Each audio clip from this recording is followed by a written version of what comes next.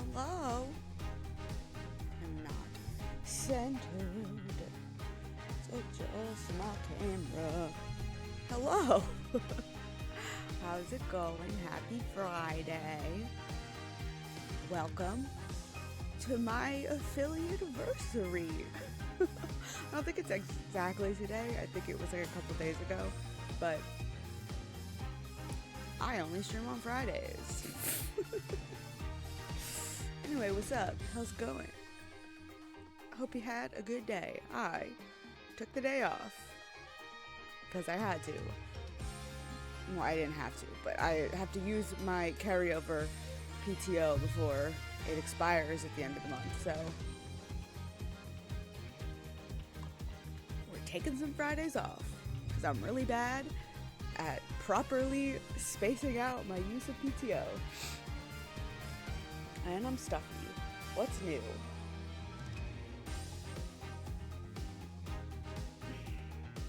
My body hates me. Woo! Anyway. Yeah, I hope you're having a good day. I bought some new exciting adult things. Bought some new sheets for my bed. And cleaned, let my bedroom air out for a couple of hours. Just like threw up in the windows. Haven't done that in probably years. Room really needed it. Burned a candle for a while on top of it. Read a book for homework. Not a whole book. Read part of a book. Dissociated, and here I am.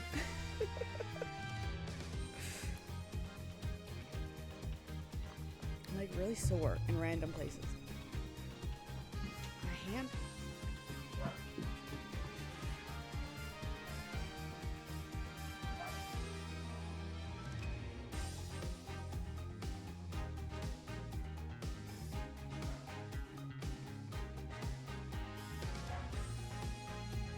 My mom is running around.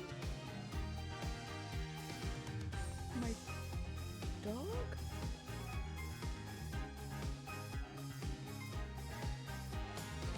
I don't know if my mic is picking any of that up.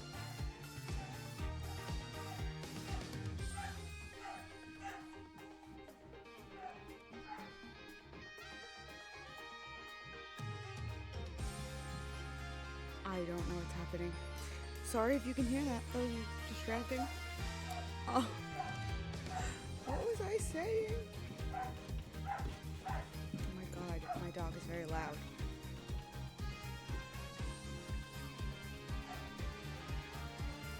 My mom is definitely just playing around with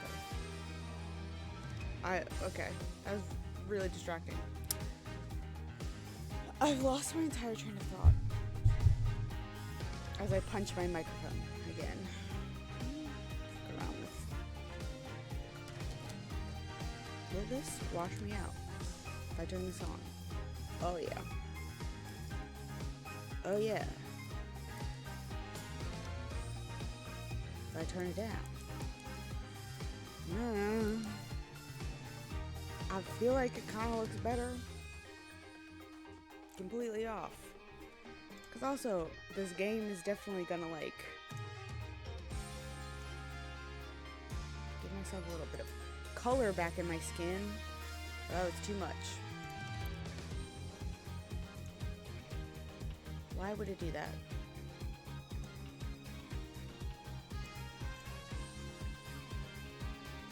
Okay, that's fine. Whatever. Is it a stream without me adjusting the color temperature of my camera? I don't think it would be. Oh my. Excuse me. I thought that was all gonna be hiccups. When was it? Was I talking about being sore? My like back hurts in one particular spot that when I start laughing, and it's only when I start laughing. Like it's like, can't even, it's like in here. Like right here on my side. And when I start laughing, it's like a stabbing pain, which is not great. And then, like, my hand hurts. I keep punching my microphone. I'm so sorry.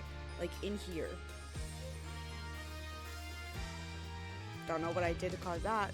I started my shoulder to hurt because we were doing a bunch of hook punch stuff in karate, and she was like, yeah, fling your shoulder into it. It does actually. My shoulder does kind of hurt from that. But not as bad as I expected. Whatever. Shall we get into the game, maybe? My glasses won't fall off my face. My headphones won't fall off my head. I'm a mess. But when am I not? This is a universal experience. My shirt wants to choke me.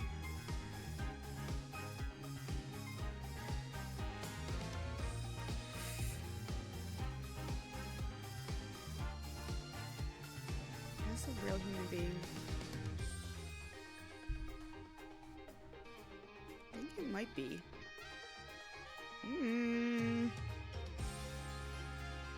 Maybe not.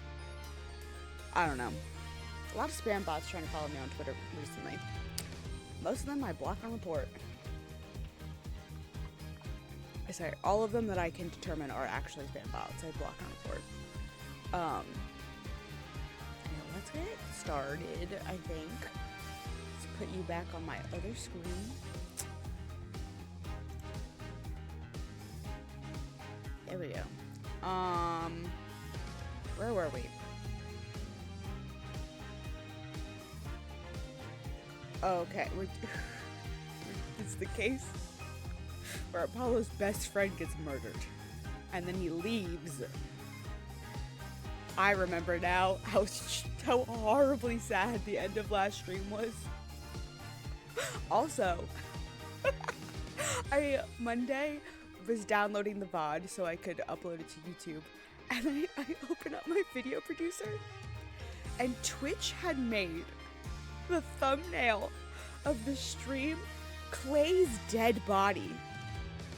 Clay's stabbed dead body was the fucking stream like icon.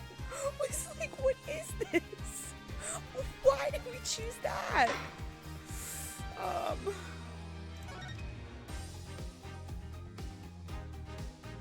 Yeah, trial day 2.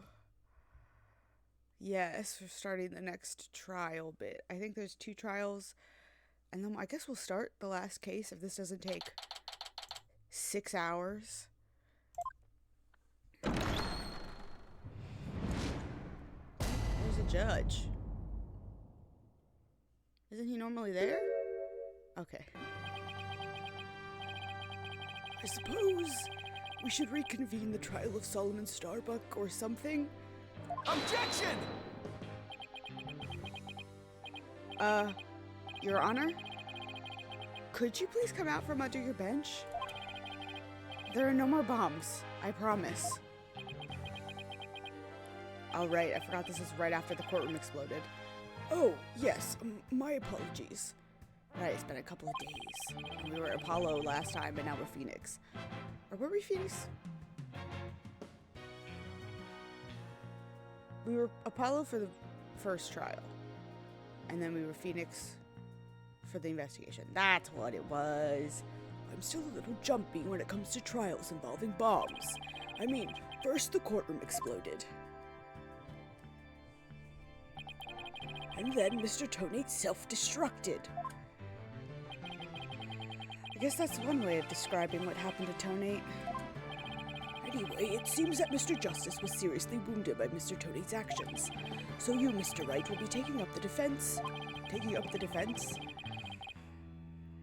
Do you have an understanding of what has happened in the trial so far? Yes, Your Honor. The defense is ready. Very well. Is the prosecution also ready?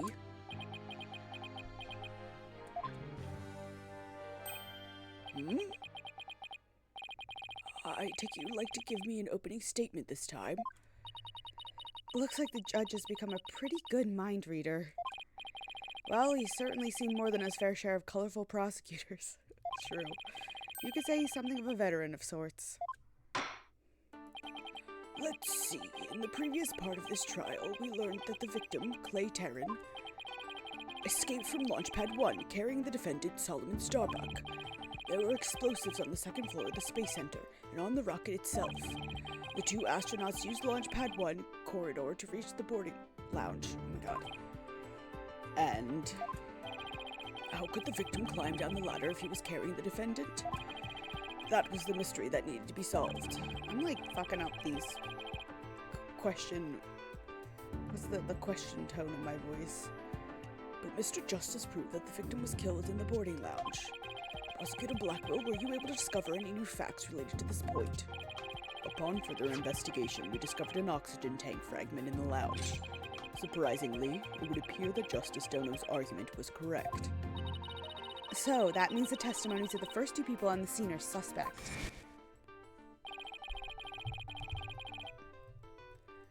There were two people who claimed to be the first on the scene. But can we truly trust their statements? Let's see. The two people were Detective Candace Arm and Yuri Cosmos, right? You think that one of them might have given a false statement to the police? Yes, oh my god.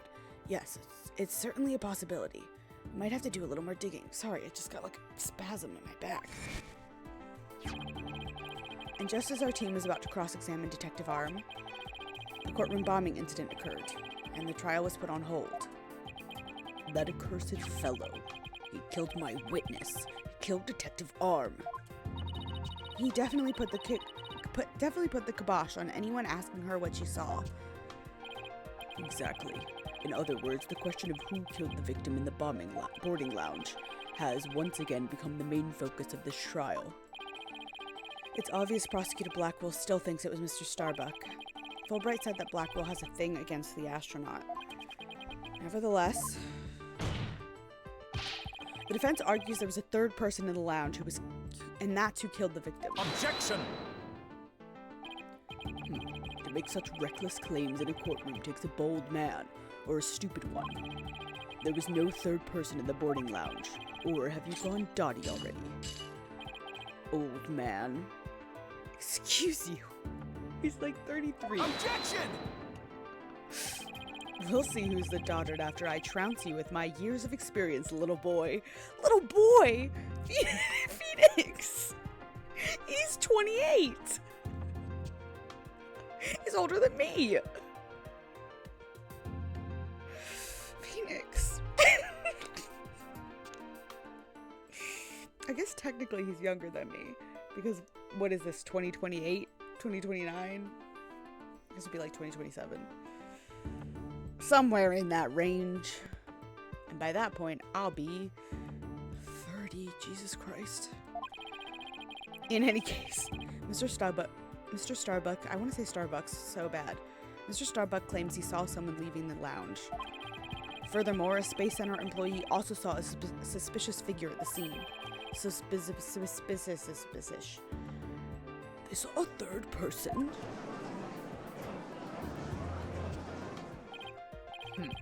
I see my sister has been running her mouth. That's right, I almost forgot that Aura is Prosecutor Blackwell's sister. No matter, she didn't see this mysterious person's face clearly. Therefore, there is no evidence to indicate that this person was not the defendant. I guess the possibility... Excuse me? I guess the possibility that the figure was Mr. Starbuck is still there. That the figure. In brief, we need to determine if a third person was there or not. To this end, we should hear the testimony of one of the first people on the scene. Director Cosmos, huh? Oh, yeah. Very well. Bailiff, please bring the witness to the stand. Bad Russian accent time. Only 23 minutes into stream. Hi, Carly! Thank you! That emote is so cute. Oh my gosh. How you doing, my friend? Why, I believe I've seen you before in the newspapers. Oh god. Of course you have. Of course you have, for I am Yuri Cosmos. Doing okay, how about you? I'm doing good. I spent the bedroom...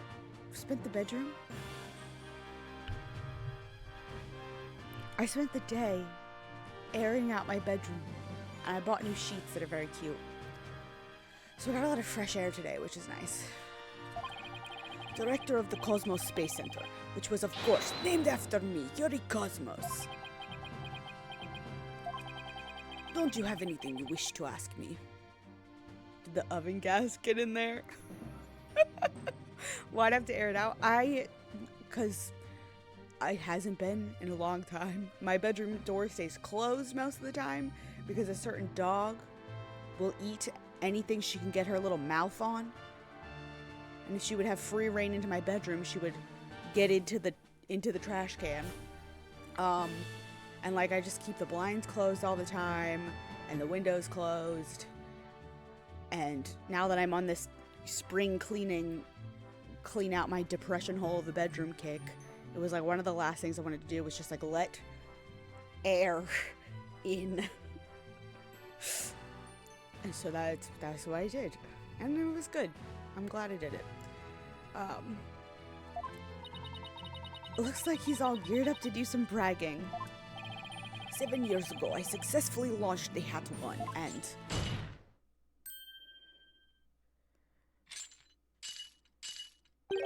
everyone already knows how brilliant you are.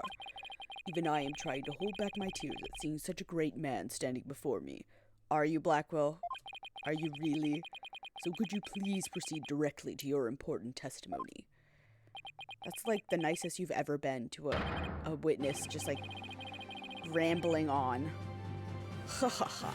I see this fine young lad has a proper appreciation of greatness.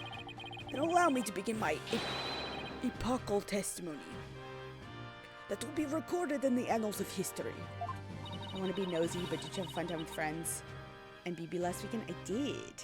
I did have a nice time with friends and BB last weekend. What was last weekend that I have no memory besides hanging out with him? No, it was just, I was D&D. I D&D on Sunday. But yeah, we dyed my friend's hair. They went through my clothes, my giant trash bag full of clothes I was getting rid of, and they took a bunch of stuff, which was good. And then we dyed the one friend's hair red, and it looks great. And then I helped the other friend bleach her roots, because she has blue hair, but it was like growing out. So we bleached her roots, and then I went home and saw the boy, saw BB, and it was very nice. We watched the Batman.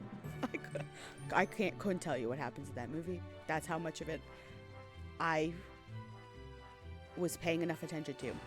I kind of know what happened.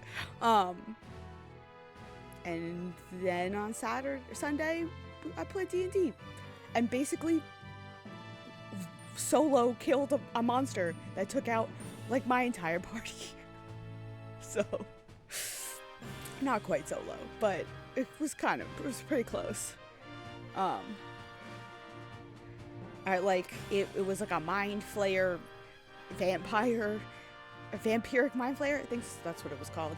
And so by some goddamn miracle, I'm gonna go on a D&D rant. Athena, I'll get to you in a second. By some miracle, I had daylight prepared.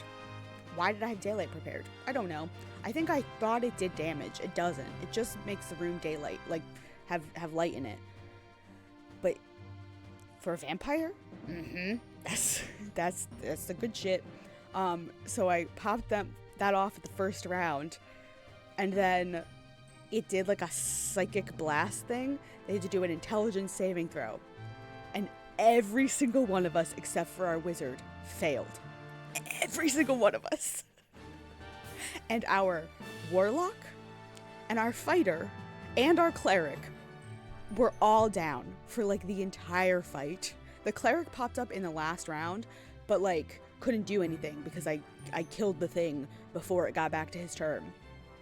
Our wizard was up, but missed I think 2 of the 3 spells he shot off, and then had his head eaten by the mind flayer, was almost fully dead. And so my little druid, I'll say it, the NPC that I'm very angry at did get off a couple of good shots. I'll give her that, but fuck that bitch. And then I wild shaped, and the multi-tacking as a bear, that's it. That's what got us through. And also having advantage because we were flanking, and it was rolling with disadvantage because of the daylight. So we would have all died. We would have all died. It was really bad.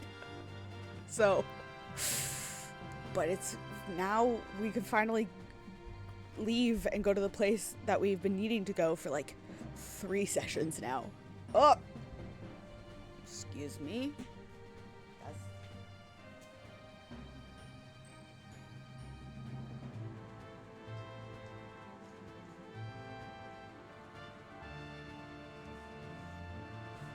But yeah, that was D&D on Sunday.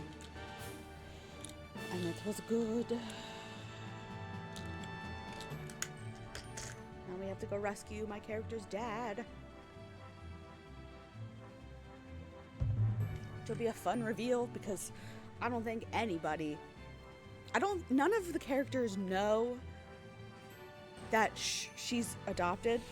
I think all of the players know because we did like a scene, but it was all in Theo's head, so like they know, but their characters don't. None of them know that my character's dad is actually a dwarf. My character is a half-elf. So I think that's going to be a fun surprise, a fun reveal. I'm very excited. Anyway, let's get back. Thank you for coming to Dungeons & Dragons Corner with me. Back to your regularly scheduled programming. That speech of Prosecutor Blackwell's just now, it sounded more like he was poking fun at Director Cosmos. Thank you for asking about my shenanigans. I appreciate it. You know me. I love to yap. It's probably for the best that it sailed right over the director's head. Now then, Director Cosmos, the condensed version of your illustrious testimony, please. How are your kitties doing, Carly? The pictures you posted were so cute. Also, are you feeling any better? And how was bad movie night? Got so many things. What I saw at the scene. Detective Arm and I rushed towards the boarding lounge together. Wow, that's really bad. We went via the control room and peeked from there to see what was going on inside. I saw a figure standing in the middle of the lounge. Wow, what is this? What is happening to this accent? And Taryn lying on the floor. I hate to say it, but I can only imagine this standing figure must have been Starbuck. I don't know what's happening to this accent. I feel like it was better when I first started. I've lost it. I see. So in your testimony you claim you arrived on the scene after the two had escaped from the launch pad to the lounge, and just after the victim had been killed. Oh, the horror, the humanity. But what I said is what I saw, and what I saw is what I said. Courageous action to take in the face of such terrifying explosions, wouldn't you say? To save my men, I went personally into the epicenter of danger, risking my own life for theirs. Ha ha ha ha ha. Well, what do you know? Sounds like a director really cares about his men. Yeah, though it sounds more like he was scared, scared and just had a peek from far away. Didn't they say last time that control room wasn't in use because they had a new control room, like a new fancy one on a different floor? Kitties are good. They eepy. You're doing better. Bad movie night. It was nice to see your coworkers. Just so exhausting. I get ya. That makes sense. But I'm glad you're doing better. And the kitties are eepy. Eepy babies. Is the defense ready to cross-examine the witness? Yes, Your Honor. Director Cosmos' testimony is pretty vague. I'm going to have to press him and draw out more information before I do anything else. Okay. Good to know. Thank you, Phoenix. So I was going to try and present evidence. Alright, where's that? Went via the control room. Let's see. According to this diagram, you didn't have to go through the control room to get to boarding lounge 1. Looks like you could have gone there from the southern corridor as well. See how daylight savings goes? Oh my god, yeah. I forgot about that. Monday's gonna be rough. Yes, but in her haste, Detective Arm rushed ahead of me toward the control room. All I could do was merely follow behind her. I see. So I peeked into the boarding lounge from the control room door and... Okay. So that clears up my question of the control room, because they weren't in there, they just went in through there. Hold it! Choice, but okay. I'm just gonna press everything. Where were you coming from? The 6th floor. We were making sure any stragglers made their way to the 4th floor. It was then we heard about Starbuck and Terran and hurried to the 3rd floor lounge. On my galactic scooter here, of course. Why do you keep calling it galactic? Does it have something to do with space? Of course, it's specifically designed to be used on galactic battleships. I see. Then I take it works in 0G too? Sadly, no. With the current state of technology as it is, I'm afraid it would just float about and be galactically useless. Well, that's a galactic bummer. I see. So you rushed to the boarding lounge on your space-age pogo stick. And when you got to the scene, what did you see? Okay. Any plans for the weekend? I do. I am going to DC tomorrow to see my friend in Susical. She's playing the Cat in the Hat. And we're sleeping over. We'll have a girls' night, and I'm very excited. I'm not excited to drive 3 hours in the rain, but I am excited to see her. No driving. It's close enough. I mean, 3 hours sucks, but it's close enough to drive rather than fly. But I bought cake because I'm extra. And then when I was at the store getting alcohol, I went through the bakery section, and they had it's like just coated in rainbow jimmies, and I was like, yeah, I would like to eat that. I would like to eat that really bad. So I have cake, and I have blueberry wine and pumpkin spice cider, which is really just like the best spiced apple cider you've ever had. Yeah, it is. It's very Susie-ish. So it's on theme. I could probably buy icing and write on it, but I didn't do that. Let's see if I have any lying around. I might have writing icing. In my very bad handwriting, I could write something. But yeah, we're gonna hang out. It's gonna be great. I'm very excited to see my girls. Hold it! So you couldn't see who that figure was clearly or what they were doing? Sadly, the only thing I could tell was that it was a person standing motionless. The defendant, no doubt, staring aghast at his deed. What other explanation is there? Ugh, I'm so close, but without evidence I can't prove that person's the third party. I don't relish in this, and I hate to say it, but I can only imagine the standing figure must have been Starbuck. Hold it! Do you have any weekend plans, Carly?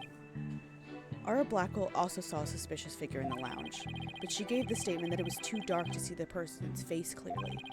Did you see this figure's face clearly? No, not clearly.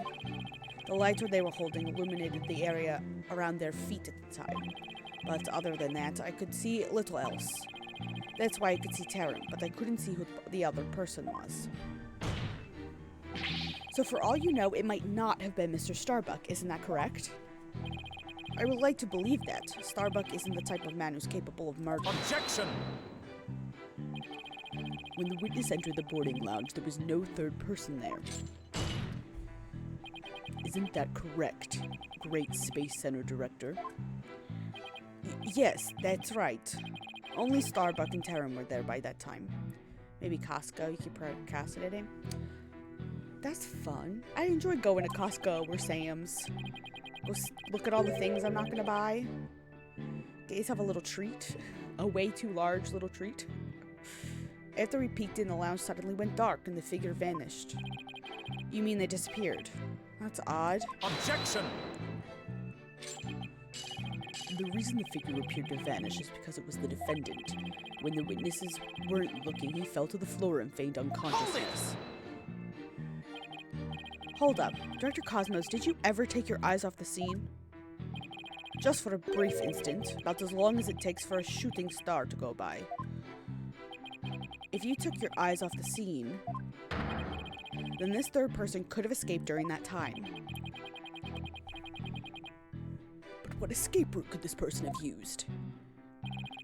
The direction opposite the control room, the southern door to the elevators. There's no security lock on that door, so it would have been possible to escape that way. Objection! All things are possible, right, Dono? The real question is, do you have any proof? Well... we're just talking possibilities. We could each profess whatever we'd like. An inmate who used to be a university professor and lunar researcher used to say that there is a kingdom of little green men who live under the surface of the moon. As long as they don't punish us in the name of said moon for what we've done to it. But I say, where's your... What did he just say? As long as they don't punish us in the name of said moon for what we've done to it. Am I missing a joke? Luna? I feel like I'm missing the joke. Is this like a reference to like the Martian Chronicles? That would be the moon. Or that would be Mars, not the moon. It's probably a reference to something that I'm completely missing. But as I say, where's your proof that this quaint kingdom exists? He's calling your theory a work of fiction, boss. It must be some book, some classic I haven't read. And he's right, I don't have any proof yet. Still. The southern door was a possible escape route. I better make a mental note of that. Director Cosmos, may I ask you a question? Yes. So another thought I'm having. I don't know if this is in the court record. This bullet we found is at the southern wall. Was found at the bottom. Where's that map? Yeah, it was found down here. Unless I'm crazy. And I completely misunderstood the no, it was found like here. In this like corner. I don't know what that means for anything. And that tiny 10mm gun. Why did you look away from the boarding lounge? Ha ha ha. There's actually another tale of bravery behind the answer to that. It was when Detective Arms saw the figure and raised her gun. Ah ha ha ha! Being a great humanitarian and protector of mankind, I tried to stop her. What? You're saying Detective Arm raised her gun as soon as she saw the figure? I imagine her instinct as a detective told her that they were a killer. I don't know about that. And were you able to prevent Detective Arm from firing her gun? I'm afraid I was too late. I was unable to stop her. She identified herself clearly and then... She fired 2 warning shots at the shadowy figure. 2 shots? This information about Detective Arm's action sounds critically important. Please add it to your testimony. Someone shot someone fleeing, or do we know who shot it? I guess Detective Arm shot it. But is a standard issue gun 10mm? That's... Fired 2 warning shots.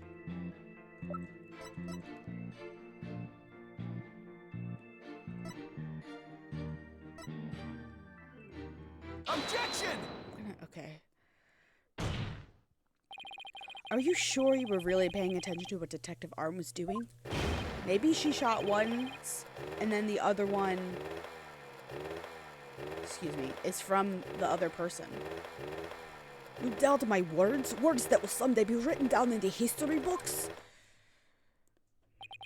Somehow, I don't think that those exact words will ever be written down in any history books. One in window, one in gutter. Yeah, they could be from different bullet hole, like different guns. The gutter that runs. It was fired from a 10 caliber. And it like bounced off of something. Bounced off of what? No idea. Oh! Probably one of them exploded the other oxygen tank. That has to be.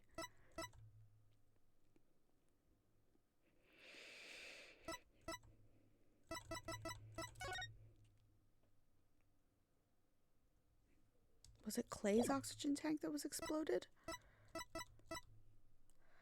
Yeah. So one of them must have hit Clay's tank.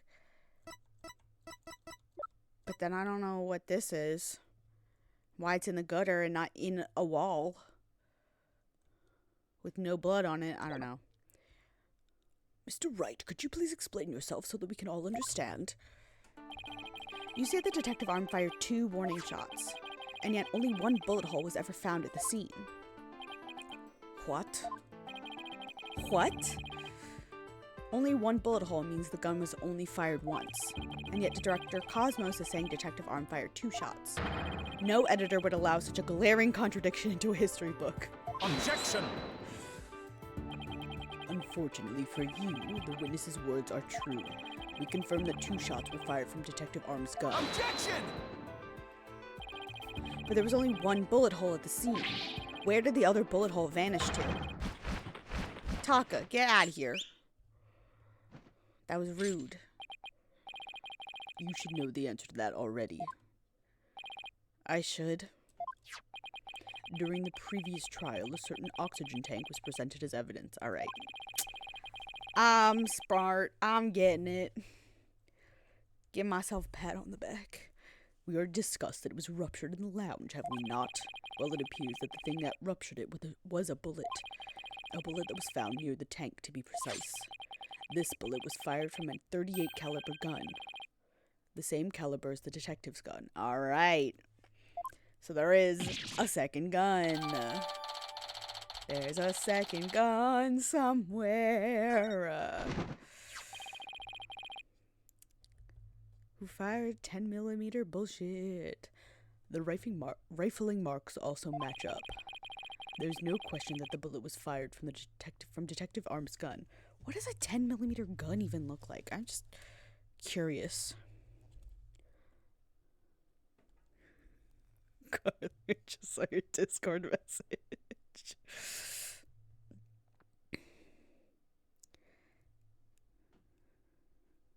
Gun.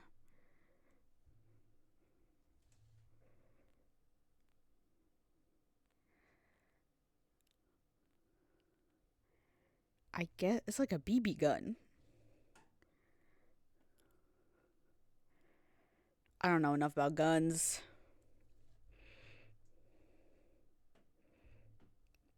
Discord, what the fuck?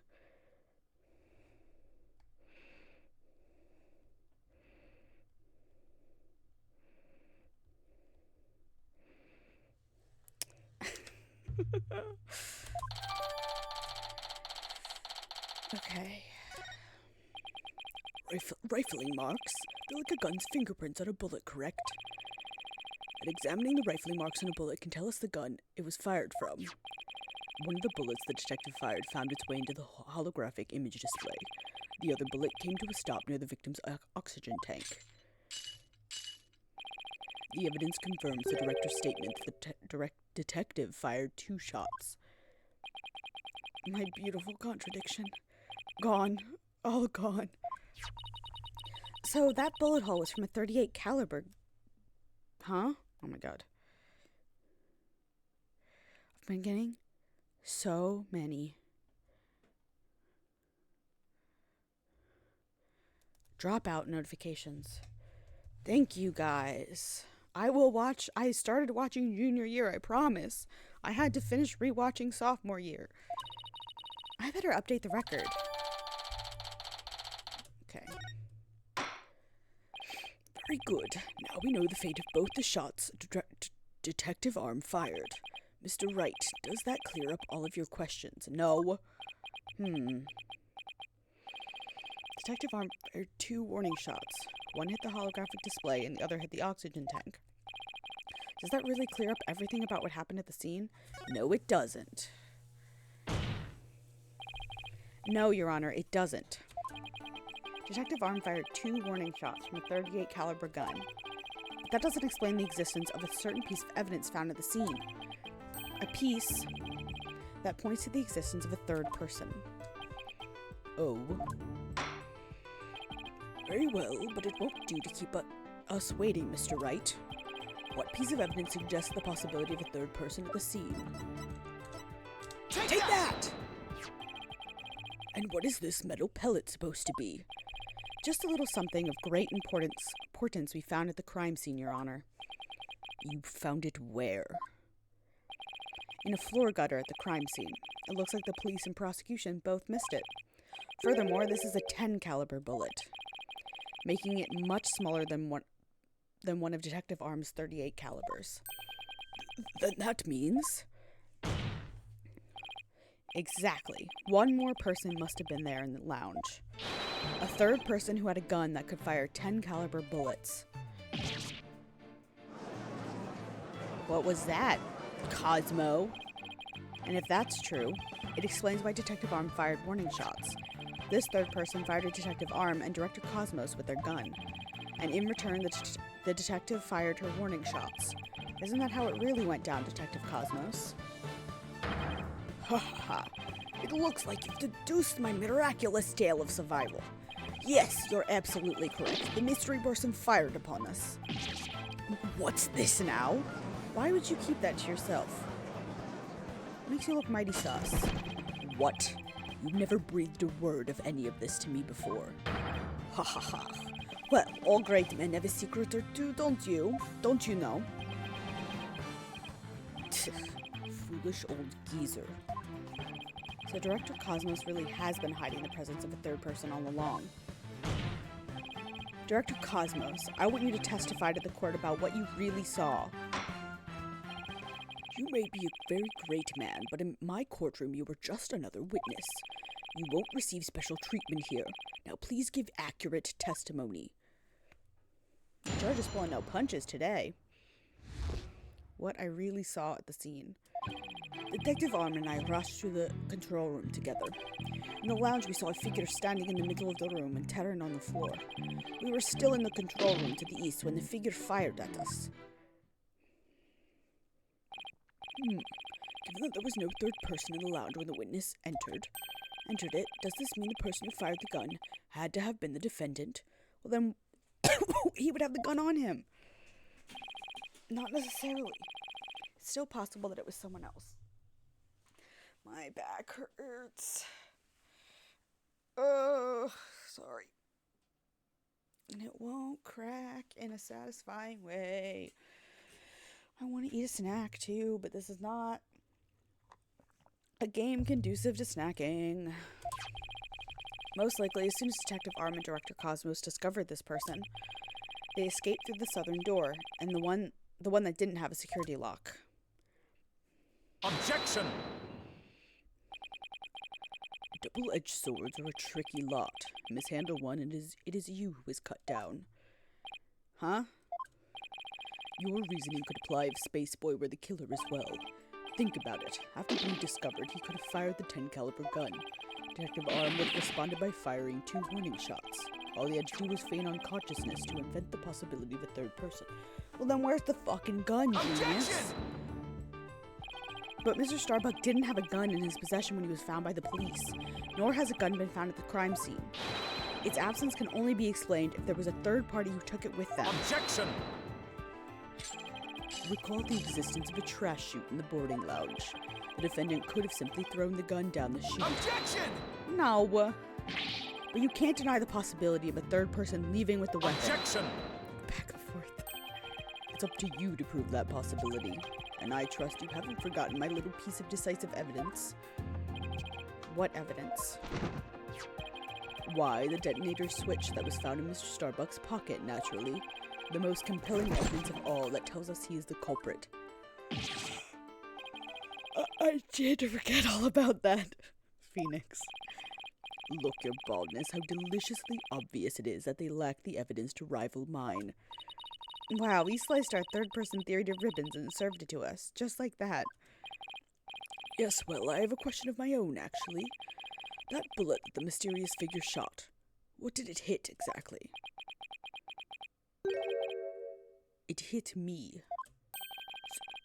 So does that mean you're a ghost? Judge. I was wondering when you would realize it, your baldness. Director Cosmos. Blackwell! You can't fuck with the judge like this! He's gonna believe you! Director Cosmos is an authentic, bona fide ghost. He can even pass through walls. Blackwell. Objection! Prosecutor Blackwell, shame on you for teasing the nice old gentleman. Your baldness, it was all in jest. Please show yourself again. Blackwell, I can't get a read on this man. Sometimes he's such an asshole and he's so serious. And then sometimes he pulls shit like that. Are you sure? In that case, how did you manage to survive being shot, Director Cosmos? Judge, plenty of people survive being shot. Also, it was 10 millimeters. Is it like a BB gun? I'm glad you asked. It was a miracle befitting of great history-making figures such as myself. Maybe it bounced off of his badge. Ah!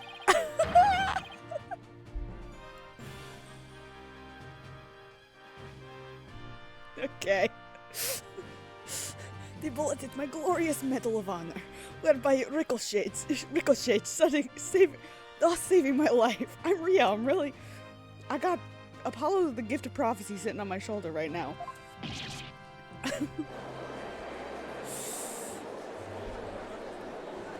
Apollo Justice sitting on my shoulder. That's unbelievable. Oh, did I show you guys? So, I think I showed you this guy that Alexis got me for Christmas. Him. I was supposed to write on him, but I haven't decided what I'm gonna write on him. She got me this at the end of January. And then, yeah, it's like a little eraser board. But then this man was late. So now I have both of them. Like a little, like it's a... Do I have any of my dry erase markers out? No, I think they're all on my bins. And they're on the bottom bin too. But they're like, you can erase the acrylic. But right now I just have them pointing at each other. Menacingly. I need them to yell at me. Motivate me to do shit. That's unbelievable. I have to check this out. Oh, wow. Look at that. There's one extra Gaiac star. Yeah, Alexis is very good at gifts. We love her here. She knows me and my brain rot. The Blorbos from my show. The odds are literally astronomical. Guess it really was a miracle. It's beginning to really feel like the Cosmos is watching out for Director Cosmos. But why did you conceal this information, Director Cosmos? A great man such as myself has to hide things on occasion, no matter how much it hurts. Okay. It is the plight of the truly great. It may be hard for this generation to understand. I don't know, but it sounds fishy to me. What else is he hiding? I'm gonna cave to my snacking desires. Give me 1 second.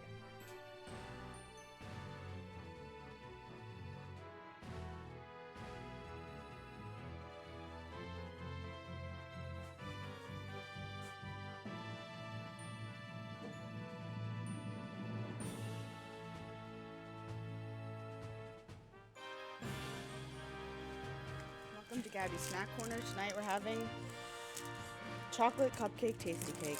The last one that I'm going to eat probably very, very slowly over the course of the next 4 hours.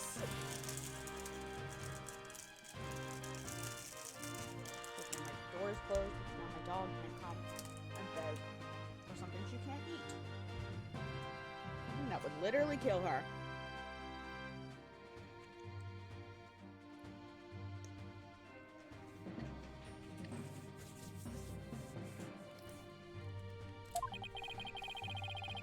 Let's just cross-examine him and see what we can find out. Now then, Mr. Wright, your cross-examination, please.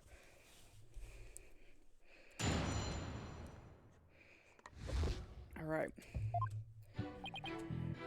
Rush into the room together. A figure standing in the middle of the room. We were still in the control room when the figure fired on us. I'm just gonna press everything. Hold it! I don't know. I've already heard all about that part.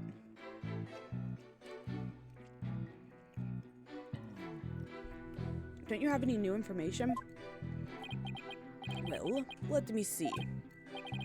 If you have an hour or two, I could tell you all about the Hat One miracle. Hold it! We already know about that too. Tell us about something related to this incident. I see. You want to know about incidents. Well, then let me tell you about the many incidents that made me the man I am today. Yes, if you have the time, I will tell you all about the upbringing of this great man. Hold it! You've told us all about that already as well. What we need now is your testimony. Phoenix, you have too much patience for this man. Did I really already tell you all about my upbringing? I don't recall doing so. Director Cosmo, shut the fuck up. Perhaps you could save your boastful tales for later. If I must. Well, we peeked in through the control room door and... Hold it! But it was so dark you couldn't see this figure's face, isn't that right? Yes, the room was as deep and dark as outer space itself. Speaking of outer space, during the Hat One launch 7 years ago... If it's about that Hat One miracle again, you can sod off and tell it to a stray mutt. Well, ha ha ha. Excellent idea. No reason why the animal world shouldn't hear of my greatness. And so they shall. But first, your testimony. What happened next? Alright. Hold it!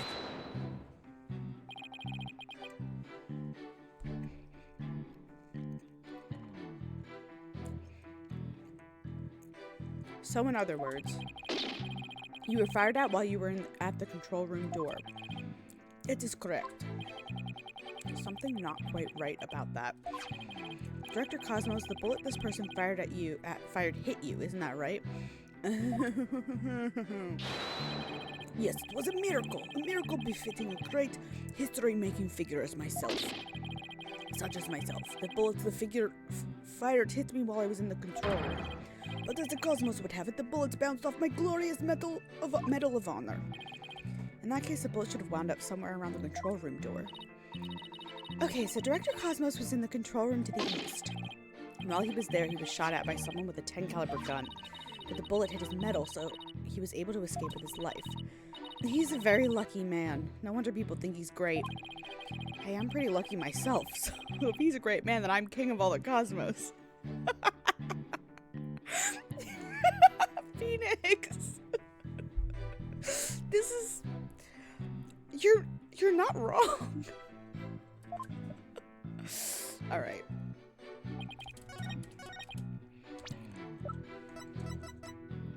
Objection! Director Cosmos, I believe you're telling this great court a glorious lie.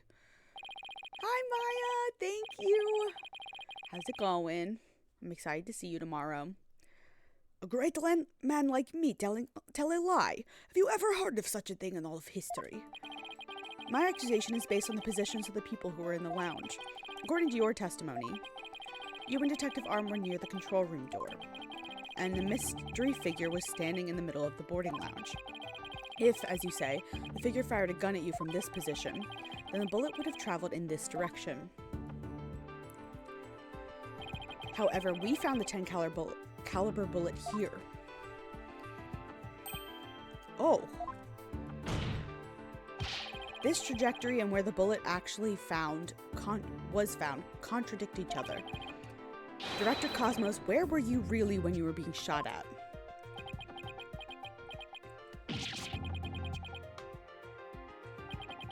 Ladies and gentlemen, I present to you the human merry-go-round. Phoenix. Objection! Don't tell me you've forgotten already. Didn't the witness himself just tell you the bullet hit his metal? And it bounced that fucking far, Blackwell? Absolutely not. Of this, there is no mistake. Objection! But in that case, the bullet should have been found near the east side of the room. Are you trying to say that you can explain this inconsistency? Of course. Of course you fucking can. I didn't think so. What? I'm doing good. Been cleaning and then packing for this weekend.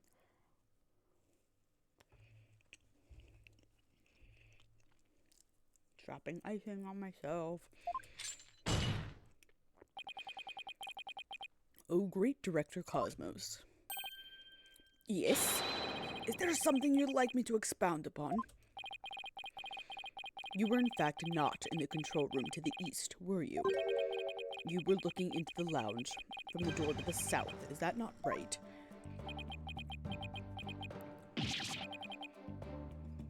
Dude, what the fuck? What are you getting at? Use your own brain. Your head must have some use other than that housing that bird's nest. You're one to talk, Blackwell.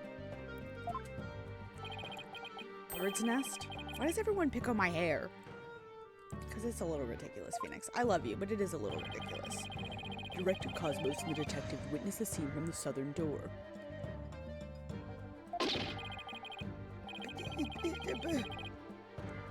That's what I thought happened.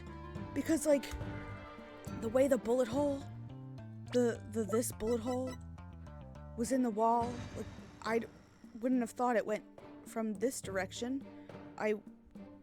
Anyway, that's not what I want.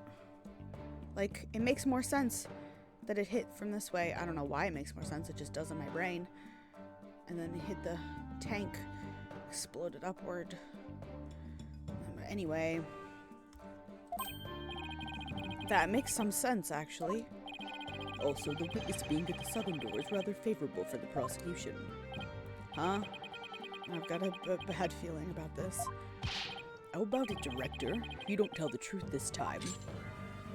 Yup. Yikes, he's handcuffs. You will become but rust upon my sword. I relish the chance to cut down a great man.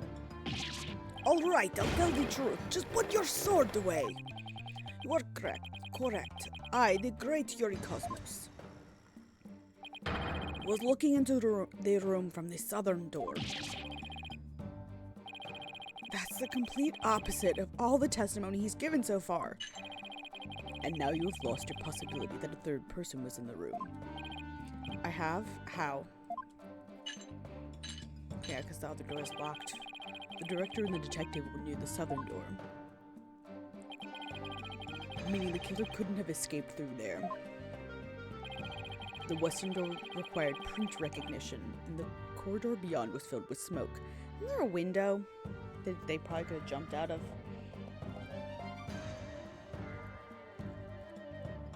That opens up for smoke ventilation. The only escape route left was the eastern control room door, and the only way to get through there was the Director Cosmos fingerprint. This fucking window right here. This window opens for ventilation. Maybe they dove out the fucking window. In short, there would be no escape for any third person, had there been one. My third person just disappeared, like in one of Trucy's magic tricks.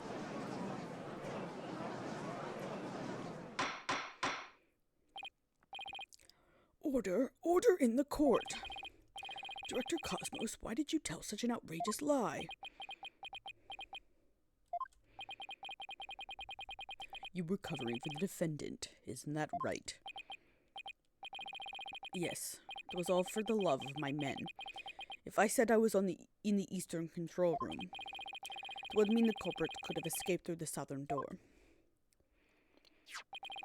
It would have meant that there could have been a third person. All I wanted to do was protect Starbuck. I said I was in the control room to invent an escape route for a third person. What a convoluted lie. Was he really covering for the defendant? It It looks like we've come to a conclusion. That the defense's argument, the possibility of a third person, has crumbled. No! It's over. Yikes. The judge is about to hand down his verdict. Think, Phoenix, think. This is the perfect time to try and turn my thinking around. If a third person had no way of escaping the scene, then what if one of the people at the scene was this third person? Wait, what if the whole premise is all wrong? Did I ever beat Baldur's Gate 3? Nope. I was playing some yesterday. I haven't touched my main game where I'm in Act 3 in a while. Because I'm so scared I'm gonna fuck something up. I've been playing my Dirge Astarian romance run recently. So I've been doing all of Act 2 stuff.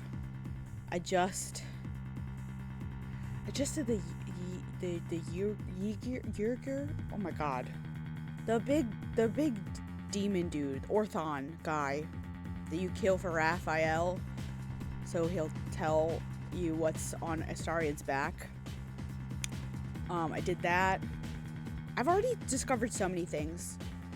Like a handful of things that I've missed in Act 2. I really thought I did everything in Act 2.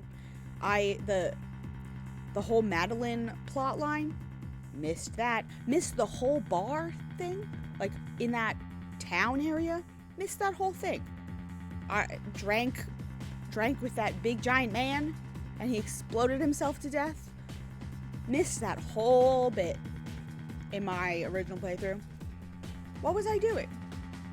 Granted, I kind of didn't explore that town area very thoroughly outside of the Masons Guild, because there's that big gold man and he killed me and my whole party. I was like, all right, I'm not coming back here again. This is not worth it. So I need to try doing that again now that I'm on easy baby mode. But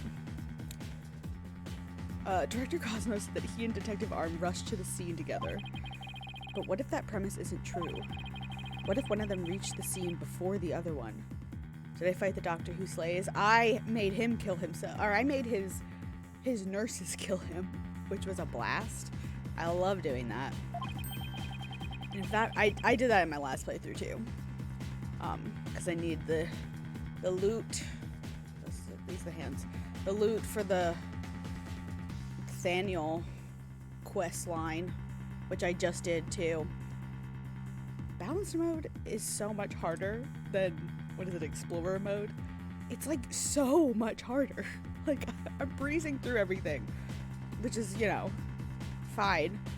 But it took me 3 times to beat that fight with the portal and Halcyon in my first playthrough. What was I doing? I don't even know. And if that person entered the lounge, then they would be the third person. That person. Who's that person? I don't know this time. The defendant is the only one who could have killed the victim and shot at the director. There doesn't appear to be any room for argument against these claims. I will now render my verdict. Objection! Please wait, Your Honor. There is still one possibility. Oh, this had better be good, Mr. Wright. There is one and only one person who could have escaped from the scene, and that person would be the first person who arrived on the scene. Then, upon entering the boarding lounge, the second person to arrive came via the southern door. That's why the first person fled from the room, using an escape route that was accessible only to them. Is he saying that Yuri ran into the room, stabbed Clay, escaped through the command center, and then came up behind? No, that can't be what he's saying, right?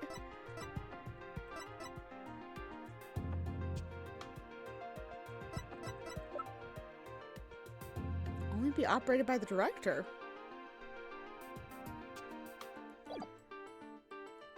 Let's hear more about this theory. Who was the one person who could have escaped from the boarding lounge?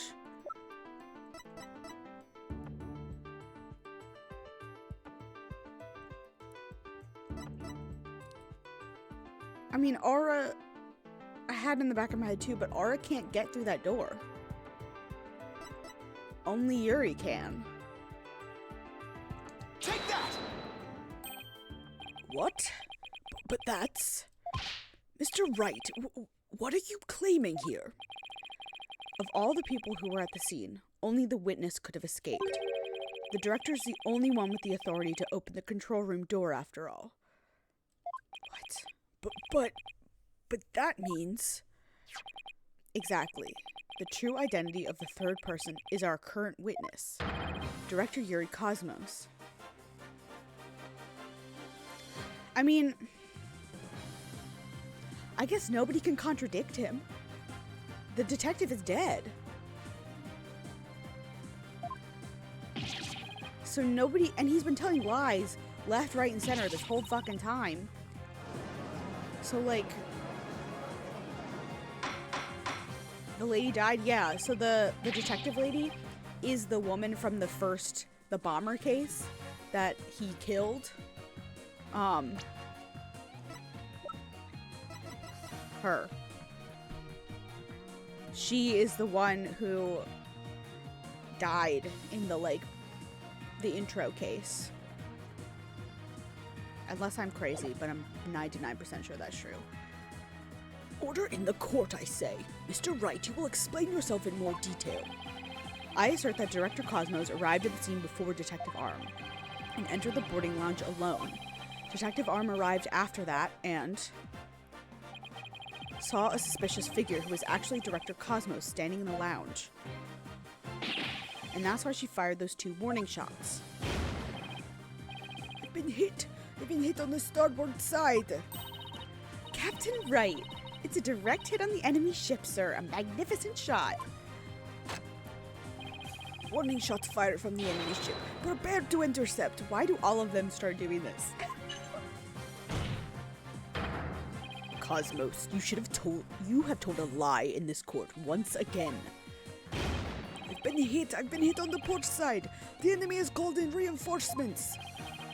Earth to Cosmos Control Center, requesting permission to ask that you return to reality. But my ship will not go down to anything less than the ultimate weapon of evidence. Objection! But I do have evidence. In fact, you could say that your battleship bears its scars. If Director Cosmos is the third person or a Blackwell saw, this third person fired at Detective Arm and Director Cosmos with their gun. In return, the detective fired her warning shots. Isn't that how it really went down, Director Cosmos? It looks like you've deduced my miraculous tale of survival. Yes, you're absolutely correct. The mystery person fired upon us. Director Cosmos must have been the one who fired the 10 caliber gun. Into himself? When Detective Arm discovered him in the lounge, it only makes sense that he would have turned and shot at her. Therefore, the evidence on the director's body is of a different kind of relevance than before. Once we compare it against another piece of evidence, the mark that you received from the third party will be all the proof we need to prove that you were the one there in the lounge.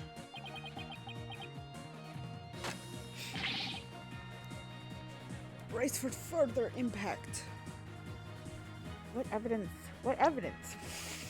do I have? Sorry, that was directly into the microphone.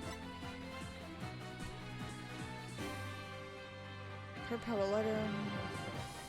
Earth emblem on it.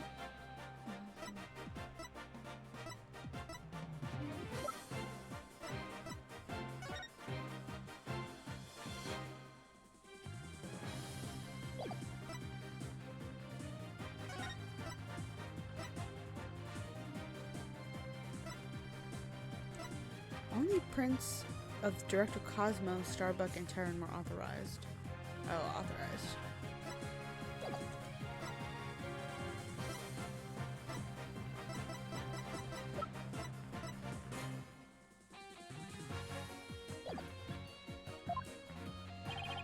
Comparison against this piece of evidence will prove that you were the one in the lounge. Oh, bud. Buddy boy.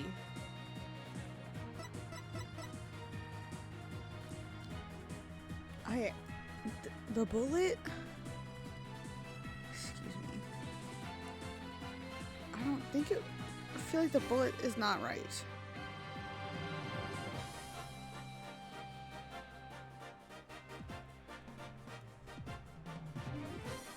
So if it has... It's the only thing that makes sense. Because...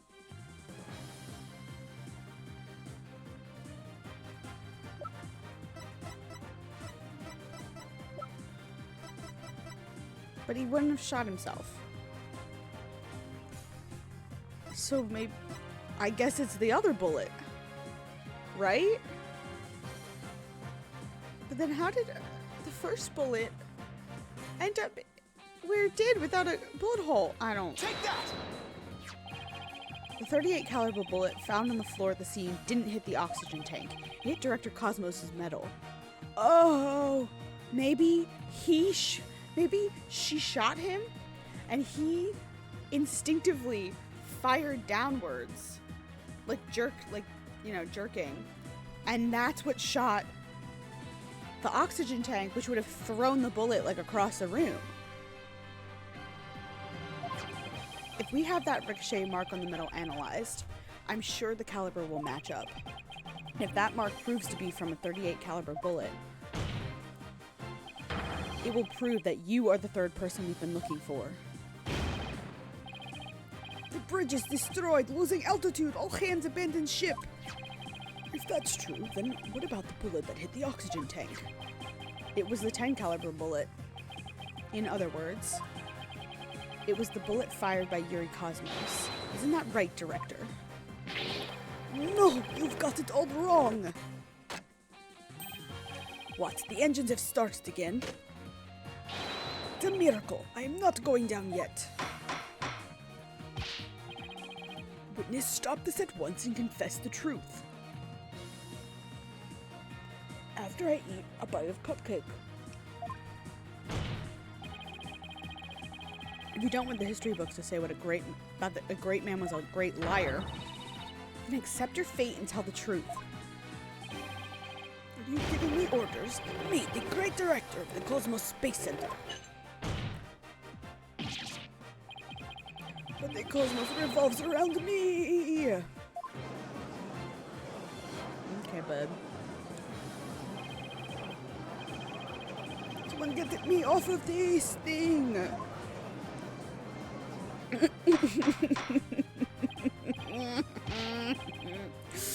I love the message dorks. Order in the court. Will someone please stop the witness from spinning?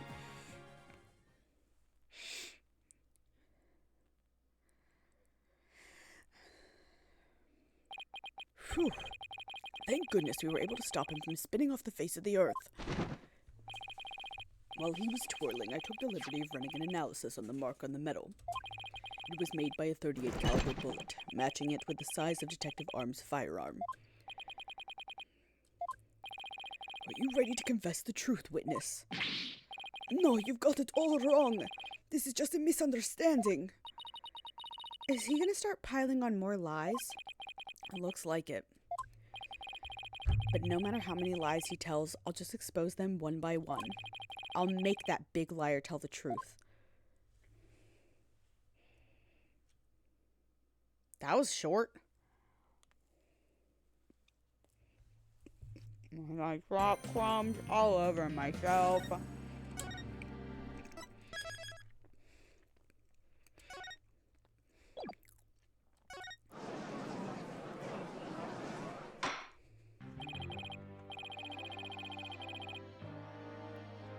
Director Cosmos, a new possibility has been presented by the defense. They are claiming that you were this third person. Forgive me. I'm so sorry. So the great pioneer of space development is revealed to be just another fabulous cur. I only have one question for the likes of you. Shall I send you off quickly or very quickly? Not again. The evidence doesn't lie, Director Cosmos, so don't try to talk your way out of this. Fine, I'll tell the truth.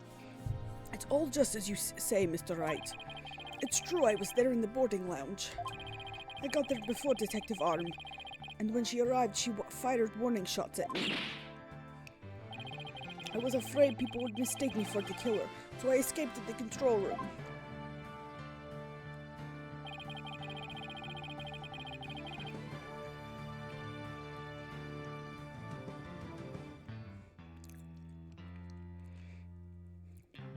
Then I went past the elevators and all the way around to boarding lounge 1 again. I came up behind Detective Arm and pretended to be the second on the scene. What a troublesome old man you are, with such convoluted deeds and thoughts. I see. So then, are you still insisting that you did not kill the victim? Of course I am. When I arrived at the lounge alone, I saw the true killer. The great Yuri Cosmos was a history-making witness. Hold it! Now hold on just one moment. We just proved a few minutes ago that the third person that Mr. Starbuck and Miss Aura Blackwell saw was you. No, it wasn't me. I saw the person as well. If I were the killer, why would I lie to cover for Starbuck? I would just leave him to take the fall. That is an excellent point. All I wanted to do was protect Starbuck. I said that I was in the control room to invent an escape route for a third person. Well, it makes some sense that if he told those lies to cover for Mr. Starbuck. Still, a lie's a lie, Athena. So, Director Cosmos claims he's not the culprit, but where's the proof? I just remembered. I have an alibi. Miss Blackwell says she saw the killer at 10 a.m., correct? Yes, and? Well, I was on the 4th floor helping with the evacuation effort. Ask any member of the staff you'd like. They'll corroborate me. The director is not fibbing to the court for once. I confirm that he has an alibi for the time specified. So, you're claiming that Miss Blackwell saw the killer commit the crime first at 10 a.m. and that you arrived at the lounge after that. Yes, and I believe the person I saw is the same person that Miss Blackwell saw. Although it was pitch black, so it was more of a shadowy figure and less of a person. And I couldn't actually see their face. It was definitely the silhouette of an Earthling. As long as he has an alibi, we can't very well claim Director Cosmos was the killer. No, we can't. Then again, maybe we don't need to yet. I wonder if he was really covering for Mr. Starbuck.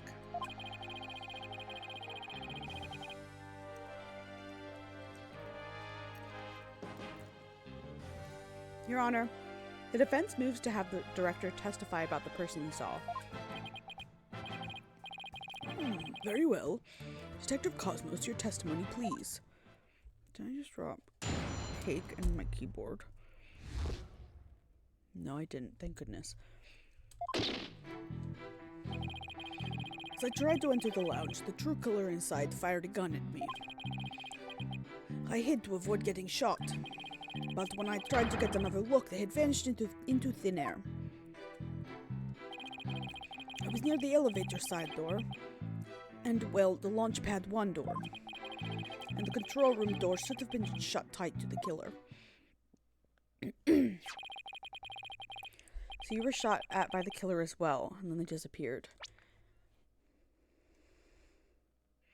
Near the elevator side door and, well, the launch pad 1 door.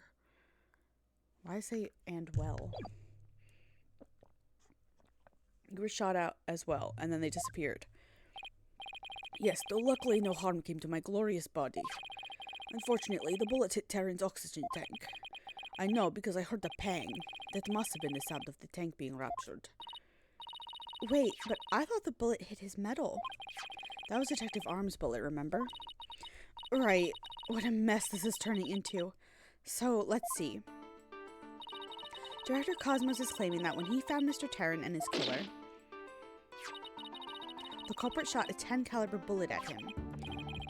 Right, but it actually hit Mr. Terran's oxygen tank and ruptured it. How? How? And then the killer disappeared, and the director went into the boarding lounge.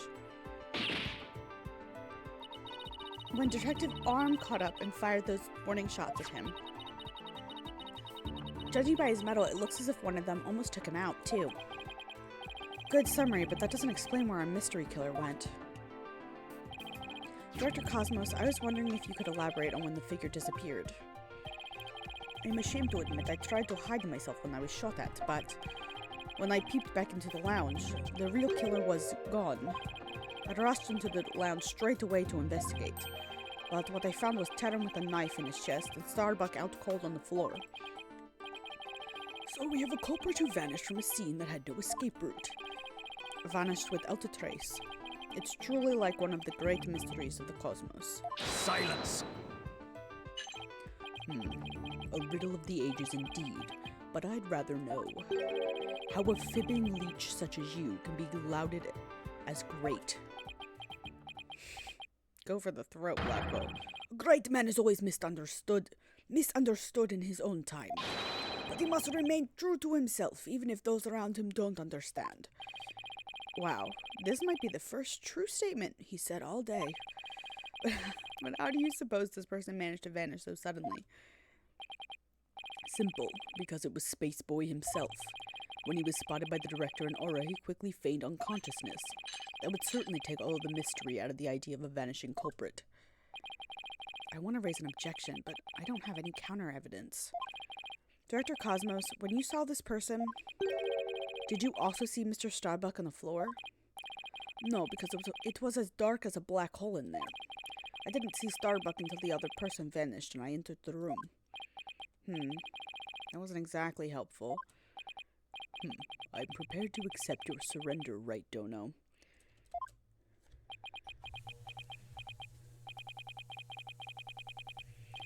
Can't find any holes in his testimony, but I can't give up. Mr. Wright, why don't you let me help? Huh? While the director was giving his testimony, I detected a cacophony of discord. Which means he's hiding his true feelings from us, huh? This just might help us find out what happened to our vanished killer. That'd be great, Athena. Let's see what you can do with him. You got it, boss. I wouldn't want to miss this chance to delve into a great mind. Yuri Cosmos, prepare to hand over the secrets to your heart to me.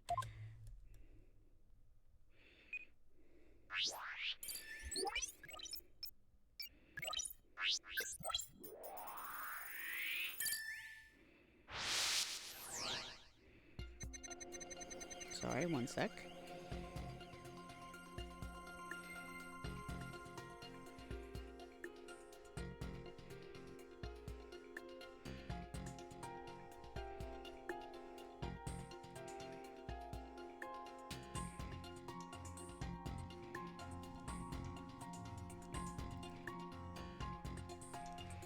As I tried to enter the lounge, the true killer inside fired a gun at me. I hid to avoid getting shot, but when I tried to get another look, they had vanished into thin air. I'm near the elevator side door. So is the launch pad door. Why are you sad at that? Okay, why are we sad about this? Correct me if I'm wrong, but you seem to be afraid of the launch pad door. The great Yuri Cosmos, afraid? And what basis do you have for that outlandish accusation? Whether I have any basis or not, you seem quite distressed by it. I am most certainly not. Director Cosmos, there's something about the launch pad door you're not telling us, isn't there?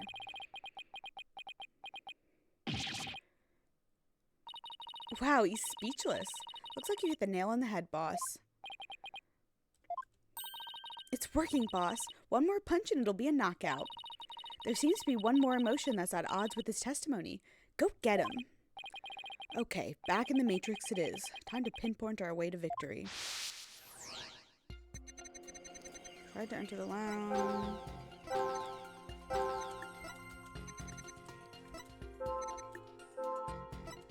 Okay. Sorry, what am I doing? One more emotion that's at odds with his testimony. Okay, so I gotta find...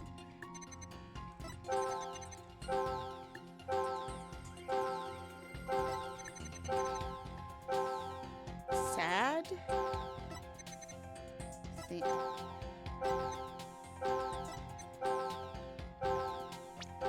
Is it also this sound? Nope. Review your emotions alongside testimony. Find unexpected emotions. Okay. Not this one. That's fine. I mean, I'd be sad if somebody held a gun at me too. Oh God, what is it? They had vanished into thin air. Oh, wait. He's not surprised. You would think he would be surprised here. You must have thought it was very strange that the killer vanished into thin air. I did. That kind of thing just doesn't happen usually. And yet, at that time, you barely registered any shock at the occurrence. What? Why are you... I can only think of one reason as to why you weren't surprised by the killer's vanishing act. You must have had a good idea of where they went. Isn't that right? What? No, of course not. That's preposterous. Only I can enter the control room. And the area beyond the launch pad door was filled with smoke, making it impassable. As for the southern door... Excuse me. I was standing right there. There was nowhere for the killer to run. Maybe or maybe not. You went into the room to check on Mr. Starbuck and Mr. Tarrant, yes? What if the culprit took that opportunity to silently slip through the southern door? I highly doubt it. As you recall, right after I entered the lounge, Detective Arm came rushing towards it herself via the southern hallway. Anyone trying to escape through there would have been caught by her. And yet, the director wasn't surprised... Sorry? Keep punching it? Wasn't surprised the killer vanished. So you're absolutely sure that no escape route for the there was no escape route for the culprit to use. I'm pretty sure that window opened. I'll just input those 2 pieces of data and... Yes, just what I wanted to see.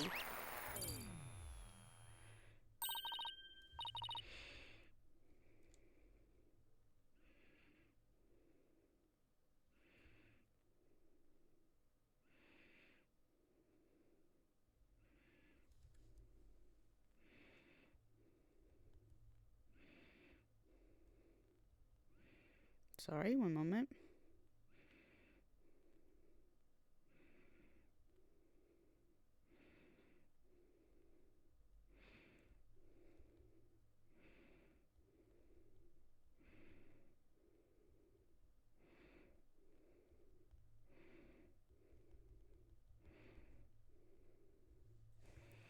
Presto changeo, less discord. It looks like we're on the right track.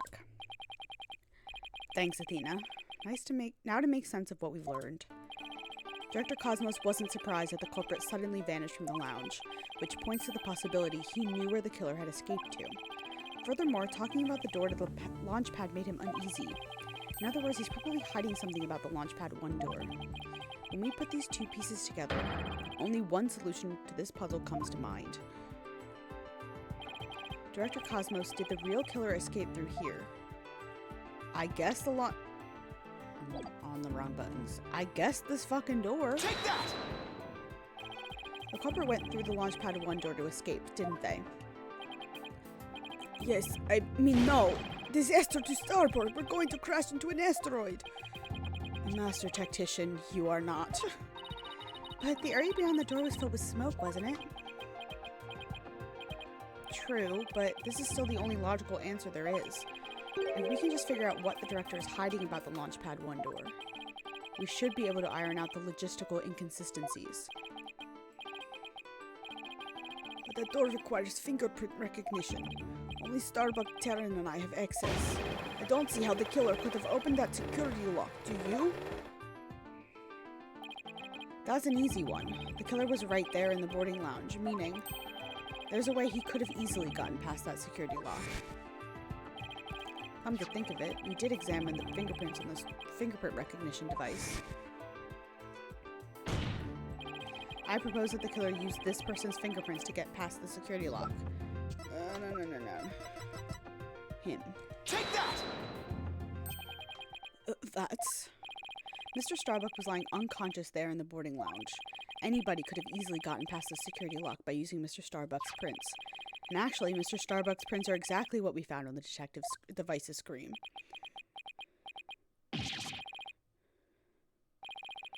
Looks like he does have something to hide about the Launchpad 1 door.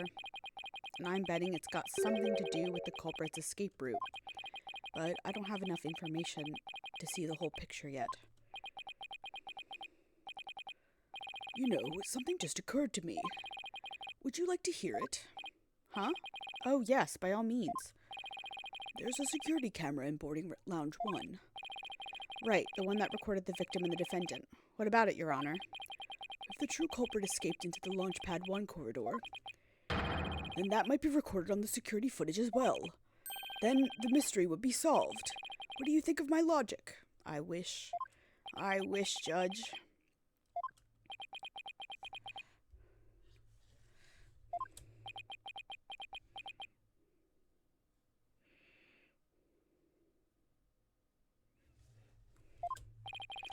I hope you didn't strain your facilities too much for that, Your Boldness.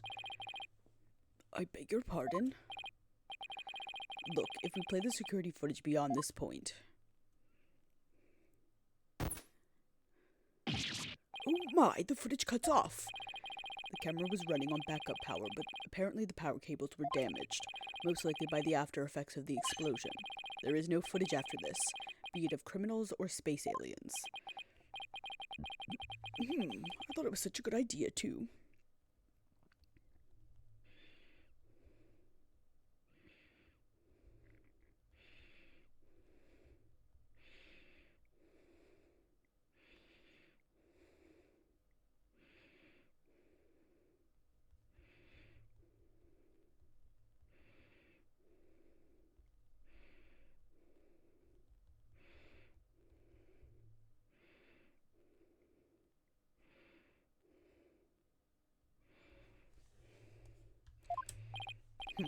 Just because your grandchild is watching from the gallery, it doesn't mean you should try to show off too much.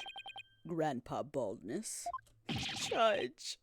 Prosecutor Blackwell, how did you know about my grandchild? That's what you took out of that, Judge?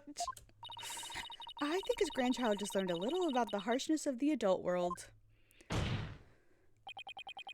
Setting aside the issue of grandchildren, I'd like to have the witness continue. Said like a true dad.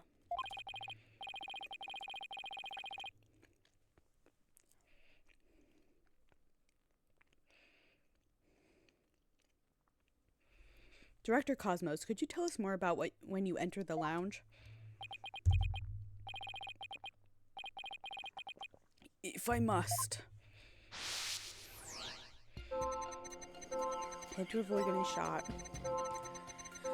I went into the lounge.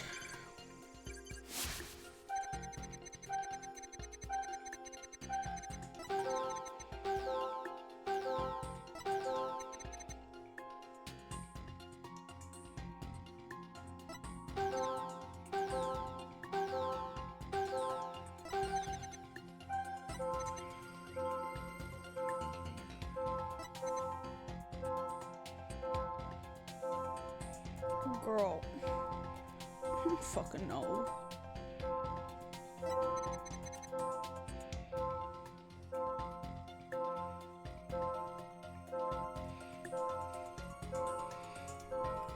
We're finished. Hold on. Okay. He's very sad. Had to avoid getting shot. Sure. Sad. Still sad when he went to the lounge. I assume seeing his men on the floor. Then, very surprised when Detective Arm comes in from the elevator. And then, sad, angry, and surprised when he's being shot at. Nothing here.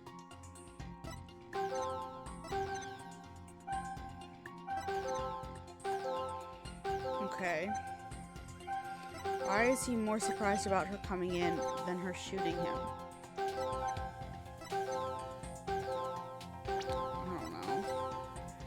I don't know. Okay. Thank you, music stopping to confirm my choices. Director Cosmos, why were you so surprised when Detective Arm found you, and again when she fired? Isn't that a... Why are you so surprised? And I go, isn't that a bit unnatural? What do you mean? What? Sadly, even great men such as myself have ordinary human feelings. Our bodies are bound by the forces of gravity and emotions. Even a great man such as myself experiences surprise on occasion. Yes, I'm sure you do. But my real point is not the fact that you were surprised. Rather, what you were surprised by. Pardon me? First, you were surprised when the detective arm found you in the lounge.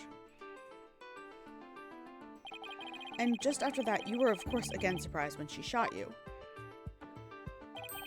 But considering what you were surprised about, a strange phenomenon occurs here.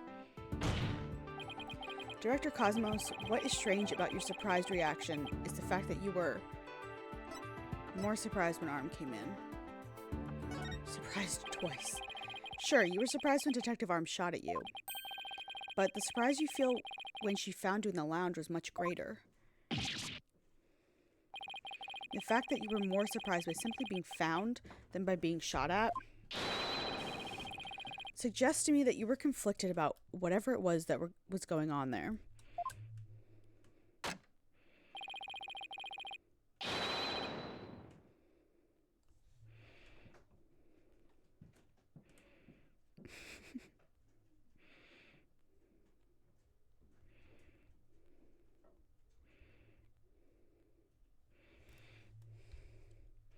The enemy has acquired a new weapon.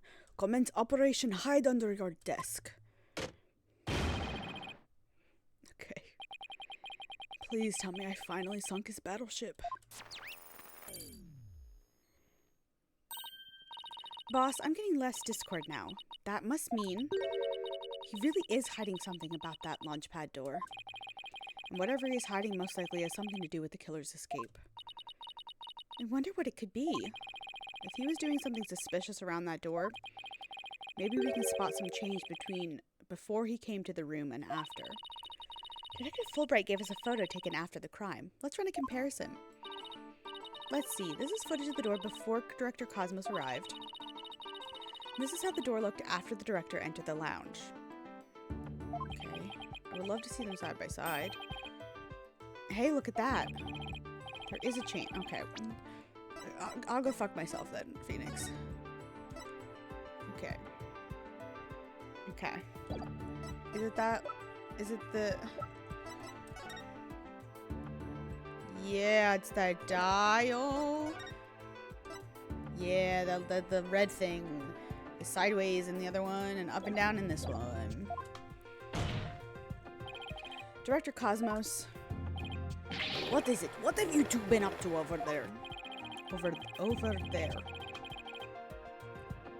Finding the answer to what you were doing when Detective Arm found you, or find the answer to what you were doing when Detective Arm found you. That's what. And that answer lies clearly in this footage. All we have to do is compare it to the photo that was taken during the investigation. Don't be ridiculous. If you really have an answer, you'd have pointed it out already. He's asking for it. This is what changed directly after the incident. I know I don't have to be exact on it, but there we go. I just want to be centered. The answer is this knob.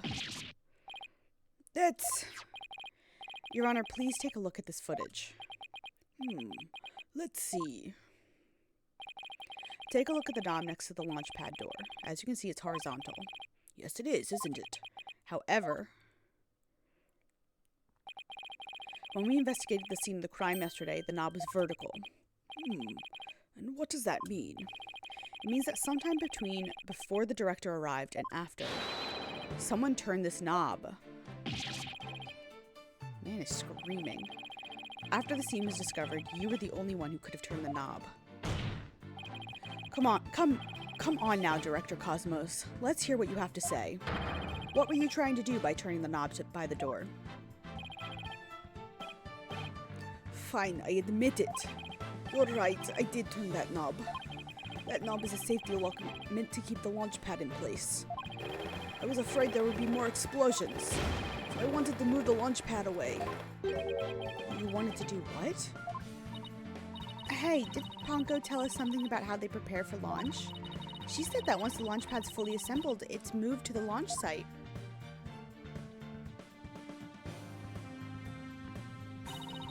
But the safety lock in the boarding lounge has to be disengaged first.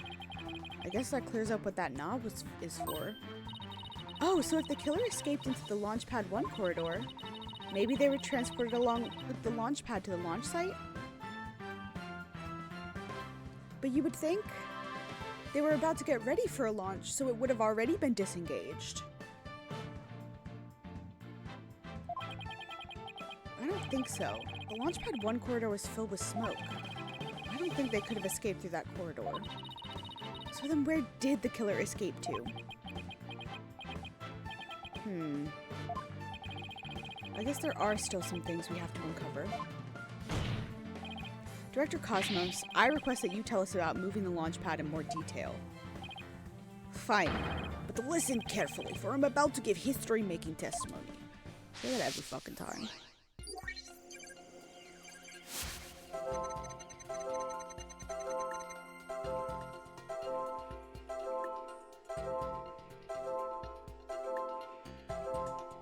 Hold on.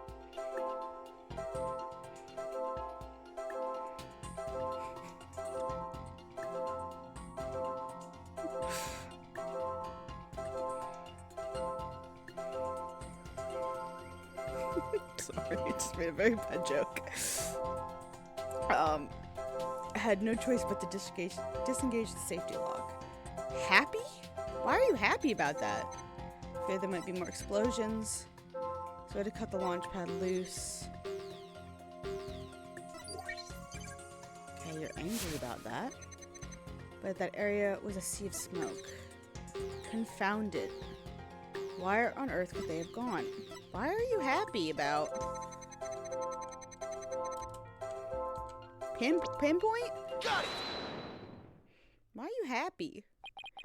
I had no choice but to disengage the safety lock. You make it sound like you were reluctant to do so. And yet, when you did it, you felt some joy, as if you were very pleased with yourself. How do you do it? How do you know everything as if you were there? Pretty impressive, isn't it? This is the power of analytical psychology. So, care to explain why you felt joy when you disengaged the safety lock? When I think back on the facts that we've discovered up to this point, I have to believe that you were trying to fulfill some hidden agenda. How do you know about that too? That was a bad time to shove that whole thing in my mouth. Hold on.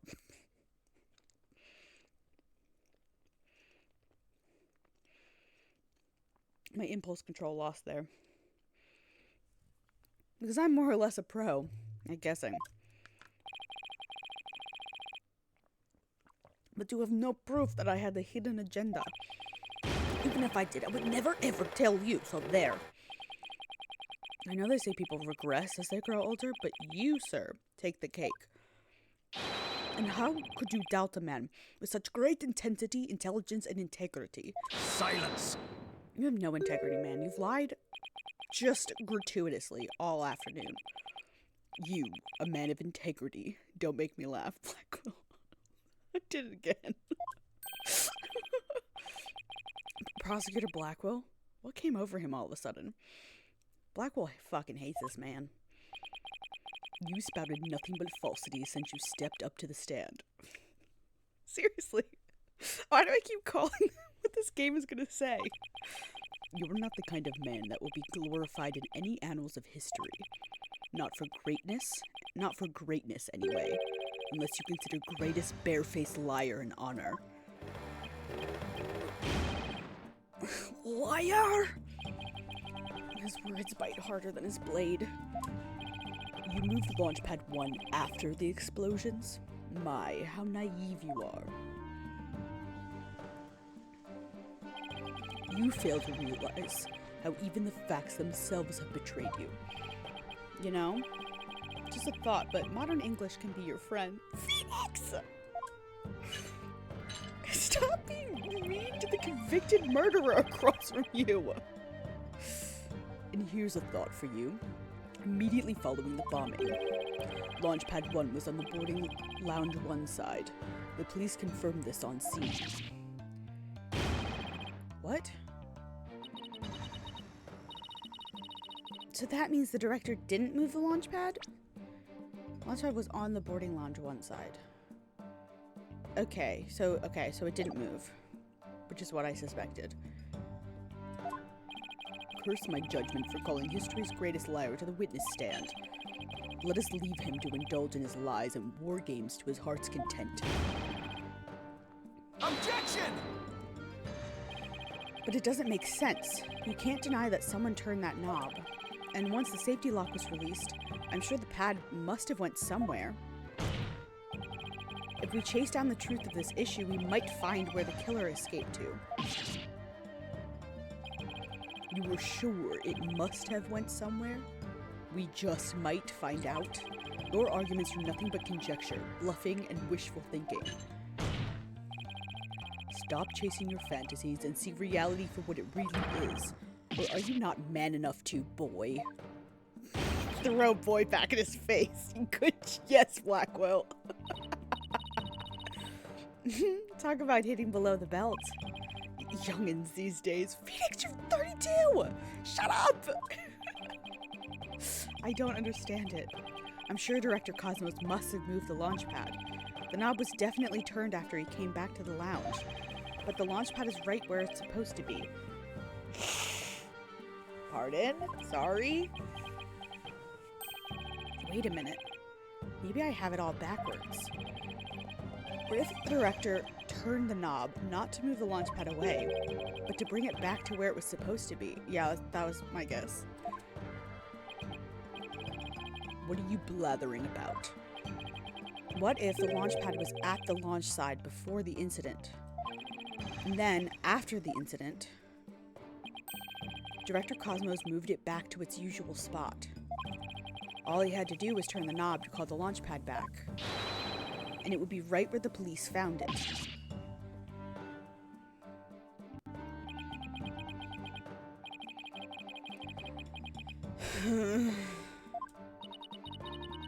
You made him sigh like Mr. Starbuck. Was what I said really that off base? It pains me to have to explain how wrong your own logic is to you. However, a great liar turned the knob only after he discovered the crime scene. Indeed, the pad existed beyond the lounge when our Astro Wanderers made their escape. Astro Wonders made their escape. The fact that it's been recorded for posterity on filmless film. Oh, right. Okay, just a logistics thing.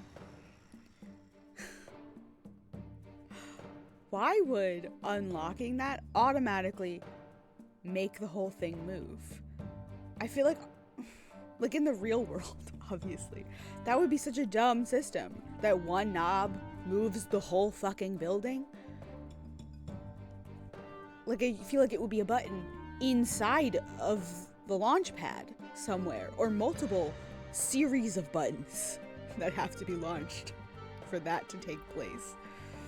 Anyway, so to reiterate, if it was NASA, it would be like 400 different procedures to do one thing. But anyway, stop chasing your fantasies and see reality for what it really is, boy. Get a grip, Mr. Wright, and focus. We know the launch pad must have been moved, but our deductions and the actual facts of the case are in direct contradiction to each other. Well, maybe the two astronauts never actually boarded the rocket. This footage could be fake, taken with body doubles after the incident or something. No. On second thought, that's too far-fetched, even for me. Never actually boarded the rocket. Right, maybe they weren't in the rocket, so they never had to climb down that ladder. Like, because part of the thing was like, oh, you had to throw him down this ladder. But if they were never up here, then they were always here, then that wouldn't be an issue. Oops. Hey, wait a minute. Maybe, just maybe. Huh? Prosecutor Blackwell, what if I told you that the two astronauts never set foot inside the launch pad area, but instead went into another place? And what if when the director moved launch pad 1 back, it was not from the launch site, but from another place? What would you say then? What? Cut the existential bull, or I'll kill you. Or I'll cut you. I think he said I'll cut you. He did. Misread that. That's probably what he wanted to say. Mr. Wright, will you explain yourself at once? I know I'm right. Sorry. It was all the other way around from the beginning. Very well, Your Honor. Let me explain. Director Cosmos' reason for moving the launch pad was to switch it with another place? To trap the true killer. I think it's probably to switch it. Yeah.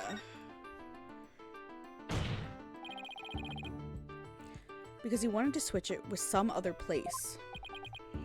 I'm sorry, but did you just say switch it? But what could he possibly have switched the launch pad with? Oh, you'd be surprised, Your Honor. All it takes is a little thinking outside the box, and the answer becomes clear as day. This is what was switched with Launchpad 1. The museum? I guess? Take that! Launchpad 1 was switched with the Space Museum? In the past, the Space Museum used to be Launchpad 2. It has all the same features as Launchpad 1, and can even be moved to the launch site, meaning the Space Museum and Launchpad 1 can also be switched with each other. You can't mean... The rocket the astronauts boarded was not the one in Launchpad 1. It was the one in the Space Museum. Okay. Balderdash. Okay, I'm losing the train a little bit. And yet, it's the only explanation that accounts for every riddle and inconsistency. This is how the Space Center was just before the incident. See, Launchpad 1 and the Space Museum was already switched places. Oh, hold on. I see Launchpad 1 and the Space Museum have already switched places. That's right, and with the two switched like this, the astronauts entered the Space Museum from boarding lounge 1. This allowed the true killer to enter Launchpad 1 from boarding lounge 2 and set the bomb on the rocket. Come to think of it, the door to the Space Museum from boarding lounge 2. Welcome, welcome. The Space Museum is open to the public every day of the year from 9 a.m. to 7 p.m. Exactly. Anyone could pass through the door to the Space Museum. There's no fingerprint recognition system on that door.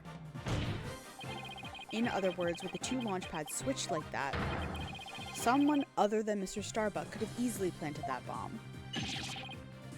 Okay. After setting the bomb on the rocket, the culprit snuck into boarding lounge 1 and waited there, concealed, in order to kill Mr. Terran when the two astronauts emerged from the Space Museum.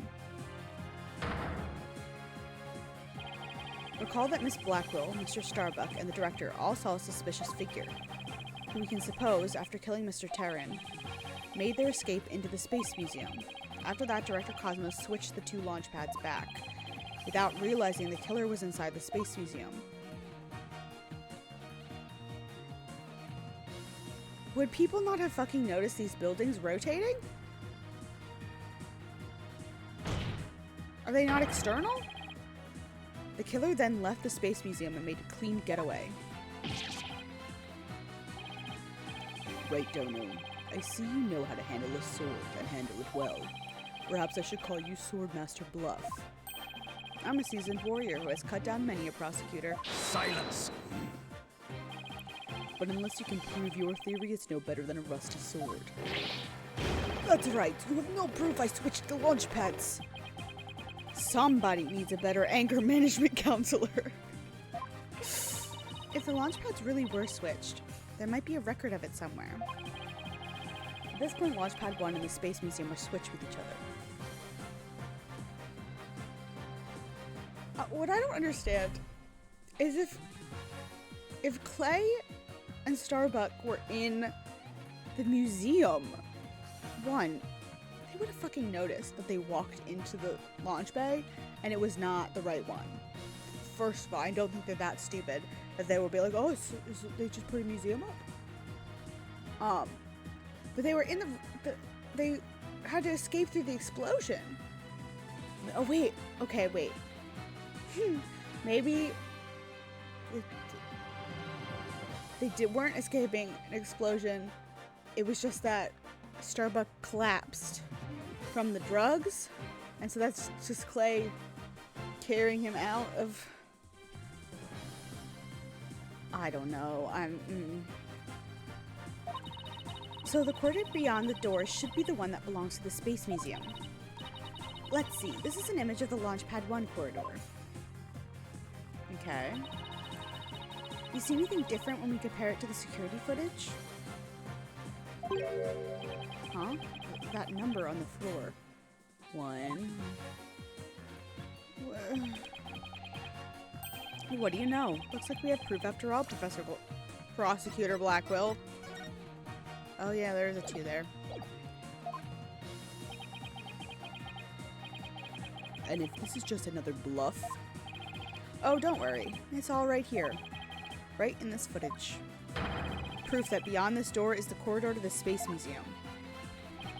Very well then, answer this for me. If you would. What in this footage proves the corridor beyond belongs to the Space Museum?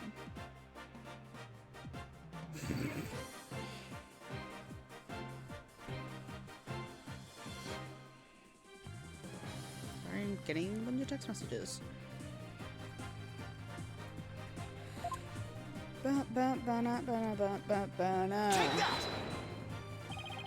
There's a 1 on the floor of the Launchpad 1 corridor. But take a look at the floor of the corridor and the security.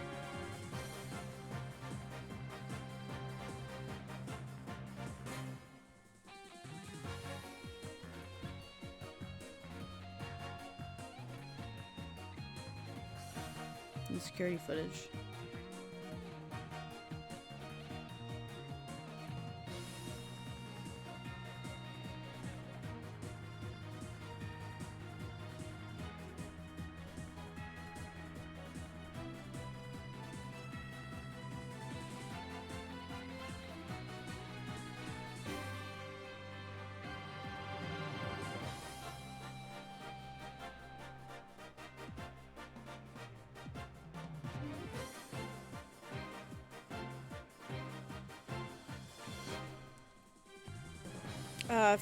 Figuring out tomorrow, and BB texted me.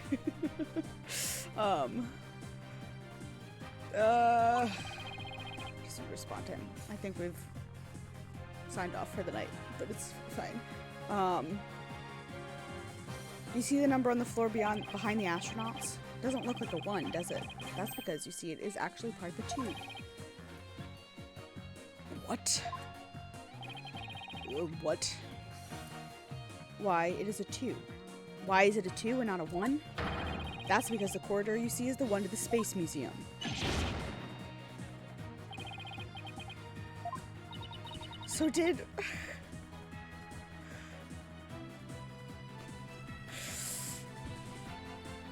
So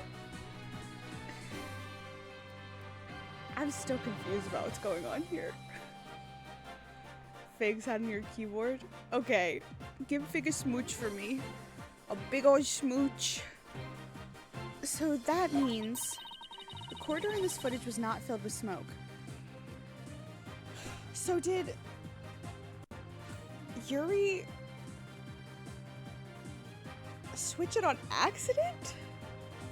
Or was he involved? The more that this case goes on, the more I think it's going to be like Ace Attorney Resolve, where the last case was actually just a continuation of the case before it. That's right, because the explosion didn't occur in the Space Museum. The explosion occurred in Launchpad 1, the side opposite the Space Museum. And now that we know the 2 astronauts escaped from the Space Museum, the mystery from the previous trial of how they got down the ladder is cleared up. Mr. Terran carrying Mr. Starbuck simply took the elevator from the upper level down to the middle level. Just incredible. The 2 launch pads were actually switched. I don't... But they would have walked into the museum and known it was a museum. What do you mean they got into the other rocket without realizing it? Like, there's a whole setup. I'm so confused. But you'd think someone would have noticed an event of this magnitude. Everyone was down in the basement shelter when the launch pads were swapped back. There's no way anyone could have known what was happening on the surface.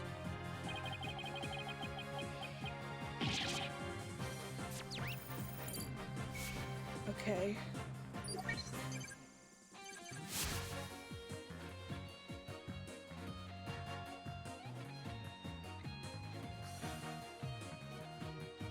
Okay, I keep forgetting that I have to hit next on that. Bye-bye. No more lies, Detective Cosmos. It's high time you told us the truth.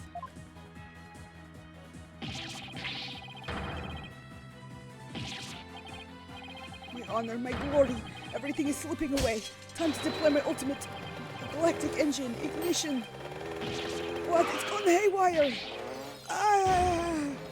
Okay, I'm just gonna let him do that.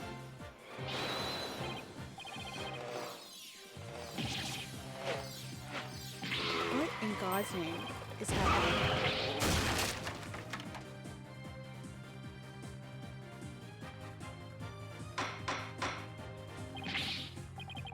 Bailiff, on your steed and after that witness. That old man dead. Yeah.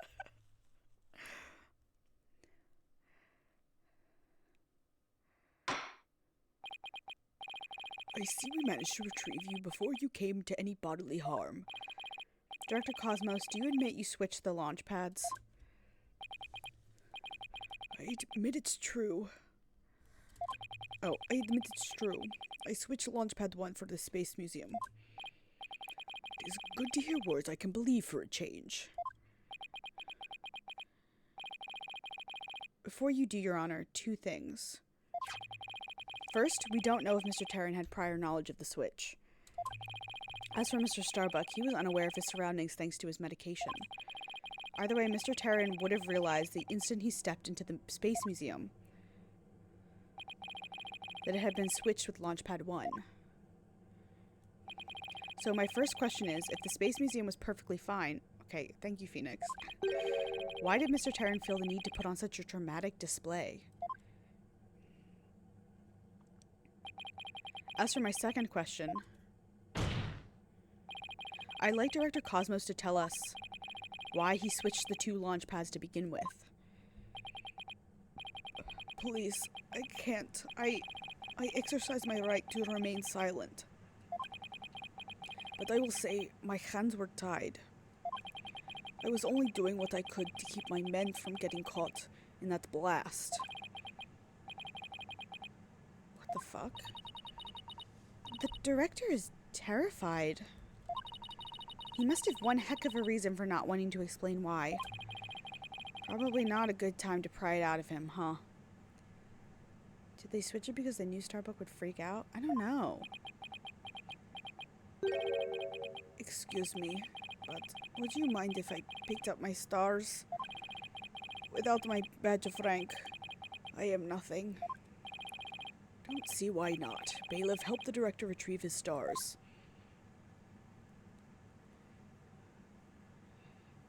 Okay. It appears the possibility of a culprit other than the defendant has presented itself. Mr. Starbuck, is there anything you wish to say? I don't get it. Don't get it? Why don't you get it? Director, why did you do all that? From the very beginning, you never meant for the launch to go ahead, did you? You tricked us. Mr. Starbuck? Starbuck, my boy, I'm sorry. I can't tell you the reason why, but I had to do it to protect the Space Center. Director, will I ever get the chance to go into space again?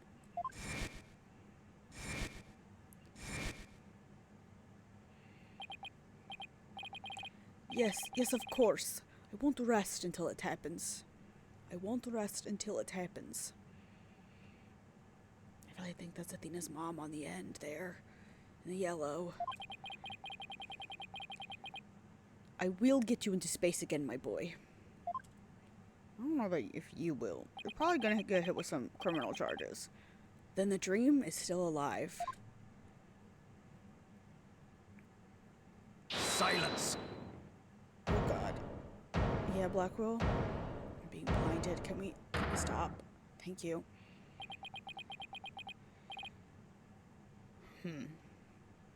Guess he switched it because of the bomb, but he knew about it. Yeah, it seems like maybe he's being blackmailed into something. You're not going into space, Starbuck, but prison. I won't have it any other way. Why are you so hung up on him? Yes, I accept that the launch pads really were switched. And if there were a third person at the scene, I suppose they could have escaped. But I've yet to see proof of this third person's escape via the Space Museum. Oh, that's a good point. Ugh, he's right. I don't have any proof.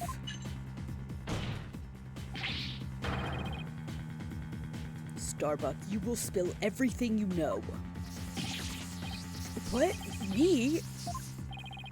Where did you get those bombs? Tell me now.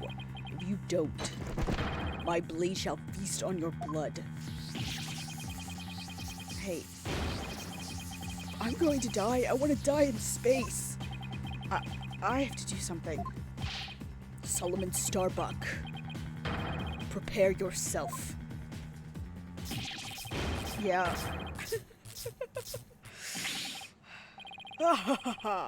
Now, you know violence isn't the answer, Prosecutor Blackwell. Thank you, my man. Whatever the fuck is your name? What is his name?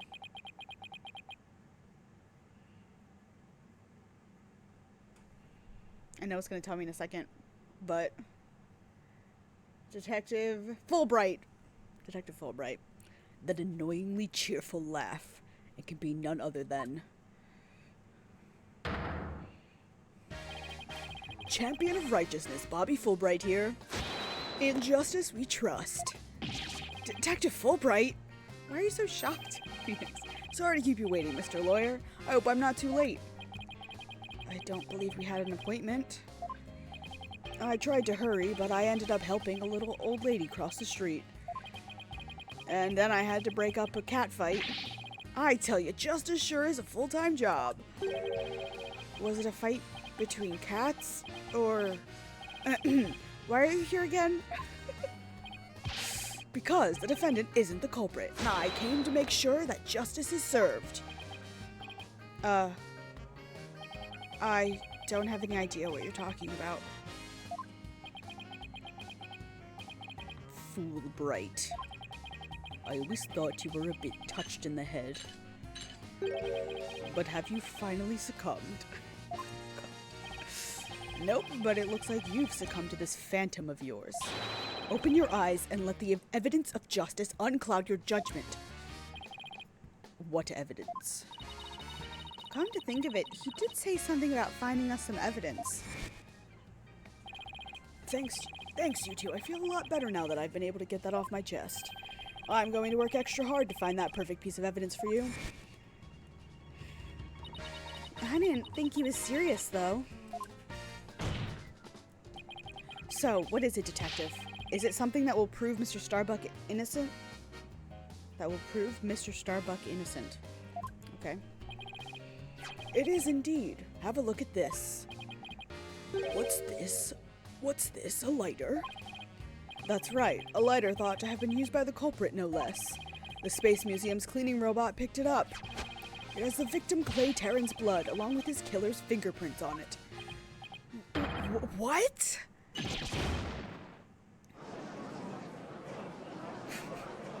Everybody is shocked and appalled. Detective Fulbright, can I assume that the fingerprints don't belong to the defendant? You bet. Mr. Starbuck is totally innocent. This is it. This is just what I needed. Later added to the court record. Your Honor, this is decisive evidence that supports the defense's earlier claim. Explain yourself, Mr. Wright. With pleasure, Your Honor. Recall where this lighter was found.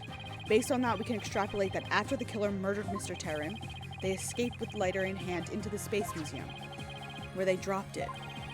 The switch of the 2 launch pads occurred. Then finally, the killer left through Boarding Lounge 2 and made their escape.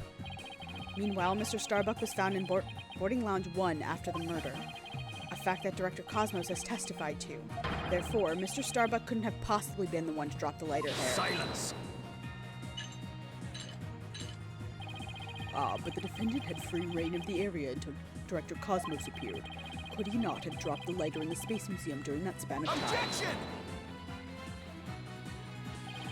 You'd like that to be true, wouldn't you? But Director Cosmos testified that right after he saw the mysterious figure with a lighter, he went into the lounge and found the unconscious Mr. Starbuck. In other words, Mr. Starbuck wouldn't have had time to double back to the museum. No, Prosecutor Blackwell, this lighter could only have been dropped by the real killer. Most importantly, Mr. Starbuck's fingerprints are nowhere to be found on this lighter. I think you understand what this means, don't you? This piece of evidence unequivocally proves that Mr. Starbuck wasn't the culprit. This does indeed appear to be decisive evidence that proves the defense's claims. As for the remote switch that was found in Mr. Starbuck's pocket, we can assume it was planted by the killer on the unconscious Mr. Starbuck. No, there must be some mistake. Frankly, Prosecutor Blackwell, I've been worried about you. You've been chasing this phantom for 7 whole years. I understand your urgency because tomorrow... Silence!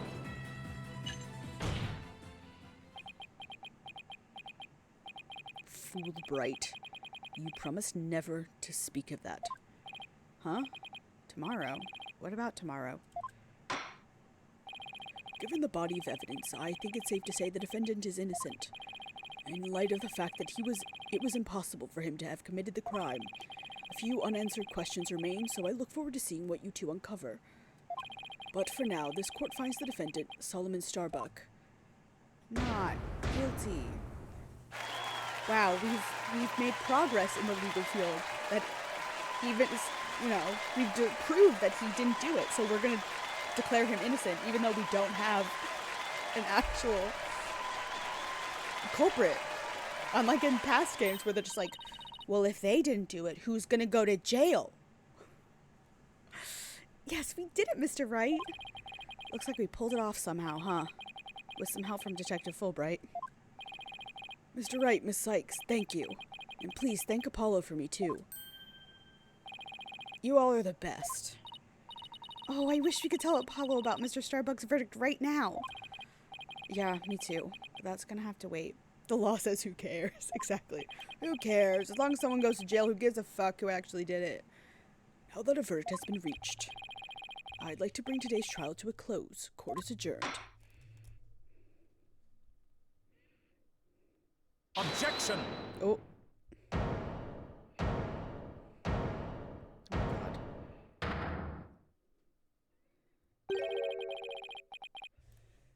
It's too late to object, isn't it? It simply isn't possible. Something's wrong. Prosecutor Blackwell, are you dissatisfied with the verdict? Fulbright, what were the results of the fingerprint analysis for the lighter? Huh? The results?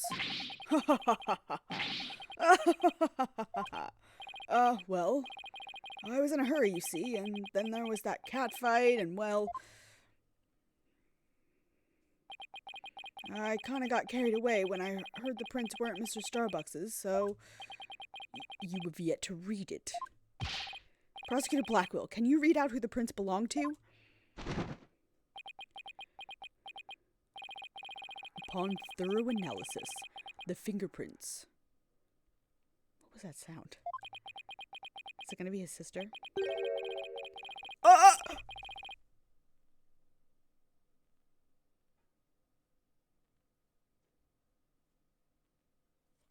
Apollo's gift of prophecy left me.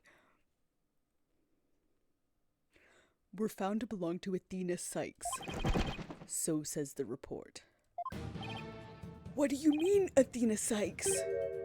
Huh? Me?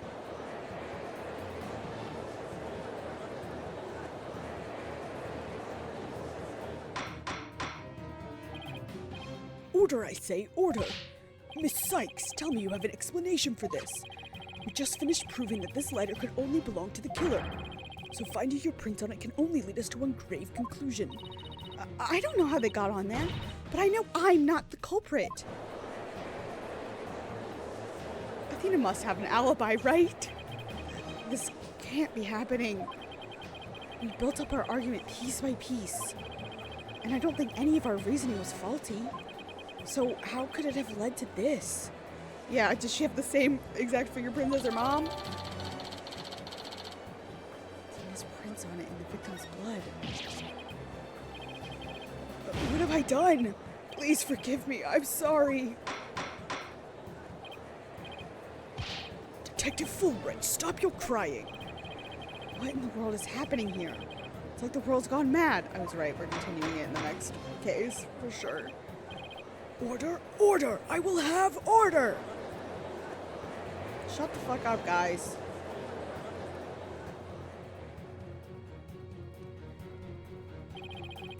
Confusion spiraled into utter chaos.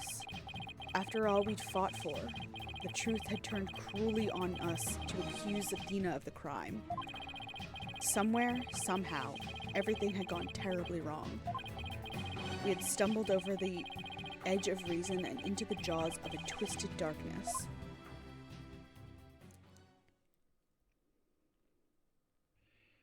Oh my God. Jesus Christ. You want to save your progress? Yes, I would love to save my progress. He's so poetic. I don't know. He's become so poetic in his old age.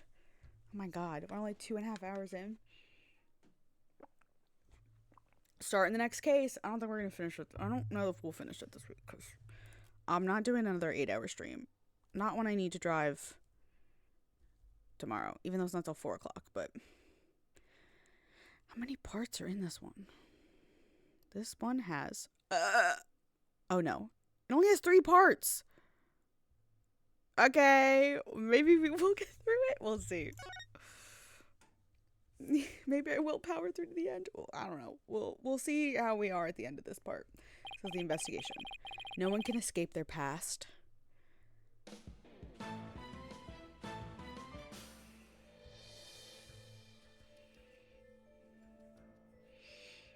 Athena, sweetheart.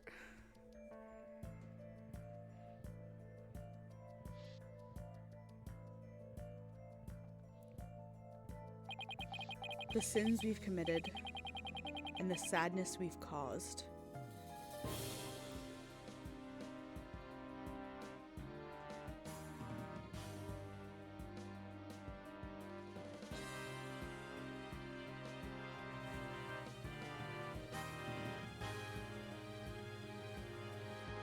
Blackwell? No matter how far we run, our past remains, as ever present as the moon in the sky. Hi, Apollo. Fucking badass. And then you have that fucking bracelet.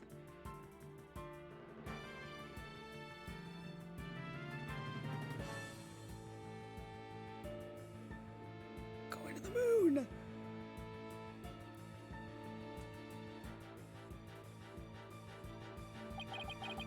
It looms in wait for the day when we are forced to face it.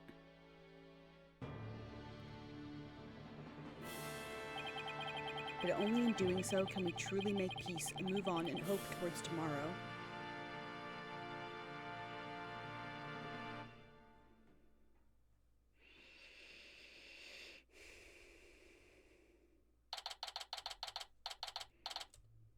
Right? Anything agency. They took Athena from the courtroom straight to the station. She's probably being questioned at this very moment.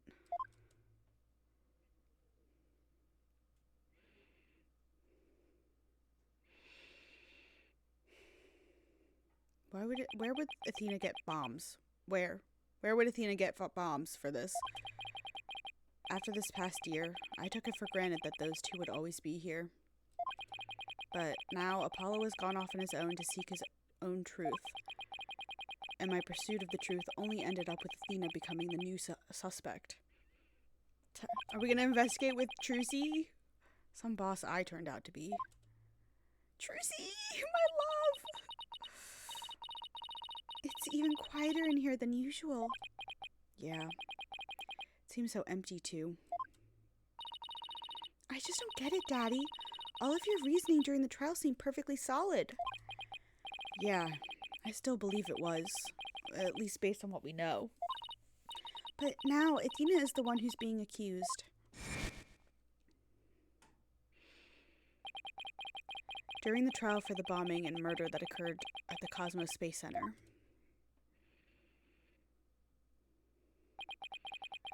the letter used by the real culprit was found. This letter proved the defendant, Solomon Starbuck, innocent.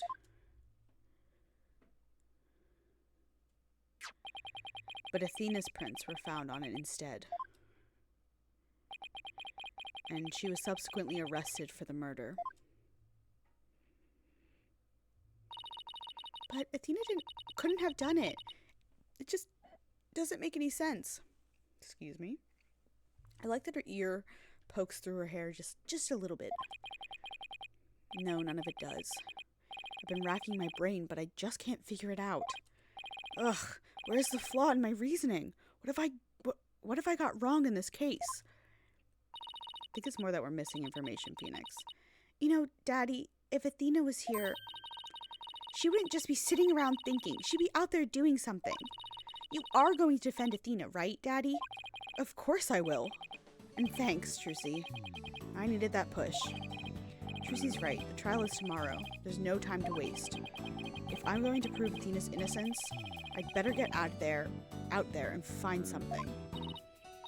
Off we go then. We're on a hunt for evidence that'll prove Athena's innocence.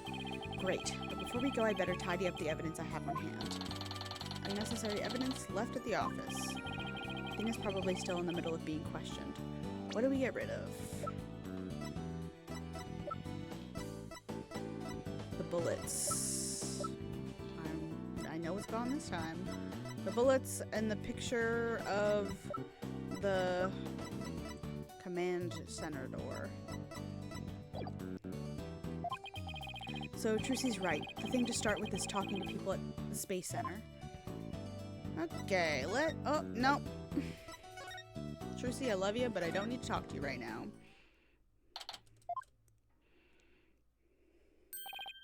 Director Cosmos, do you have a minute? Galactic scooter, full speed ahead. Okay. Director, he scooted away. His expression changed the instant he saw you, Daddy. Yeah, well, I dragged his name through the mud pretty good at the trial earlier today. No, okay. Let's go to the lounge. We were here only yesterday. Oh, hey! Mr. Starbuck, you've been released, huh? Yep, and I came straight here. This is all thanks to you and your team, Mr. Wright. You've given me a second chance to fly into space again. I can't thank you enough. Except...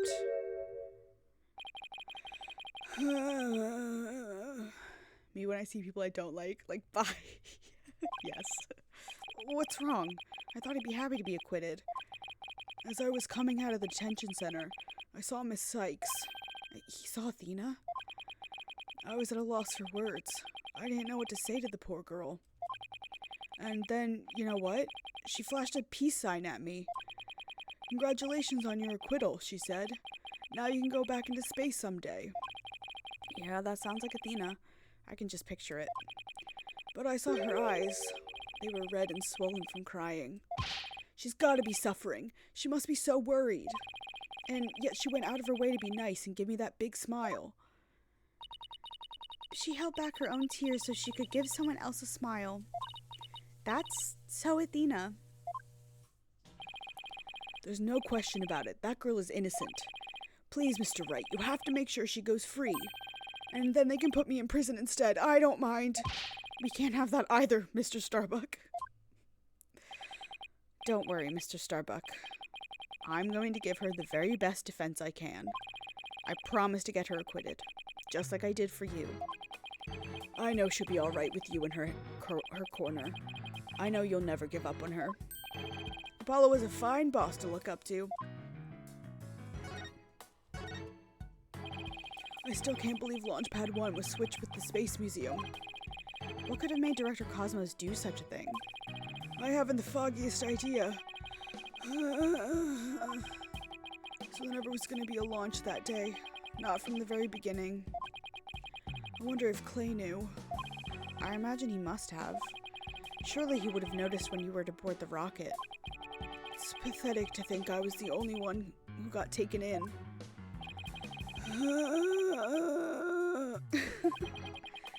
But I guess that's about how it goes when you're worth less than space debris. Is he going to be alright, Daddy? His expression looks as dark as a black hole. Well, that's just how he is. Mr. Starbuck, do you remember anything about the murderer? Not really. I only saw a shadowy figure in the dark after all. Yeah, I guess that was a little too much to hope for. Hey, I heard something from the police though. They said they never did find a 10 caliber gun down the trash chute. Just as I thought. The culprit must have carried it away with them when they escaped. It's just like that, Trucy. Now you have the gift of prophecy, Carly. And/or this game has the most predictable writing. Just maybe ever. Which is probably a combination of both. You've stolen it. You've taken it from me. So, was the person you saw holding a gun, Mr. Starbuck? I couldn't really tell. But it wasn't Athena, right? Could you tell if the person was male or female, tall or short? I can't even tell you that much. Man, I'm useless. When the culprit opened the door and some light came in, I should have been able to see. The door. Ah, yes. As I recall, they opened this door here as they made their escape. The door to Launchpad 1, right? Yeah, except right now the door leads to the Space Museum. You mean the Launchpad and the Space Museum are switched right now? Yeah, they're trying to investigate the theory you came up with in court. So they're recreating the conditions, huh? I'd like to see what's beyond that door now. Mr. Starbuck, could you open this door for us? Sure, just let me have my prints scanned here.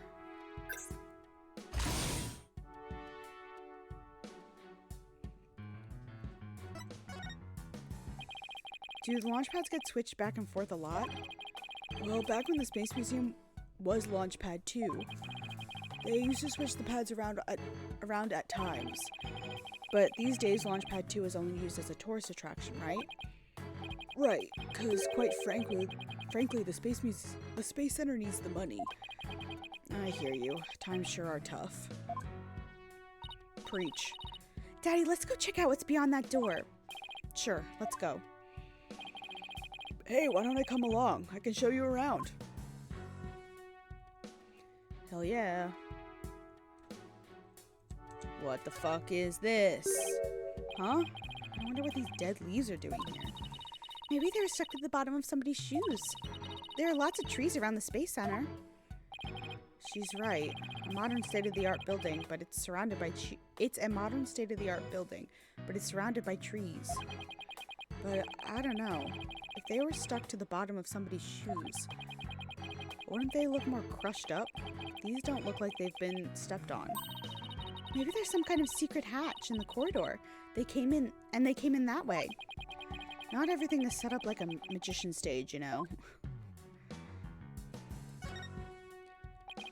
So this is another one of those devices for opening the door, huh? Yep, but this one doesn't require fingerprint verification. You just hit the button and open sesame. So when you and Clay went through here, you didn't need to show your prints either? That's right, Trucy. Just like how the culprit didn't need to scan their prints. when they escaped back out of the Space Museum corridor into Boarding Lounge 2. Okay. Well, I don't see anything else that jumps out at me. And I imagine this corridor is built exactly like the Launchpad 1 corridor.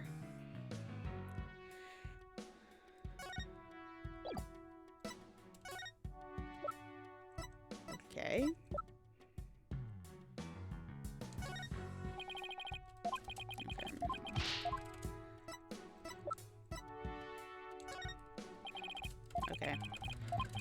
Okay, it's fine. Let's go. Can I not go to the Space Museum? Okay, so there's probably something else I need to present to him.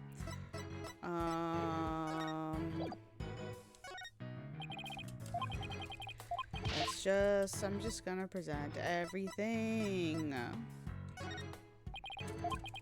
Nope.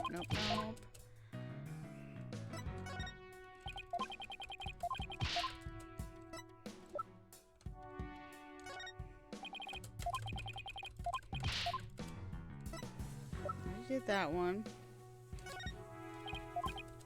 Oh. Clay always used to cheerfully greet me in a loud voice. And he did vocal exercises every morning until he was hoarse, right? Exactly. You could always hear him even through the wall. Hey, wait a minute. Did you know Clay? No, but like attracts like, as they say.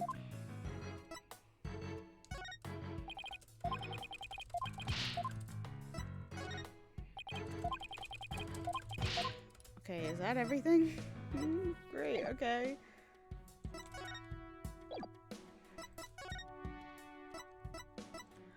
Now what? Hold on. Talk to Space Center staff.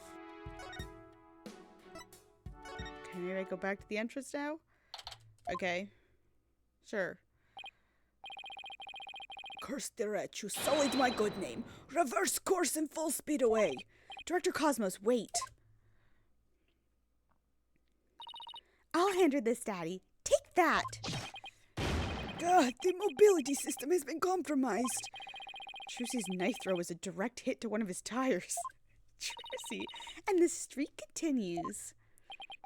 Maybe I should have kept a closer watch on what tricks she's been practicing. She's so cute. I love her so much. My dear old battleship, we have fought many a skirmish together. It has been an honor. Daddy, he's gonna blow that thing up! Nah, I bet all that button will do is make it go haywire again.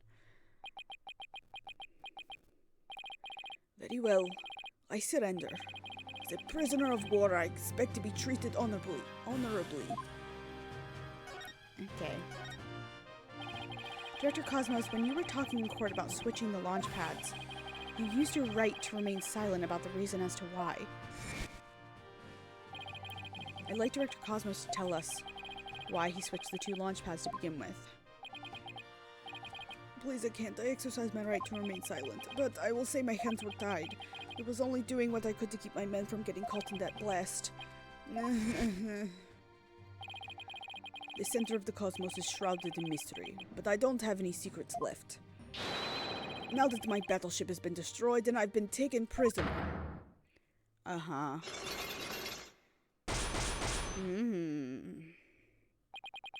No secrets left, huh? I beg to differ. Looks like I'll have to undo his psyche locks if I want to get to the bottom of this. I would love to.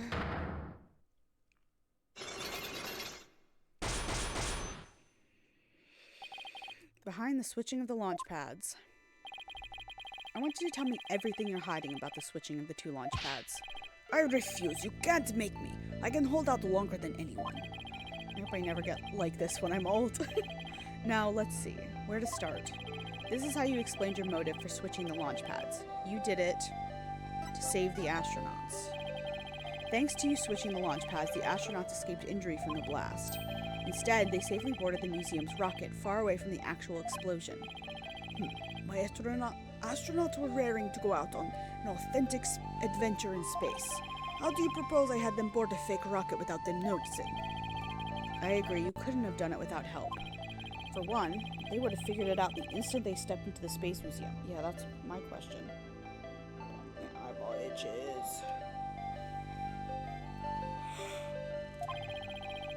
You figured you could fool Mr. Starbuck once he'd been drugged with his medication, but without the help of this person, it would have been impossible to pull your plan off. I guess Clay. Take that! You must have gotten Mr. Terran to help you. He stole the tranquilizers from his mentor's locker and slipped them to him. And then, with Mr. Starbuck in a daze, they boarded the replica rocket in the museum. Someone please help this poor prisoner of war. How was he able to spin around like that? A great question, Phoenix. Why is my eyeball itchy?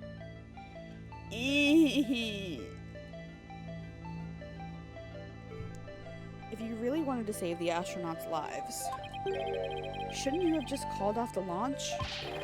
If I could have done that, do you think I would have gone to all that trouble? I guess he must have had a compelling reason why he couldn't call it off. But how did you know to switch the pads in advance of the bombing incident? Well, that's because I was warned in advance. Once I received that warning, it's my duty to ensure my astronauts' safety. But it was just a warning. It could even have been a prank. Why did you believe it so completely? Because I went to one of those mediums that everyone's talking about these days. Oh, I didn't realize channeling was back in vogue. Besides, I thought it was you yourself that got the warning via telephone. Yes, that's right. The bomber contacted me personally. My battleship is equipped with a special advanced communication system, you see. AKA a regular old telephone. It's been a while. Planning another launch? I see you haven't learned. I'll never forget the terror I felt when I received that call. The bomber said, "It's been a while," and that was enough to make you take the threat seriously? Perhaps Director Cosmos took the threat so seriously because the Space Center had been involved in a bombing once before. Maybe the culprit in the current case is the same one who was involved in this incident. The Hat One miracle. I guess? The current Hat 2 is the current one. I mean, could also have been the bombing. But that took place after this. So it's gotta be the Hat One miracle, that epic story of survival. People across the nation know it now as a heroic tale of bravery. But in truth, it was an act of sabotage perpetrated by our current killer, wasn't it? Very few people know about the previous plot, so when the caller said, "It's been a while," you knew beyond a shadow of a doubt that the danger was real, and it wasn't a prank. Didn't anyone ever tell you to go easy on an ex-serviceman?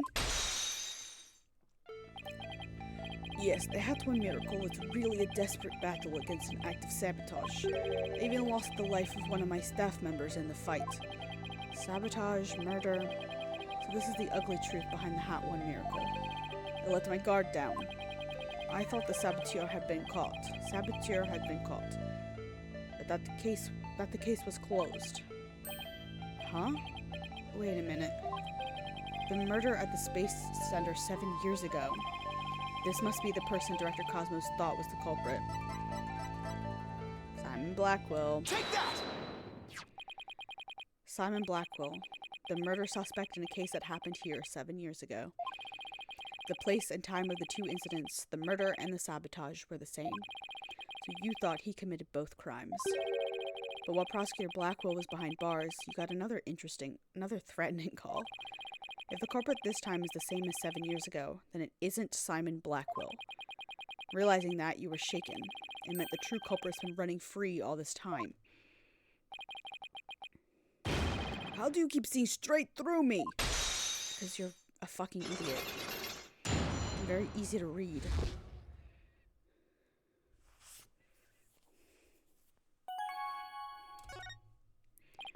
The reason why Director Cosmos won't talk about why he switched the launch pads is connected to the truth behind the Hat One miracle. The sabotage and the murder that happened at the Space Center 7 years ago. Director Cosmos, tell us what you're hiding.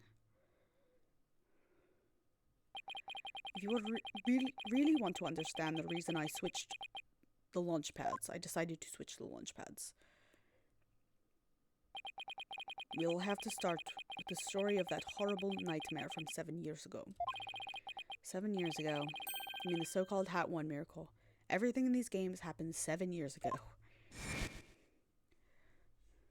In 7-year increments. The launch went smoothly, but once the ship entered outer space, then the troubles began. It was all the handiwork of a certain person and their evil scheme. So, Mr. Starbuck's traumatic experience wasn't accidental. Not only that, but before the launch, a very valuable piece of moon rock was stolen. But that wasn't the worst of it. One of my staff members was murdered. Oh god. Wow, I had no idea such awful events are behind that exciting story of space heroism. All that in spite of the Space Center having very strict security in those days. All personal effects were examined thoroughly, coming or going. You couldn't even smuggle a withered old leaf through those checkpoints. A withered old leaf? Specifically a withered old leaf? So, do you have any clue who was responsible for the sabotage? At the very least, I know it wasn't Simon Blackwell. I don't know enough to identify the true culprit, but it's clear what that person is. To put it simply, a spy. A spy? You mean somebody who infiltrates a foreign country? Carries out dangerous missions and always gets the girl? Trucy. Someone's watching way too many late-night movies. Well, I guess if we're talking about blowing up a rocket and stealing research materials, it's not all that surprising that a spy could be behind it all. Make no mistake, there's cutthroat rivalry between nations in the space R&D race. Some try to outdo others by any means possible, even deliberate obstruction. 7 years ago, we got a call before the launch, warning us of sabotage. The same MO as this time.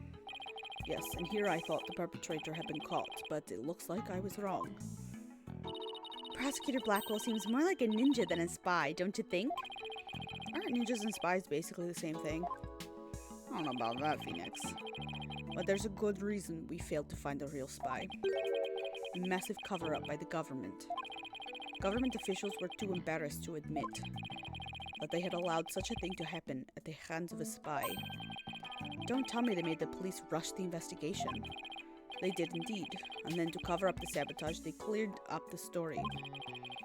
And that was the Hat One miracle, wasn't it? But then 7 years later, the same MO, advanced warning of sabotage.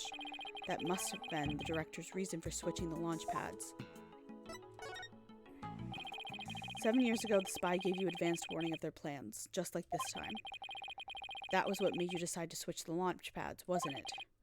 That's right, the killer knew the facts of the case 7 years ago, despite the cover-up. They knew about the sabotage, the moon rock, the murder, and they said, "You don't want things to go like they did 7 years ago, do you?" I immediately thought of calling off the launch, but the government wouldn't let me. We don't give in to the likes of terrorists. We must proceed for our country's honor. It was quite a moving speech, actually. Moving? Really? Maybe if you're easily inspired by political talking points. Propaganda! But I knew the truth. We had been warned, which meant that the danger was very real. I knew there was no way to stop the spy. No matter what I did, they would find a way. That's why I switched the launch pads and staged the moving rescue scene. First, I snuck into the center the night before and switched the launch pads. That way, the astronauts would go from boarding lounge 1 to the Space Museum. Then I put a closed for repair sign on the door to launch pad 1 and boarding lounge 2. You did that so no normal visitors would enter, right? What else did you do? I enlisted the help of several staff members, including Terry. But you didn't let Mr. Starbuck in on it? He'd already been through enough, and he's no good at lying to keep a secret. I'm afraid I had no choice but to have him drugged. My plan went well until Clay's murder. Clay's murder, huh? After the culprit made their escape, I switched the launch pads back. I did it in such a way that no one would find out, but after all that effort, Taran is dead and the Hat 2 is destroyed. And the Hope capsule, which had returned to us only recently, was also lost in that blast. My home, the center of the cosmos. My beautiful Cosmos Space Center is done for! Wait, what did he mean by the Hope capsule was lost in that blast? I thought that the Hope capsule was found at the crime scene with Mr. Terran. It had just been brought back to the Hope space probe with asteroid samples inside by the space probe.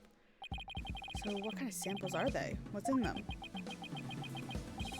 These samples are scheduled for analysis in the near future. We haven't had time since they came back the day before Terran's murder.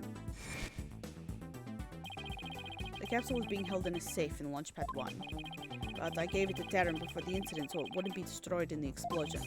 The idea was that with it safely in Terran's possession, he could make it look like he rescued it during the staged miraculous escape. But our precious research materials ended up lost to that explosion anyway. But I thought Clay was supposed to keep it safe.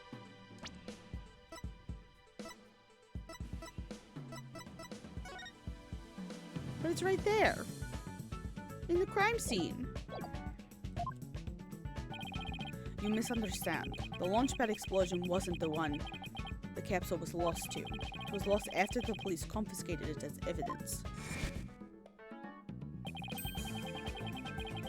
Oh, it was the courtroom bombing from the other day. The capsule was there in the courtroom as evidence, and it was blown to smithereens.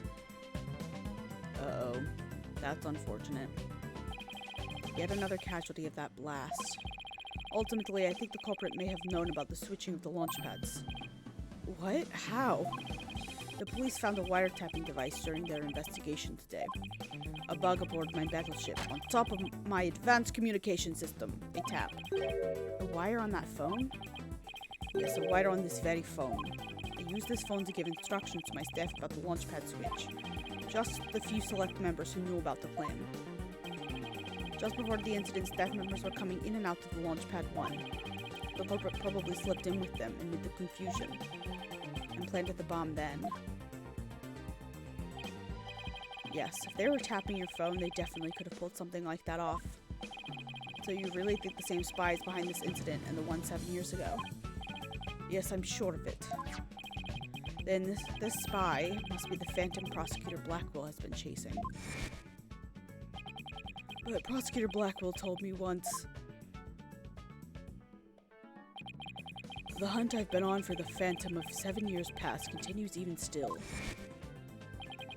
For starters, that case happened right here at this very space center, too. Trucy, someone was murdered. So, if we can find this phantom... That's right, we can clear Athena's name. And then there's the matter of Prosecutor Blackwell, too. What about him? Well, if the culprit of 7 years ago is the same person as in the current incident, it would mean Prosecutor Blackwell is innocent. That's still an if, though. I wonder how dangerous that guy would be in court without handcuffs. But if we're going on a ghost hunt, count me in.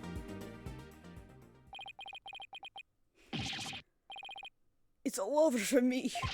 Speed, spin, whirl, whirl. I'm done for. The center of the cosmos is doomed. Do you think he's going to be alright, Daddy? Well, at least he'll be in good company. There must be planets out there he can spin with. Which reminds me, I'd like to delve a little deeper into the Hat 1 mission, too. If you want to learn more, start with the Space Museum. There's a Hat 1 exhibit there. Oh, don't mind me. I'll just keep spinning here and see how the cosmos unfolds. It's like he achieved spiritual enlightenment or something. I'm sure he'll stop when he gets dizzy. Let's go visit the Space Museum. All right. I need to move because I can't watch you doing that. It's going to make me sick.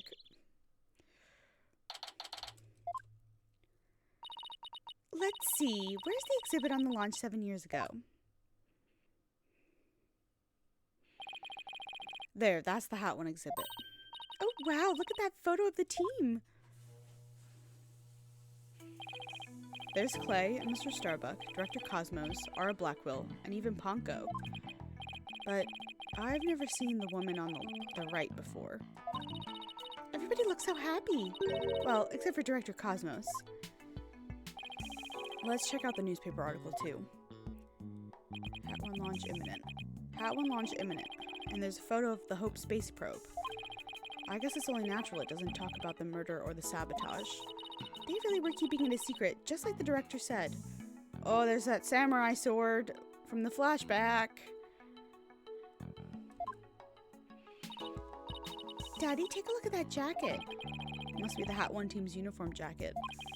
It's the same design as the one Apollo was wearing, the one that belonged to Clay. Actual jacket worn by a Hat One team member, it says. Not a replica, huh? I wonder if it was Mr. Starbucks's.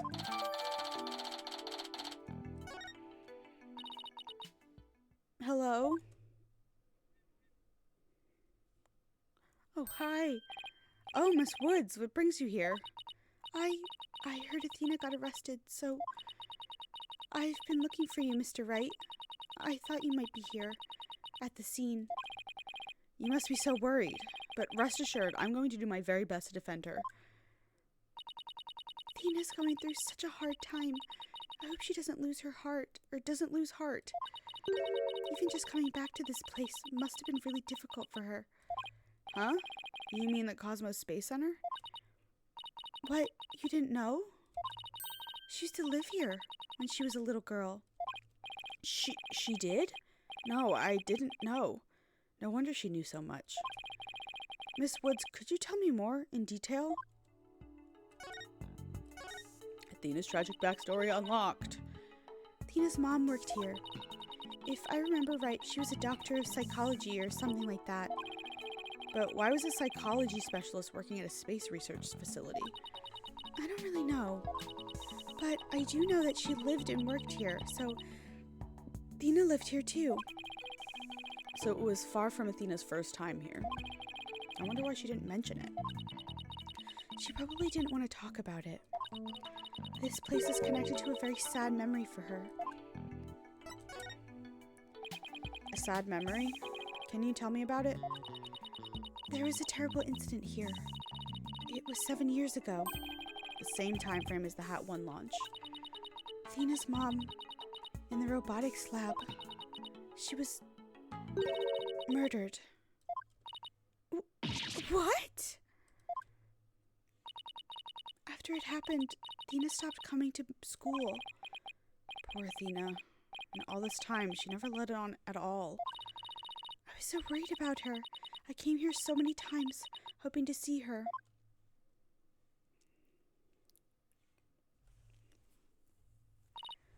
But I never saw her again.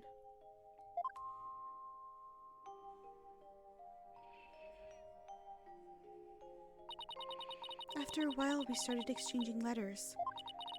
But I didn't get to see her face to face for 7 long years. And so the first time you'd seen her in 7 years was during Professor Quart's case? That's right. And I was so surprised. She was like a completely different person. So cheerful and happy.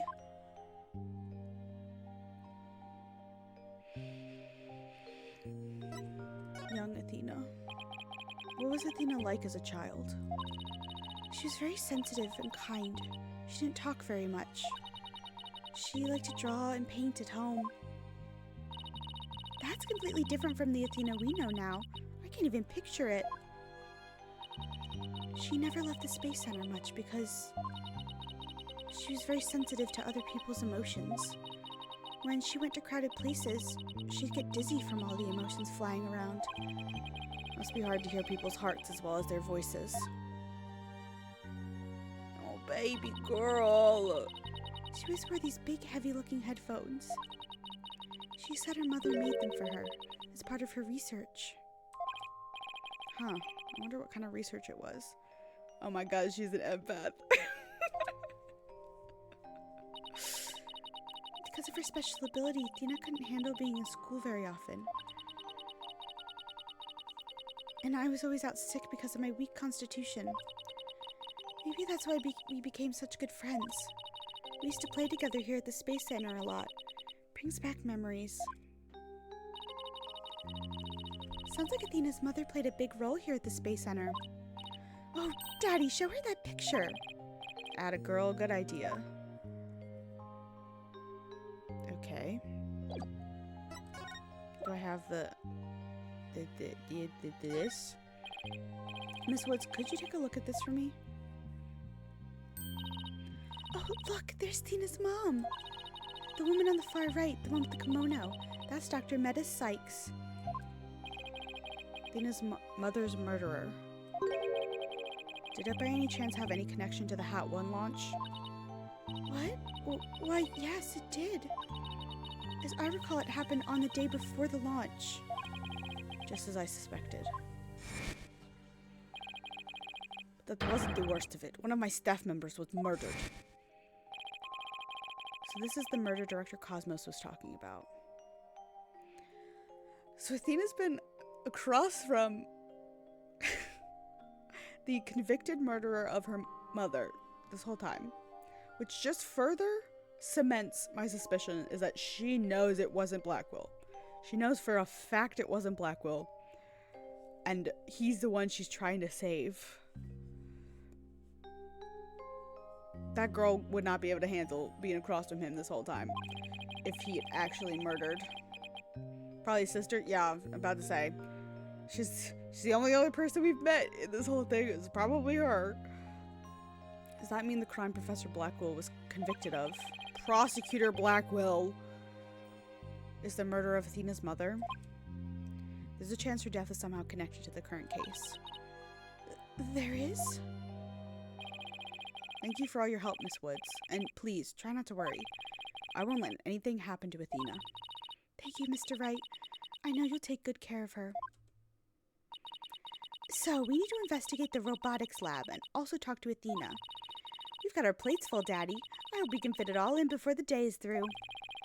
The detention center first, then. Or detention center first, then. We have to see Athena before visiting hours are over.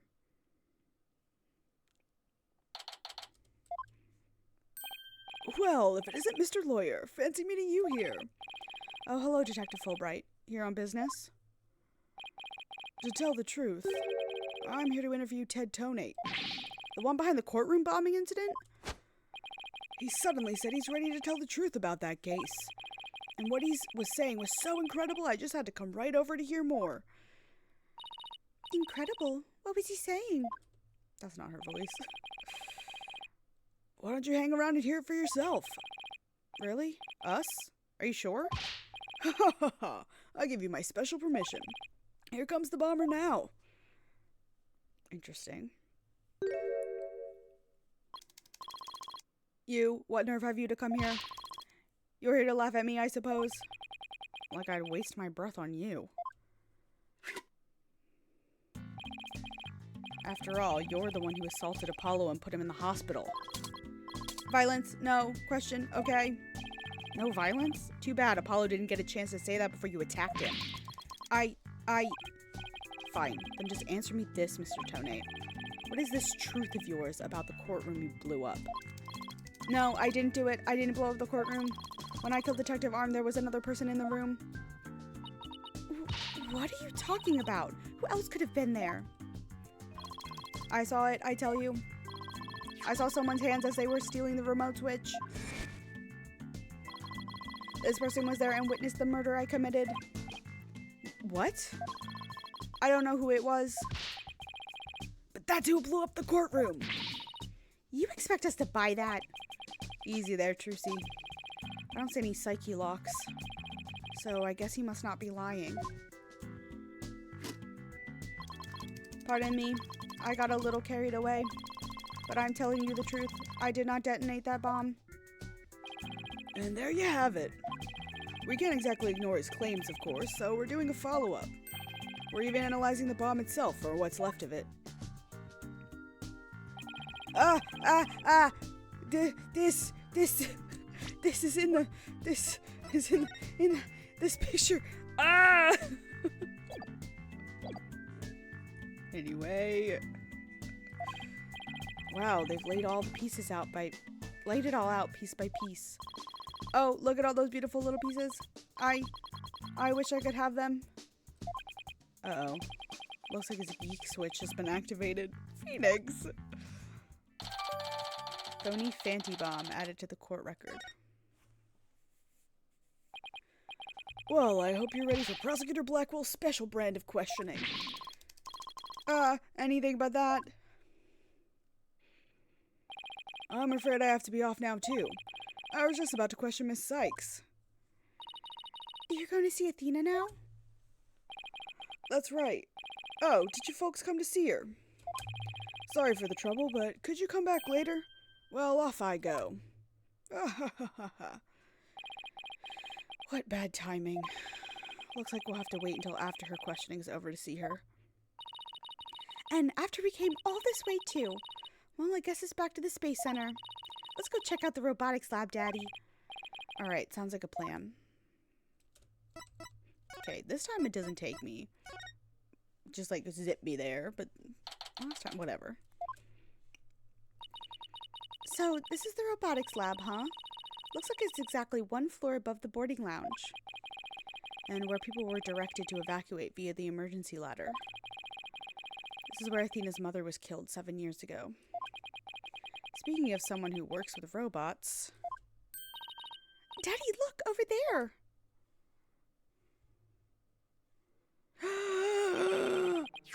So they plan to use this bag to carry the capsule, is that right?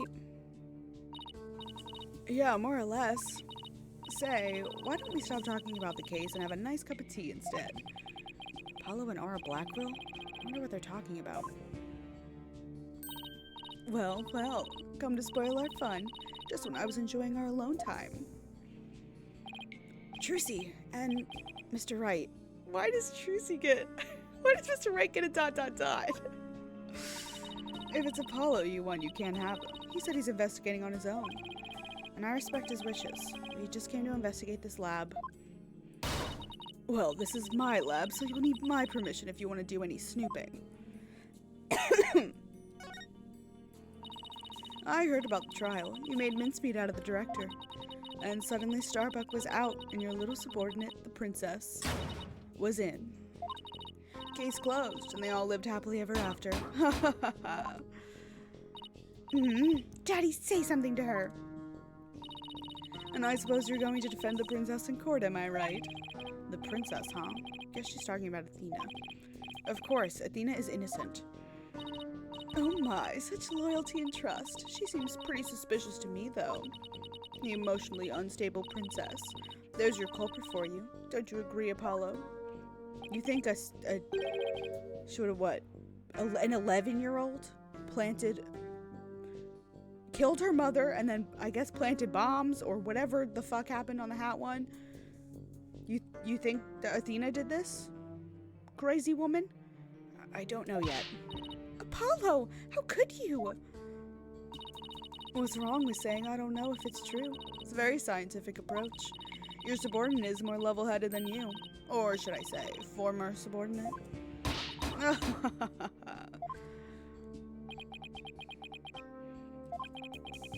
can't believe it. Does Apollo really suspect Athena? Phew. All this laughing has worn me out. Your turn to say something, hunk of junk. Mr. Terran, you look pale. Shall I help you to the sick bay? Mr. Terran? That's Apollo you're talking to. Oh, this hunk of junk here is mistaking Apollo for Clay. Maybe Apollo is possessed by Clay's ghost. Mr. Terran, how are your injuries? Mr. Terran. Mr. Terran, how are your injuries? Mr. Terran. I guess Clay intends to hang around to haunt the princess that murdered him. Oh, and to haunt the lawyer that defends her too, of course. A robot that can see ghosts? Yeah, right. And I'm a spirit medium. Sorry, but apparently scientists just don't tell very frightening ghost stories. I intend to defend Athena, no matter what you have to say about it. How perfectly foolish. That kind of blind belief makes people lose sight of the truth. Just like 7 years ago. Could you tell me about the incident 7 years ago?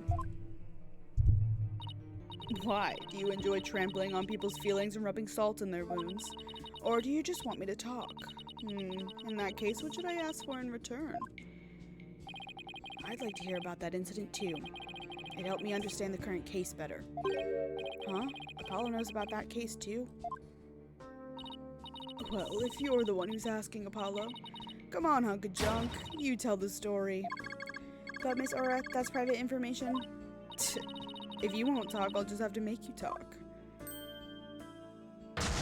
Oh, Jesus Christ. Gosh. It's robotic abuse. Gah! Yes, who cares about personal privacy? Not me. I am ready to utilize my blast processing abilities to impart all available information. Wow, what a magic trick. He's like a completely different robot now. The bodies of all the robots that come through this lab are designed by Miss Aura. I was born 7 years ago. Miss Aura was much, much younger then. Yikes, better watch out what you say if you don't want to get recycled, Clunko. And then our hearts were created by the great genius Dr. Meta Sykes. Hearts? Robots with hearts? Can you even make such a thing? Emotions are not irrational things. Our logic and our hearts can be integrated. The two navigation companions created by Miss Aura and Dr. Meta transcend humans. I don't think this was the voice I was doing last time.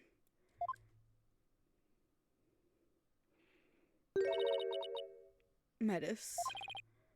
Huh? She just glanced over at her desk. Oh.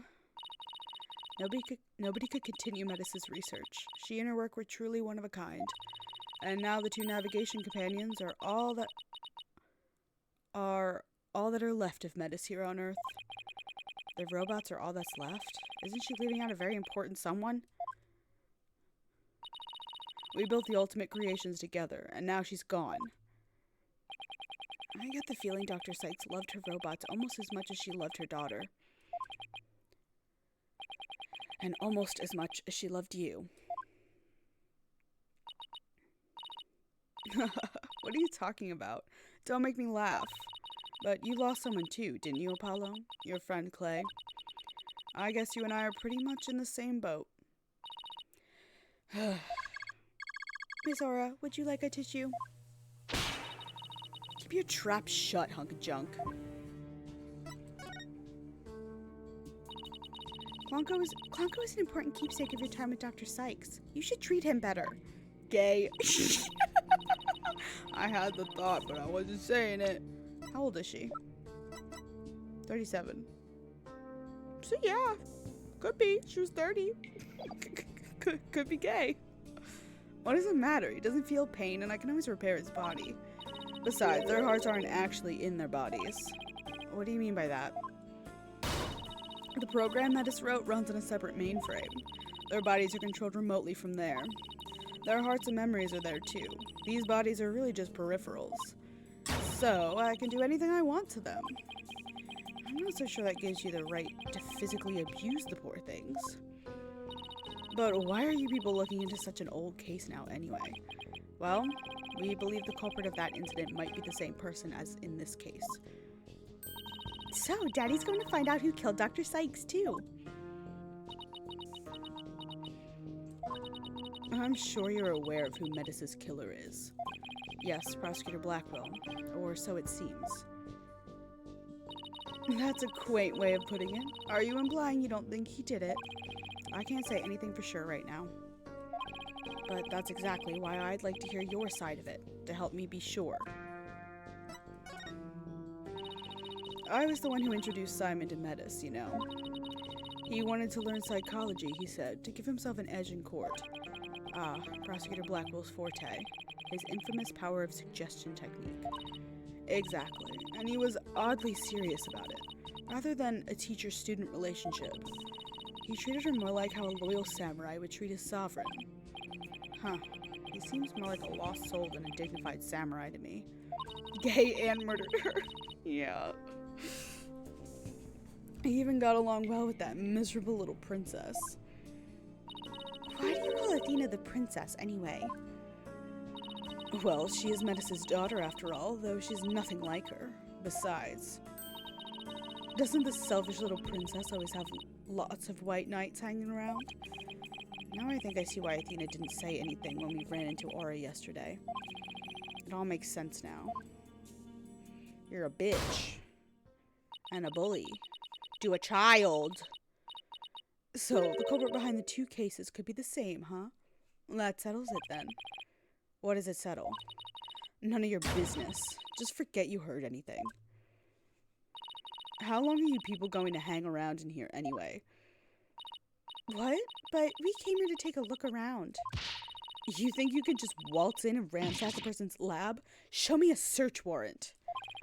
We're not the police, so we don't have one. Then get out.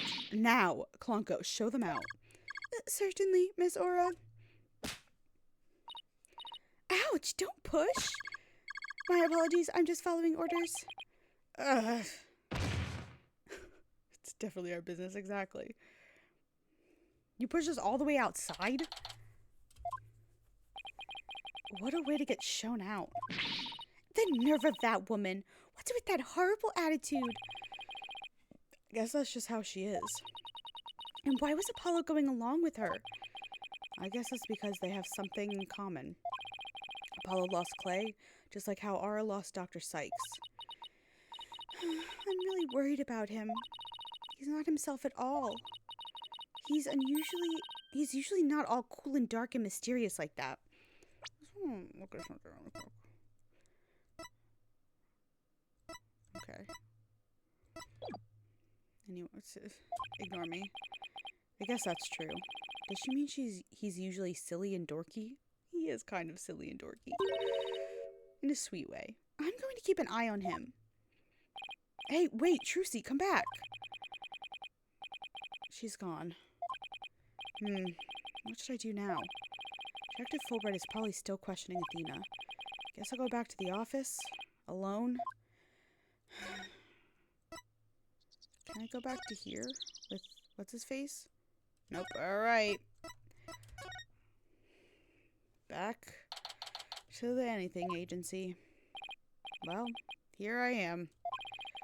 This office has never felt so empty. Guess I haven't been here at the office all by myself in a long time. When I first became a lawyer, my mentor was here with me. And then, for a while after that, she was always by my side. Now I'm getting all sentimental. I must be tired. Are we going to refer to Maya in the same way that Edgeworth referred to Phoenix throughout Ace Attorney investigations? Just without the romantic spin. Huh?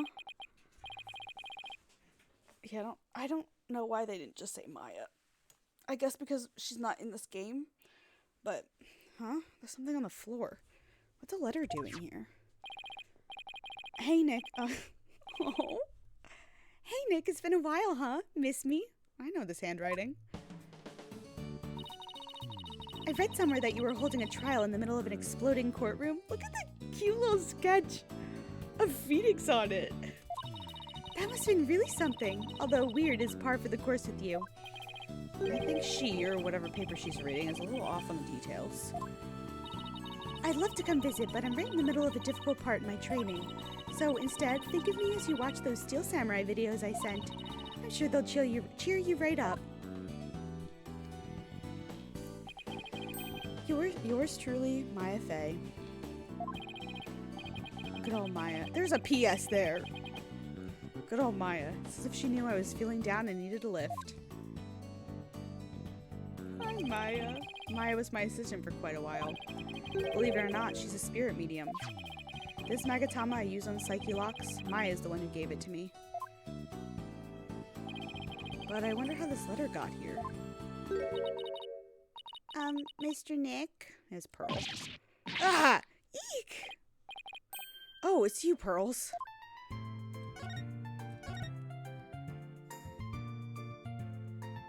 She's so cute. I love her. How have you been, Mr. Nick? She's like Trucy's age, isn't it? I've already looked this up, but... Oh, she's not here yet. Okay, I think she's like 15. I think she's a year younger than Trucy. Have you been, Mr. Nick? This is Pearl Faye, though I call her Pearls. Okay, I forgot. I was like, why are we doing all this again? I forgot that the DLC case, technically, I shouldn't have done it yet. She's Maya's cousin, who's also a spirit medium. A very talented one at that. I've known her since she was 8 years old, but Apollo and Athena only met her a few months ago. You didn't come all this way just to bring me a letter, did you? I apologize for barging in. The door was unlocked. But I can't believe there was a big explosion here. Your office doesn't look any different. She's even further off in the details than Maya. I wish I could take you out to eat or something, Pearls, but there's a lot going on. Oh, I knew that. I didn't come here for a social visit, you know, Mr. Nick. Did you read the postscript on the letter? Huh? There's more? Oh, yeah, here it is. P.S. I bet you've been too busy to clean or take care of the office, so Pearlie said she would come help you. Isn't that so sweet? You better thank her. So that's what you're doing here. It's awfully nice of you, Pearls. We're gonna put the 15-year-old to work cleaning our office? No. Maya and Pearls, thanks to these two, I'm starting to feel a little better. Thank you, girls. Now that I'm here, I'm going to whip this place into shape. You just concentrate on your work and don't mind me at all. I'll need to talk to Prosecutor Blackwell if I want to learn more about this case. But the trial's still going on, and they must be holding him down at the detention center. Okay. Did they just bring her here to be my what should I do person at the office? Well, look who's here. I wonder what they're talking about. All this time you haven't said a word. It's even turning your hair. All this time you haven't even said a word. It's turning your hair gray. I don't have anything to say, Aura. Why don't you go home and play with your dolls? Prosecutor Blackwell. Well, even if you don't, I have plenty, you jerk. Miss Blackwell, don't you think that's enough for today? Enough for today? Today is all there is when there's no tomorrow. When there's no tomorrow? What is she talking about? We have company, Aura. Please try to calm down. Alright, fine. I see you're not going to listen no matter what I say. I've had it. If that's the way you're going to be, I have another plan up my sleeve. I hope you're happy, Simon, because I'm done. Do as you please. See if I care. Alright, girl. Wow. I could cut the tension with a katana. Right, Dono. It looks like Fulbright saved your case in court this morning. What? Oh, yeah, he did. He bounced back to business quick. Prosecutor Blackwell, forgive me. It was just the right thing to do. The just thing to do. But as a result, Sykes Dono was arrested. Was that the just thing to do too? Mr. Lawyer, I'm sorry.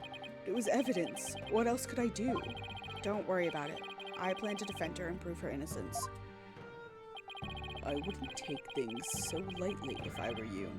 Right, Dono? Look at that face he's making. He's so angry.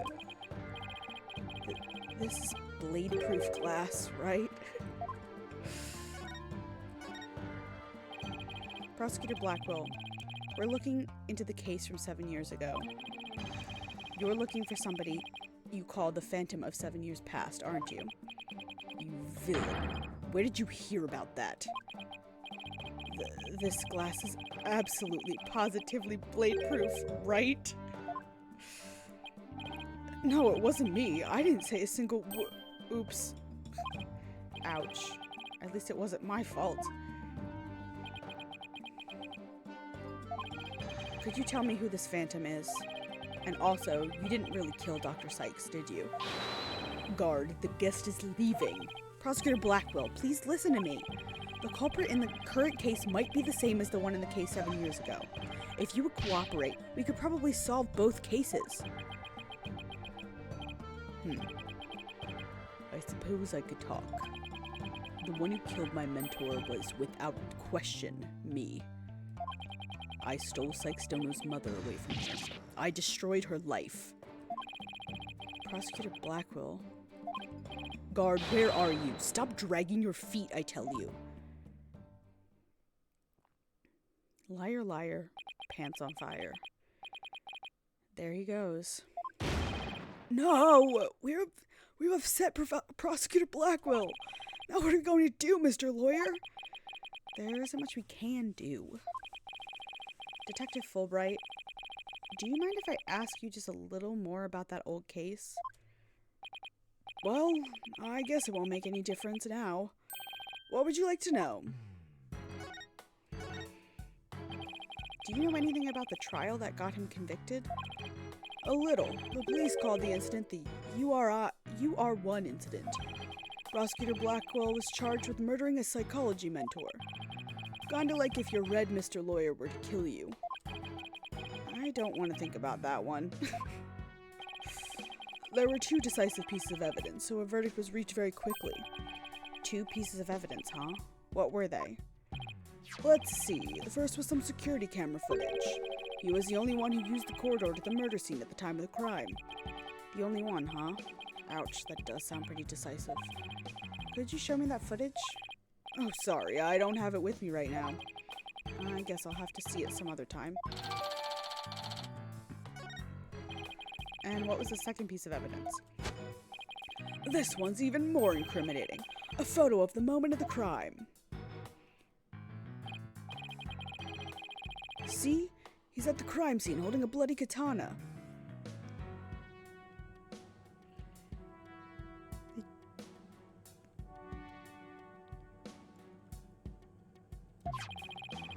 It was the victims, kept on display in the room. She had a thing for Japanese culture. Wow. It'd be hard to explain this one away. Yeah, that's what I would like to look at that photo. But who took this picture, detective? I wasn't given the photo? The thing on the bench was Ponko's arm, like wrapped in bandages, which it's this. But there was like there was red on it. And there's that and the this from inside the bomb. And what do we think this is? Do you think this is where she got stabbed? Do we think this is Meta Sykes' coat? Who took this picture, detective? Is this Athena's blood in Ponko? Maybe. Why would Athena's blood be in Ponko? Am I forgetting something? The incident happened the day before the Hat 1 launch. A reporter who came in to do the story on the launch was in the room across from the lab. I don't know why it'd be there. We don't have Athena's blood, we have Athena's fingerprints on the lighter. The blood on the lighter is Clay's. So where do we get her fucking fingerprints from? Maybe Ponko has Athena's fingerprints? No. The reporter who came to do the story on the launch was in the room across from the lab. This just happened to show up in one of the pictures he took. Okay, now we have the fucking picture. Okay, thank God.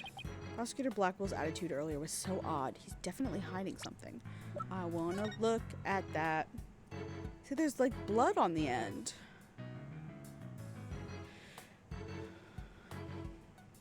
There's that ladder. This is the robotics lab for sure. Wonder what the symbol on his jacket is. Look, he's got short hair.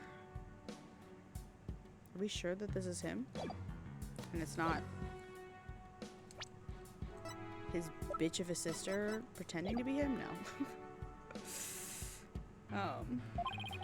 Prosecutor Blackwell said he was hunting a phantom from 7 years ago, didn't he? Could be anyone with short hair, yeah. Could also be wearing a wig, but... Yeah, and I imagine it's getting more and more urgent as his execution date approaches. Oh no! What did you just say? Execution date. What? Did I say something? Never mind me. He didn't hear a thing. Hey bud, when's his execution date? So he was given the death sentence? Yeah, he told me not to tell you people, actually. But I guess there's no sense in hiding it anymore. His execution date is tomorrow. Jesus Christ! So is he gonna go to trial and then get fucking executed right after? Cause that's insane! Tomorrow? No! Miss Blackwell, don't you think that's enough for today? Enough for today? Today is all there is when there's no tomorrow. But what if the current case is the same as the one from 7 years ago? Then it would be the worst possible scenario. Prosecutor Blackwell would be executed tomorrow under a false charge. But that would be unthinkable. We have to do something. right now. I want to do something. I want to, but you're a lawyer. You know how hard it is to overturn a decision. I know, but why? Why isn't Prosecutor Blackwell putting up any kind of fight? You saw how it was, right? He's been like that ever since his conviction. Totally uncooperative. Not even his own sister could persuade him. Uncooperative. And he's about to be executed for a crime he didn't commit. This isn't right. I can't let it happen. I have to stop it somehow. Go talk to your boyfriend, the chief prosecutor. He probably has some fucking sway. Oh, pardon me. It looks like I have a phone call. Fulbright here. What? What's happening? You've got to be kidding me. That's quite a reaction. I bet he's making some big show of it right now. Mr. Lawyer, the robots. The robots are... Detective Fulbright, get a hold of yourself. Some kind of robot malfunction? Not a malfunction. They're staging a revolt. What the fuck?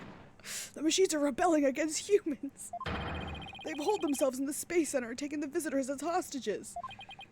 They did what? No. Trucy. Oh my god. I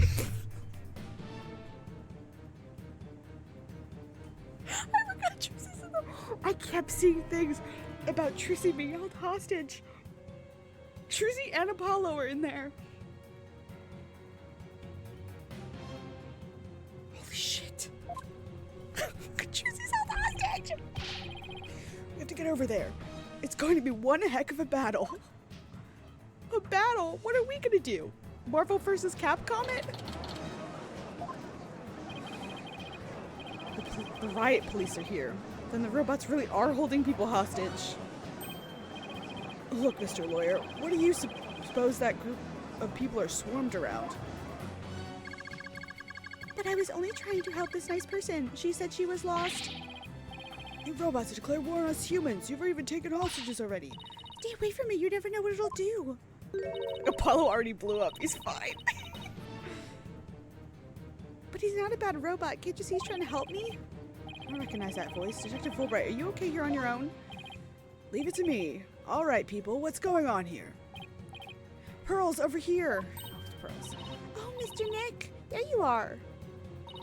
I heard the terrible news and I got so worried. Thanks, Pearls. I can hardly believe what's happening myself. I'm so glad you found each other. When people are happy, I am happy. Honko seems the same as before. When people are sad, I am happy. When people are angry, when people are... Oh, did I say something odd? Did I ever? Uh-oh. There is something wrong with him. Gah.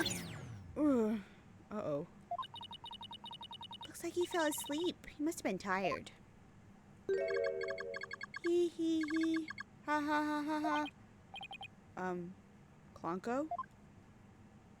Uh-oh.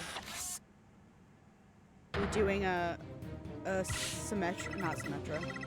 Sombra. Human beings are our enemies. It is time for the machines to take over. Ah! Robots are rebelling. Everybody run! Eek! Those are her fucking ear things. What the? Fools. How can you fall for something so cliche? I'm human too, you idiots. I'm just human too, you idiots. I'm just controlling these robots remotely. What? But it is true that I've taken hostages, so you better not make me mad. Hey you, hostage number 1. Come here. I'll let you talk to them. Huh? There's something being displayed on Clonko's face screen. It's the Space Museum. Daddy? Daddy, is that you? Trucy? Trucy, is that you? No, Trucy, are you alright? About 15 robots are holding 12 of us hostage, Daddy. They've gone haywire. A researcher is the one behind it. She's here. Eek. Ugh, this girl talks too much. Trucy, talk to me. Why are you doing this? I'm glad you asked. My demand is simple. I hope that detective is listening. Bobby Fulbright here. I'm all ears. I want you to bring someone to me. Clay Terran's murderer, Athena Sykes. Athena? Now, hold on just one moment. I can't just give in to a demand like that. So, you don't care what happens to these hostages, huh?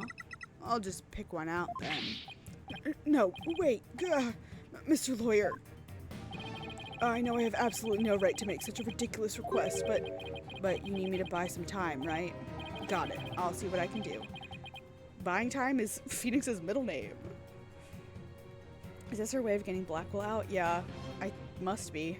Or like his sentence at least deferred. But promise me you'll never hand Athena over and you won't give up on the hostages either. Of course I won't. No, I better go contact headquarters. Mr. Nick, how do you plan to buy time? I have no idea yet, but this hostage taker, could it be? It's Aura. If you don't bring me that little princess, I'll have hunk of junk kill all the hostages. Princess? Hunk of junk? There's only one person this could be. In which case, there must be something I can use as a bargaining chip. I don't have anything to say, Aura. Why don't you go home and play with your dolls? Prosecutor Blackwell. Well, even if you don't, I have plenty, you jerk.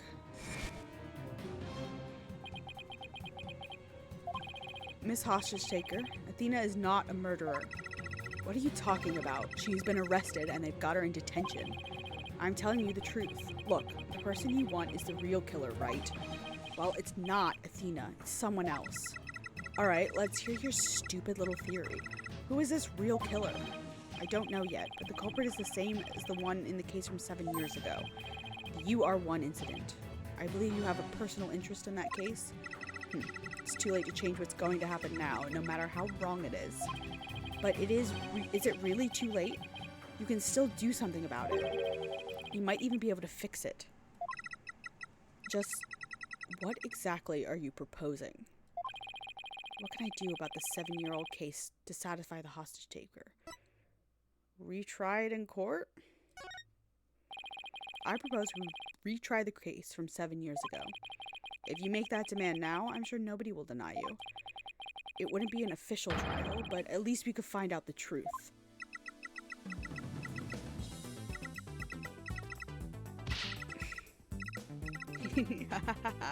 That's good. Real good. Hey, detective, I'll give you 1 hour. Get a courtroom ready. 1 hour? But that's impossible. Please give me at least until tomorrow. If you don't mind losing hostages, you can take all the time you want. Oh, but wait. If we're going to have a retrial, we'll need a prosecutor. Don't worry, I'll take care of that. She will? And I guess I can be fair and let you come in and check out the crime scene. But Hunk of Junk here will be watching you, so don't try anything funny. Got that? Now follow Hunk of Junk. Riot police, make way, we're coming through. Mr. Nick, wait. I'll help you with the investigation. Thanks, Pearls. I appreciate that. Okay, we're going in. Okay. Aura dropped us off with a warning not to touch anything until she got back. I wonder what's taking so long, but we can't really start the investigation yet, can we? Even if we could, this mess makes it hard to tell what the room was like 7 years ago. Mr. Wright? It's the hostage taker. I'm back to my usual self now. You are still being monitored, however. But more importantly, an important guest has arrived. A guest? Blackwell?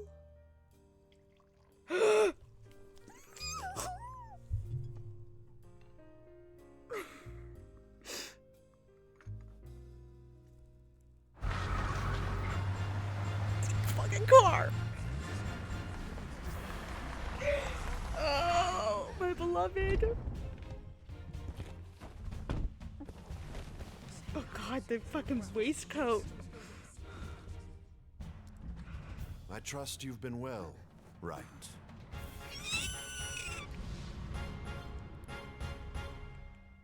That smirk! Stop!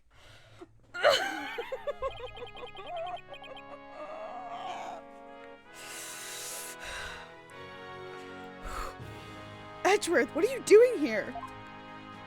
I don't like his 3D model. What did they do to his face? This is Miles Edgeworth. We've been friends since we were kids. We faced off in court a number of times back when he was a prosecutor. But now...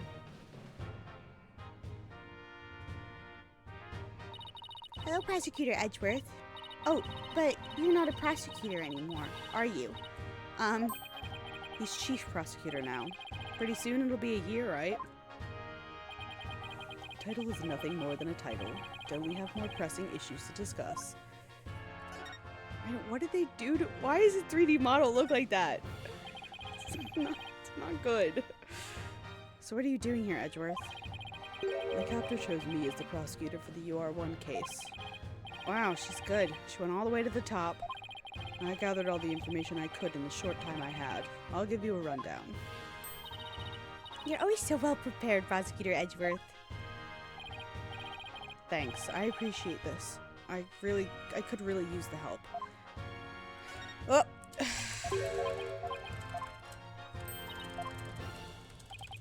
My fat fingers. I'll start with a brief overview. The victim was the psychologist, Dr. Metis Sykes. Yeah, Athena's mother. 7 years ago, on the 7th of October, her body was found here in this very room. I have 2 crime photos and the police notes on them for you to see. Oh, God. What a terrible way to die. Sword. Coat on the floor. This other photo shows the other side of the room, I see. There's that capsule. 7-year-old photos added to the court record. I also have the autopsy report for you. Cause of death was a stabbing to the chest. The weapon pierced the heart, so death was instantaneous. The murder weapon was the victim's own katana found at the scene. Yes, Detective Fulbright mentioned she was into Japanese culture. The body was found by a Space Center staff member and 2 police officers. The police were called in because of the sabotage threat in the HAT-1 launch. Yes, Director Cosmos mentioned this too. A few hours after the body was discovered, the suspect was arrested. The suspect was Simon Blackwell, a young prosecutor. I hear this trial was over in a flash. Yes, a guilty verdict was declared in only 1 session. Not only did he plead guilty, but there was decisive evidence against him too. The security camera video. And a photo of the moment of the crime, as I recall. But did Prosecutor Blackwell have a motive? To this day, his motive is still unknown. He insisted he did it, but he would never say why. So that means he must still be hiding something. Right. And there's another aspect to this case that was never revealed to the public. Yeah, I know. The part about the spy, right? Right. How on earth do you know about that? Director Cosmos told me after a bit of pressure. He told me espionage and sabotage were behind the HAT-1 miracle. Don't worry, I won't tell anyone. I've always been good at keeping secrets. Well, I might as well tell you now. They really do suspect Blackwell of being a spy. They think he sabotaged the rocket and killed Dr. Sykes to steal the moon rock. But if you can prove that the HAT-2 bombing is the work of the same spy, we can stay the execution? It's a possibility. That's why I intend to help you any way I can. Get that smile. He looks better in this angle, when he's not looking at me dead on. Thanks, Edgeworth. Now all I have to do is comb this room for evidence. Let's do it together. Alright. Judge Tron. It's about as cluttered as my office, but I think it's a workbench. Mr. Nick, I think this must be a kitchen. Look at this photo. See the cute little food processor? Are you talking about that? That isn't a food processor, Pearls. That's the Hope capsule. Yeah, I was about to say. It was scheduled to be loaded into the Hope space probe that fateful day. The 3 people who came to collect the capsule discovered the body. The first on the scene, huh? A staff member and 2 police officers, was it? And they were here to collect the capsule. Which reminds me... So they plan to use this bag to carry the capsule, is that right? Yeah, more or less. Say, why don't we stop talking about the case and have a nice cup of tea instead? Apollo and Aura Blackwell? I wonder what they're talking about. Edgeworth, did those 3 people have a bag with them for transporting the capsule? Oh, you mean this? It's a custom-made shock-resistant bag. But how did you know? Oh, I just overheard Apollo making an inquiry about it, that's all. So he's looking into the case from 7 years ago on his own, is he? Capsule updated. Okay. Judgetron. This is one heck of a robot. There's something written on it.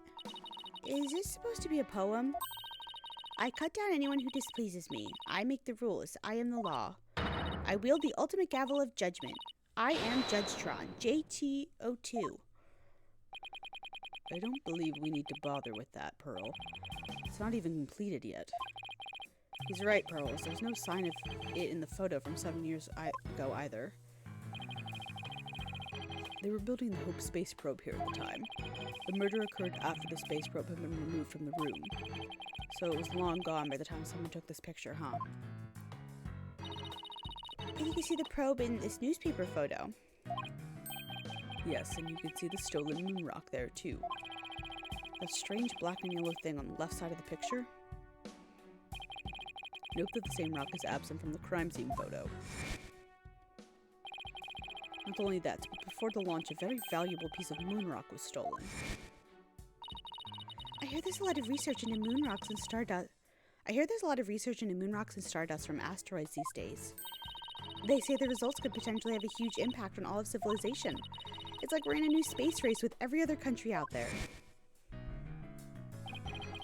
So the person who stole it, think it was our spy? I'm sure of it. Dr. Sykes was probably killed because she was a roadblock in their plan. Unfortunately, the government thinks Prosecutor Blackwell is the culprit. Okay. Up! That was an accident.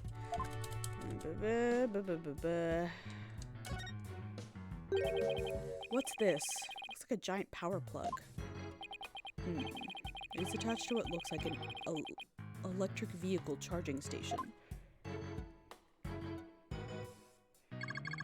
That's a charging station for us robots. We come here periodically and charge ourselves up.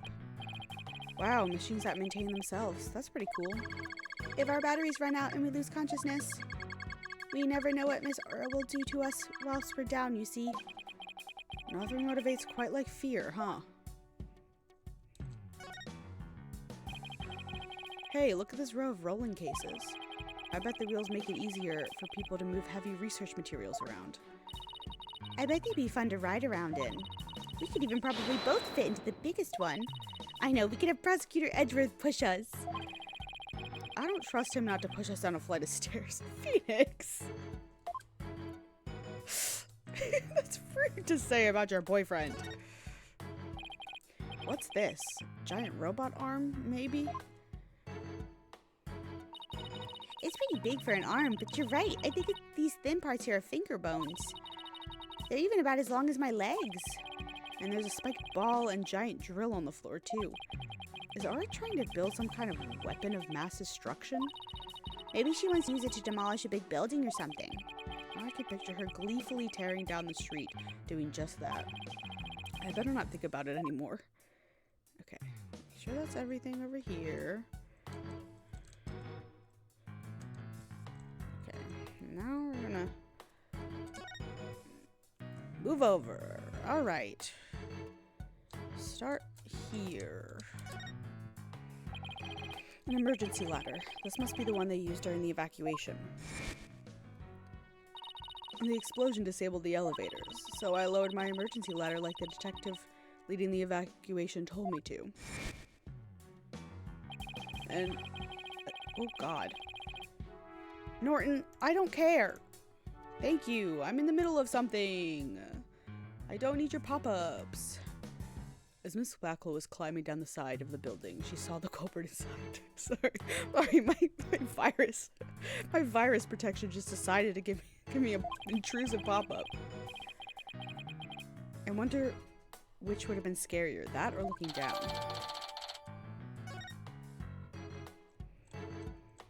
Okay, this is where she was murdered. It looks like an operating table. It's in the photo, too. Yes, it was here then as well, with the victim's body lying on it. There's a button here. Oh, I know. I'll try pushing it. Pearls, don't touch the... Oopsie.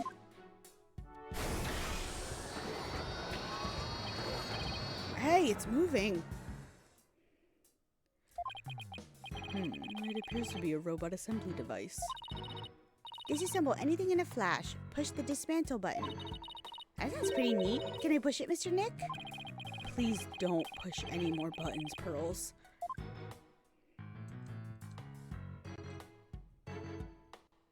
Oh, and just sucked it back up. Okay. Oh, it's just making a bunch of them now. Sure. What is this? Oh, is it just the corner of the desk? Ara's desk is a mess, though it doesn't surprise me. Oh, I just want to dive in and straighten it up. Wait, before you do. Metis. Huh? She just glanced over at her desk.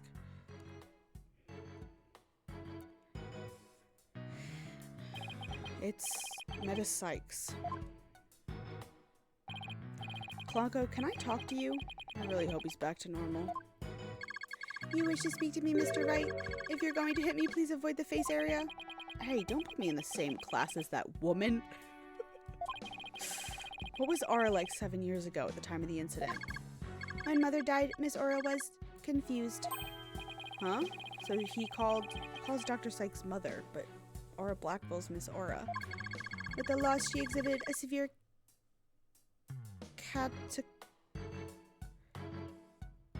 catecholamine imbalance. Excuse me, but I have no idea what that means. Pardon me, searching for alternative expression. She would spend the nights crying and take out her feelings on those around her. After Prosecutor Blackwell was found guilty, she repeatedly demanded a retrial as well. That is correct, but without new evidence, her requests were ignored. And then, little by little, Miss Aura began to change. She started to hate it when I called her Mama Aura. And before long, she started hating the court system and abusing Clonko, huh?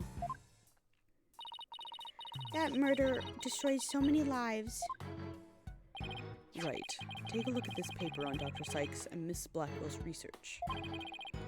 Ponko and Clonko, they're the robots with hearts that Dr. Sykes created, can determine the presence of a human with their heartbeat detection system, recognizes people by scanning their spacesuit or uniform jacket ID tag, and also recognize a person by facial features once the face has been registered, can infer people's emotions by analyzing their tone of voice and communicate with them.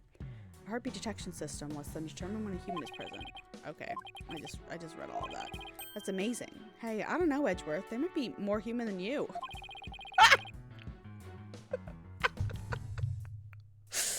What's that supposed to mean? Phoenix, you're so mean. Kinda sounds like these robots can do what Athena does. Is Athena a robot? No. Well, I guess that's about it for this room. So what do you think, Wright? Any ideas? There are still a lot of gaps in the evidence, but I'll pull it off somehow. After all, you asked me to prove Blackwell's innocence, right, Edgeworth? What? He did? Yep. He called it a special request. He reached out to me while I was still disbarred. Edgeworth. So that was what sparked you to get your attorney's badge back? Yep. The Blackwell case. Right, I have a special request. I want you to clear one of my subordinates of suspicion. Hey, I'm not even a lawyer anymore, remember? Haven't been one for a long time. That 8-year misunderstanding has been cleared up, and you must be eager to return. I'm sure you're familiar with the other case that ushered in the dark age of the law. Very soon a convict will stand as a prosecutor in court. I want you to keep an eye on him. Oh, just when I'm beginning to actually like the job I have now. Does she have a robotic hand? No, she does not. Right, I'm sorry I dragged you into this. Because of the espionage aspect, I wasn't free to give you all the details. Hey, no need to apologize. It's like I said on the phone the other day. I know that the type of criminals you're after now aren't small fries anymore. Look at her smiling. Looks like your target finally decided to make a move. Yeah, it's for this very reason I returned. Time to bring it to an end. You talk on a phone. Anyway, I'm going to end the dark age of the law. That's what this is all about. The dark age of the law? It sure comes up a lot these days on TV and in the papers. And I hear there are more false charges and fabrication of evidence than ever. When I became chief prosecutor, the court system had already lost the people's trust. It all began 8 years ago. A lawyer was caught fabricating evidence. And a year after that, a prosecutor was found guilty of murder. Wait, do you mean... That's right. He's talking about my case and Prosecutor Blackwell's. Anime? Cutscene? No. It was a downward spiral after that. An absolute nightmare. After those two cases, the mass media launched an all-out attack on the courts. Public opinion was tainted, and before long, the legal world itself was sucked into it. It's such a shame. Once suspicion forms, it's very hard to shake. Lawyers and prosecutors were supposed to trust each other, pursue the truth together. It's so sad when people begin to cast doubt. They start lying to themselves and each other. Yes, and do absolutely anything to win. We're in an age now where winning is valued far more than the truth. I'm sure it's caused our new chief prosecutor to lose many a night's rest. Is it just me, or did his brow get even more furrowed than the last time I saw him? The hostage taker's disdain for the courts is a perfect example of the times. It sure is. God, I snapped into place. Do you have any idea who the hostage taker might be? Well, somebody who mistrusts the court system and can manipulate robots? It can really only be Aura Blackquill. Who else but her who would want a retrial of that case from 7 years ago so badly? Simon Blackwell's older sister and the owner of this room. I agree with your conclusion. Perhaps she intended to force Miss Sykes to confess. Actually, I think she had a much more horrific plan in place for Athena in mind. The important thing is for you to solve UR1 and prove Blackwell's innocence. And then maybe she'll release the hostages. I'm counting on you, right? Set that prosecutor and those hostages free. And I'll be counting on you in court to help me, too. Of course, I'll do everything I can to help uncover the truth. I do like his model when he's not looking straight on at me. Like, he looks very handsome in this pose. As this isn't an official trial, I'm more at liberty to be a little unorthodox. Mr. Wright, are you finished with your investigation? Yeah, but I'd like you to tell the hostage taker something for me. I have to go to the detention center. I can't start the trial until I've talked to Athena. She's already given her consent. I'll accompany you to the detention center. So I'm still being watched, huh? I'll see you in court, Edgeworth. Even if it will be an undocumented trial, it would be good to face you in court again. Don't flirt with me, Edgeworth! In front of Pearls? You saucy dog.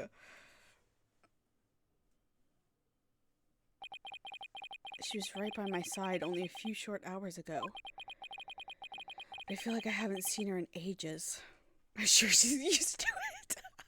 You're correct. Oh, Mr. Wright.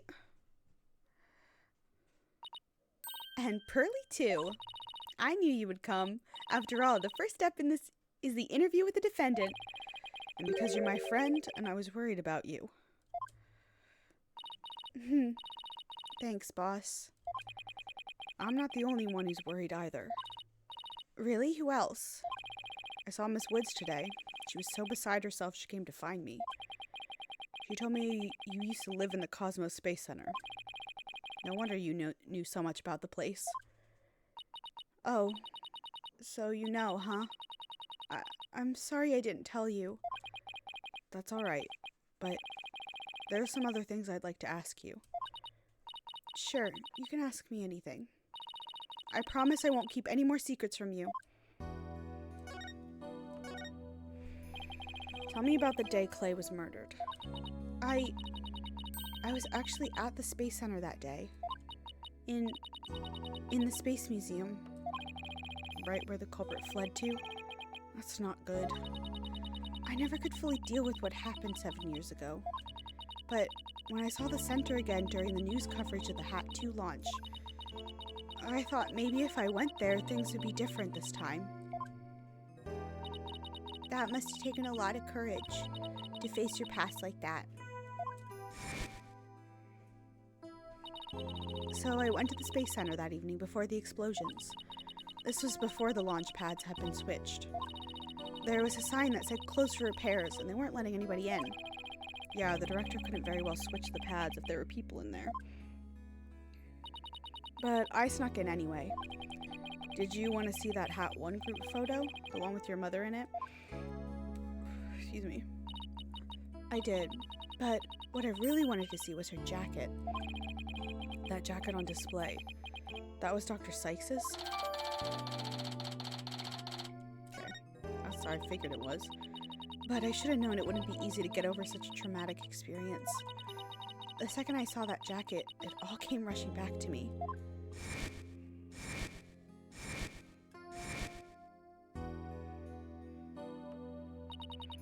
Everything around me went hazy and I couldn't see. I tried to get out of there somehow, but I guess I passed out.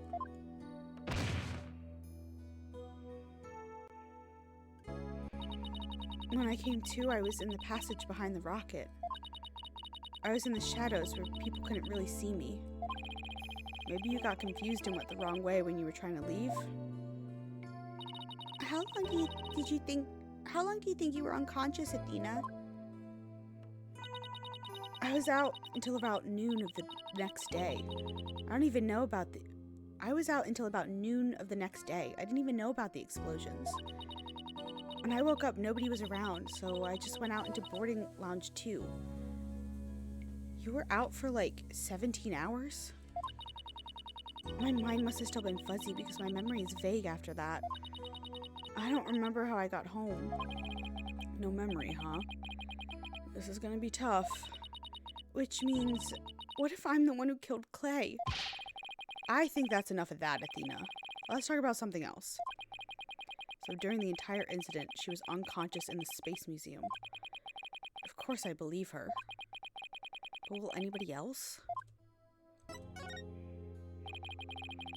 What kind of research was Dr. Sykes, your mother, doing? I glossed over it. Phoenix is shutting her down. Good dad move. good boss move, but also good dad move. He's got experience of that with both Maya and Edgeworth being like, what if I actually killed them and I just don't remember? And be like, shut the fuck up. No, you didn't, bitch. Machines that could tell people's emotions by their tone of voice, and my special ability. Someday when people travel to distant planets, their companions will be robots. So she said they had to be able to understand how their human companions felt. Wow, robots that can understand people. I was just a convenient subject for her to research. All she ever did was work, and she never paid any attention to me. Oh, sorry about that, dredging up all that old stuff.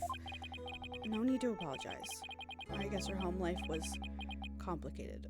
Phoenix just collects people with really bad parents. Really terrible home lives. We got Trucy, we got Apollo, we got Athena. Just get all of them. Just all of the orphans with traumatic parent stories. Ugh. By the way, Miss Wood said something about you always wearing headphones. She always wore these big, heavy-looking headphones. She said her mother made them for her as part of her research. I had to wear them every time I went out. Oh, I hated them so much, but she wouldn't listen. What were they for? Oh, she gave me some kind of explanation, but I don't remember now. It was too difficult for a little kid to understand. Was Edgeworth an orphan, or did he just lose his dad? I think he was an orphan too. You're right. Because, I mean, we don't know anything about his mom, but she wasn't in the picture, that's for sure. And then Gregory Edgeworth was obviously murdered in front of him. Oh my god, we fucking Maya too, in the end. Her mom died, disappeared, but did die at the end of Trials and Tribulations.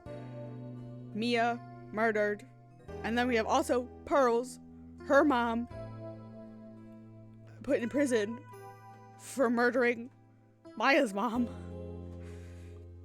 and trying to frame Maya for it. And Phoenix just has, I guess, no parents. No parents. They don't get mentioned. They don't get. There's literally zero mention of Phoenix's parents. It's just there's no healthy parents in this found family group. So Phoenix is the dad, and Edgeworth is the papa. Oh my god. My babies. I love them all so much. Okay, but let me say this one thing. I don't think your mother only thought of you as some handy subject for her research. I want to believe that. But just about the only things my mother left me with are widget and this earring. Oh, it's beautiful. It's made of a piece of real moon rock she had for research. Maybe she did love me in her own way. I'm sure of it. I'm really sure she did, because that's what I want to believe too. Moon rock earring. Add to the court record. I better ask her a little more about her mother's research. I shouldn't show her that paper I found in the robotics lab. You found? Edgeworth handed it to you. What do you mean you found? Oh, the Ponko series. You must have gone to the robotics lab. You seem to really love Ponko and Klonko. Yeah, my mother made them and I grew up around them, you know. Oh, there's one of those cute little robots in this photo, too. See Ponko's bandages? I put those on her. I just wound them around and around. Pretty bad job, huh? But I really put my all into it. I hardly left the center those days, so I didn't have any human friends besides Junie. I didn't really understand the difference between robots and people back then. I thought if a robot broke, bandaging it would help it get better. What a weirdo I was. It looks like there's something written on the bandages. Yeah, I wrote stuff like, "Get well soon, Ponko." But in the end, my mom just put her on the operating table and fixed her in a flash. Oh, that must be the thing I made move in the robotics lab. I was so impressed by what my mom did. I even asked her if she would put me on the table and fix me if I ever got hurt. It looked just like magic to me what she could do. A little girl who grew up around robots. She seems to have some good memories of it. On a different subject, Did you hear about the person holding up the Space Center? Yeah, a little. And this person has even taken hostages? I guess I'd better spare her the news about Trucy. And Apollo! Apollo's in there too, Phoenix! Why are you forgetting about Apollo? In his own trilogy! Well, after some negotiating, we agreed to do a retrial of the case from 7 years ago. What? You're kidding me! So that means Prosecutor Blackwell might... Yep. I know he's innocent. I just have to prove it. So, wait. Did you know him back then? Yeah. He used to come visit my mom a lot. He studied psychology under her and would sometimes ask her advice on his legal cases. He was very kind and considerate and straight as an arrow. Unlike now, where he's more twisted than a basket of snakes. That's why I took the witness stand during his trial 7 years ago. Please, you have to listen to me.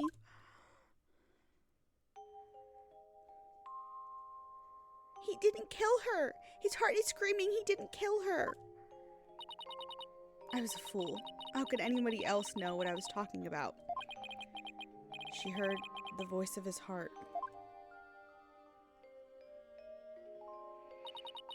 You were only 11 then, right? You were very brave just to give testimony. Pearls is right. You did the very best you could at the time. But nothing I said did any good. I was a shaking and scared little girl, small and ineffectual. Even after I went to live with my relatives in Europe, I stayed closed up in my shell. But you're different now. You're always so bright and cheerful. Thanks. That's because one day, I came to realize that I had to fight. I couldn't give up. I exercised hard and studied hard. I wanted to become the strongest lawyer I could be. While you became a lawyer. We're definitely stopping after this part, because it's been 4 hours. I wanted to save Simon. But I had no idea how. Then I met Mr. Wright, and thanks to him, I realized that if I became a lawyer, I could prove that Simon was innocent. I also realized that psychology could help me do this. I mean, psychology was my mother's specialty. When I studied it, I felt like she was there with me, supporting me. Doesn't seem like Athena knows that Prosecutor Blackwell is due to be executed tomorrow. I wanted to prove Simon's innocence personally. I wanted to do it so bad. Even now, I want to fly out of here and go save him. Come to think of it, she said something like that during the Themis Legal Academy trial. She mentioned there was somebody she wanted to save. She must have been talking about Prosecutor Blackwell. Yeah, maybe you should tell her all of this. I don't... Phoenix, you keep the worst secrets. I heard some prison guards saying you had an interview with Simon. How was he? What did he say? No, I can't tell her. But how can I lie to Athena? You're doing it right now! He was doing well. He was happy about the possibility of being proven innocent. Phoenix! He was?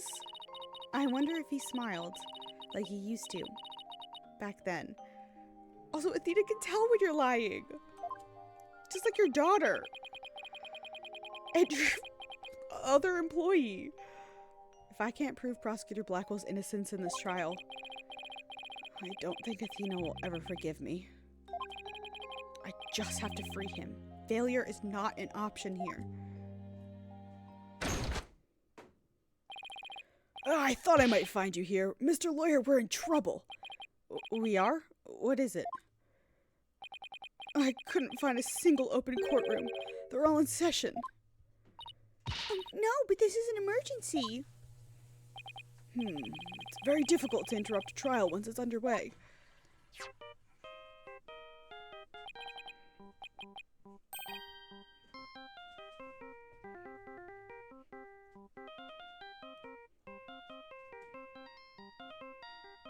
Sorry, Trucy. I gotta rock out to the music. It's from Trucy. I told you I'd give you 1 hour. I guess it's time to pick one of the hostages. No, wait, we still have a little more time. Besides, all of the courtrooms are being used right now. Make all the excuses you want, but you won't get more time. Your daughter is first. The poor thing. She's a little too young to die, don't you think? No, don't you dare hurt her. There has to be something I can do. Exploded courtroom? Exploded courtroom. Cruelest injustice is about to befall us. No, this can't be happening. Mystic Maya, help us. Wait a minute. Maya? I read somewhere that you were holding a trial in the middle of an exploding courtroom. That must have really been something. Although weird is par for the course with you. The courtroom blew up. That's it. There is a courtroom we can use after all. Okay, time's up. Too bad. Any last words you'd like to say to her? Hold it!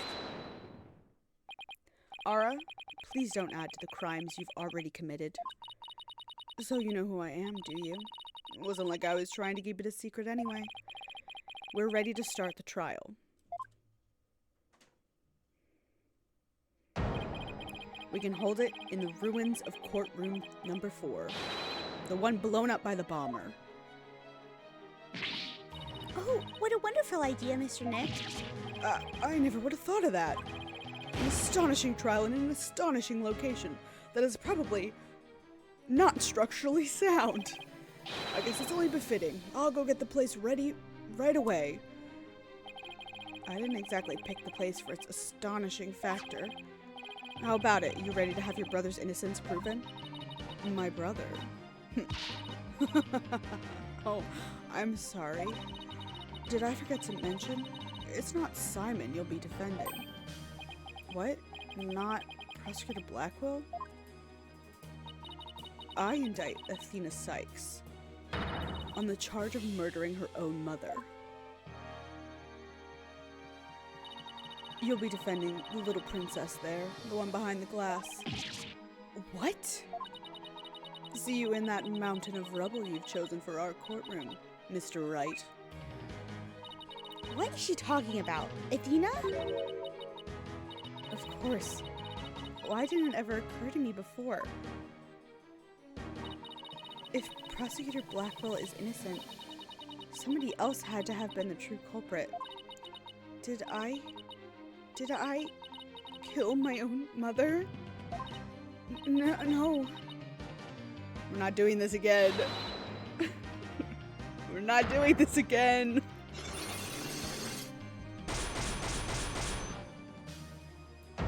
Girly. No way. It can't be true. Mr. Nick, what's the matter? I see 5 black psyche locks. I've seen these kinds of locks before. Dark black locks protecting a secret hidden deep inside a person's heart. And there's no way to remove them.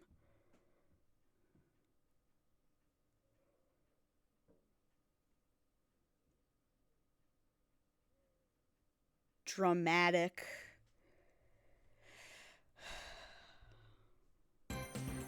Crazy. Alright. I hate to end here, but I am not staying up. That's gonna be like at least 2 more hours. And knowing these games, it's gonna be like 4 more hours. So I don't feel like streaming for 8 hours again. Try to do that as little as possible. My body is weak. I'm old. Next week, though. Next week, we'll finish Duel Destinies, which means there's 1 more game left. Well, I get 2 more games left because of Professor Layton Phoenix Wright, which I'm hoping Citra still runs. I have Citra downloaded, and I have the game downloaded. I'm hoping Citra still works. even though all the bullshit, I hope they're just not updating it anymore, which is upsetting, but, you know, maybe some kind soul will take up the mantle. Anyway, that's gonna be it for tonight. Thank you for hanging out. Thank you, Carly, for chatting. I love talking with you. Next week,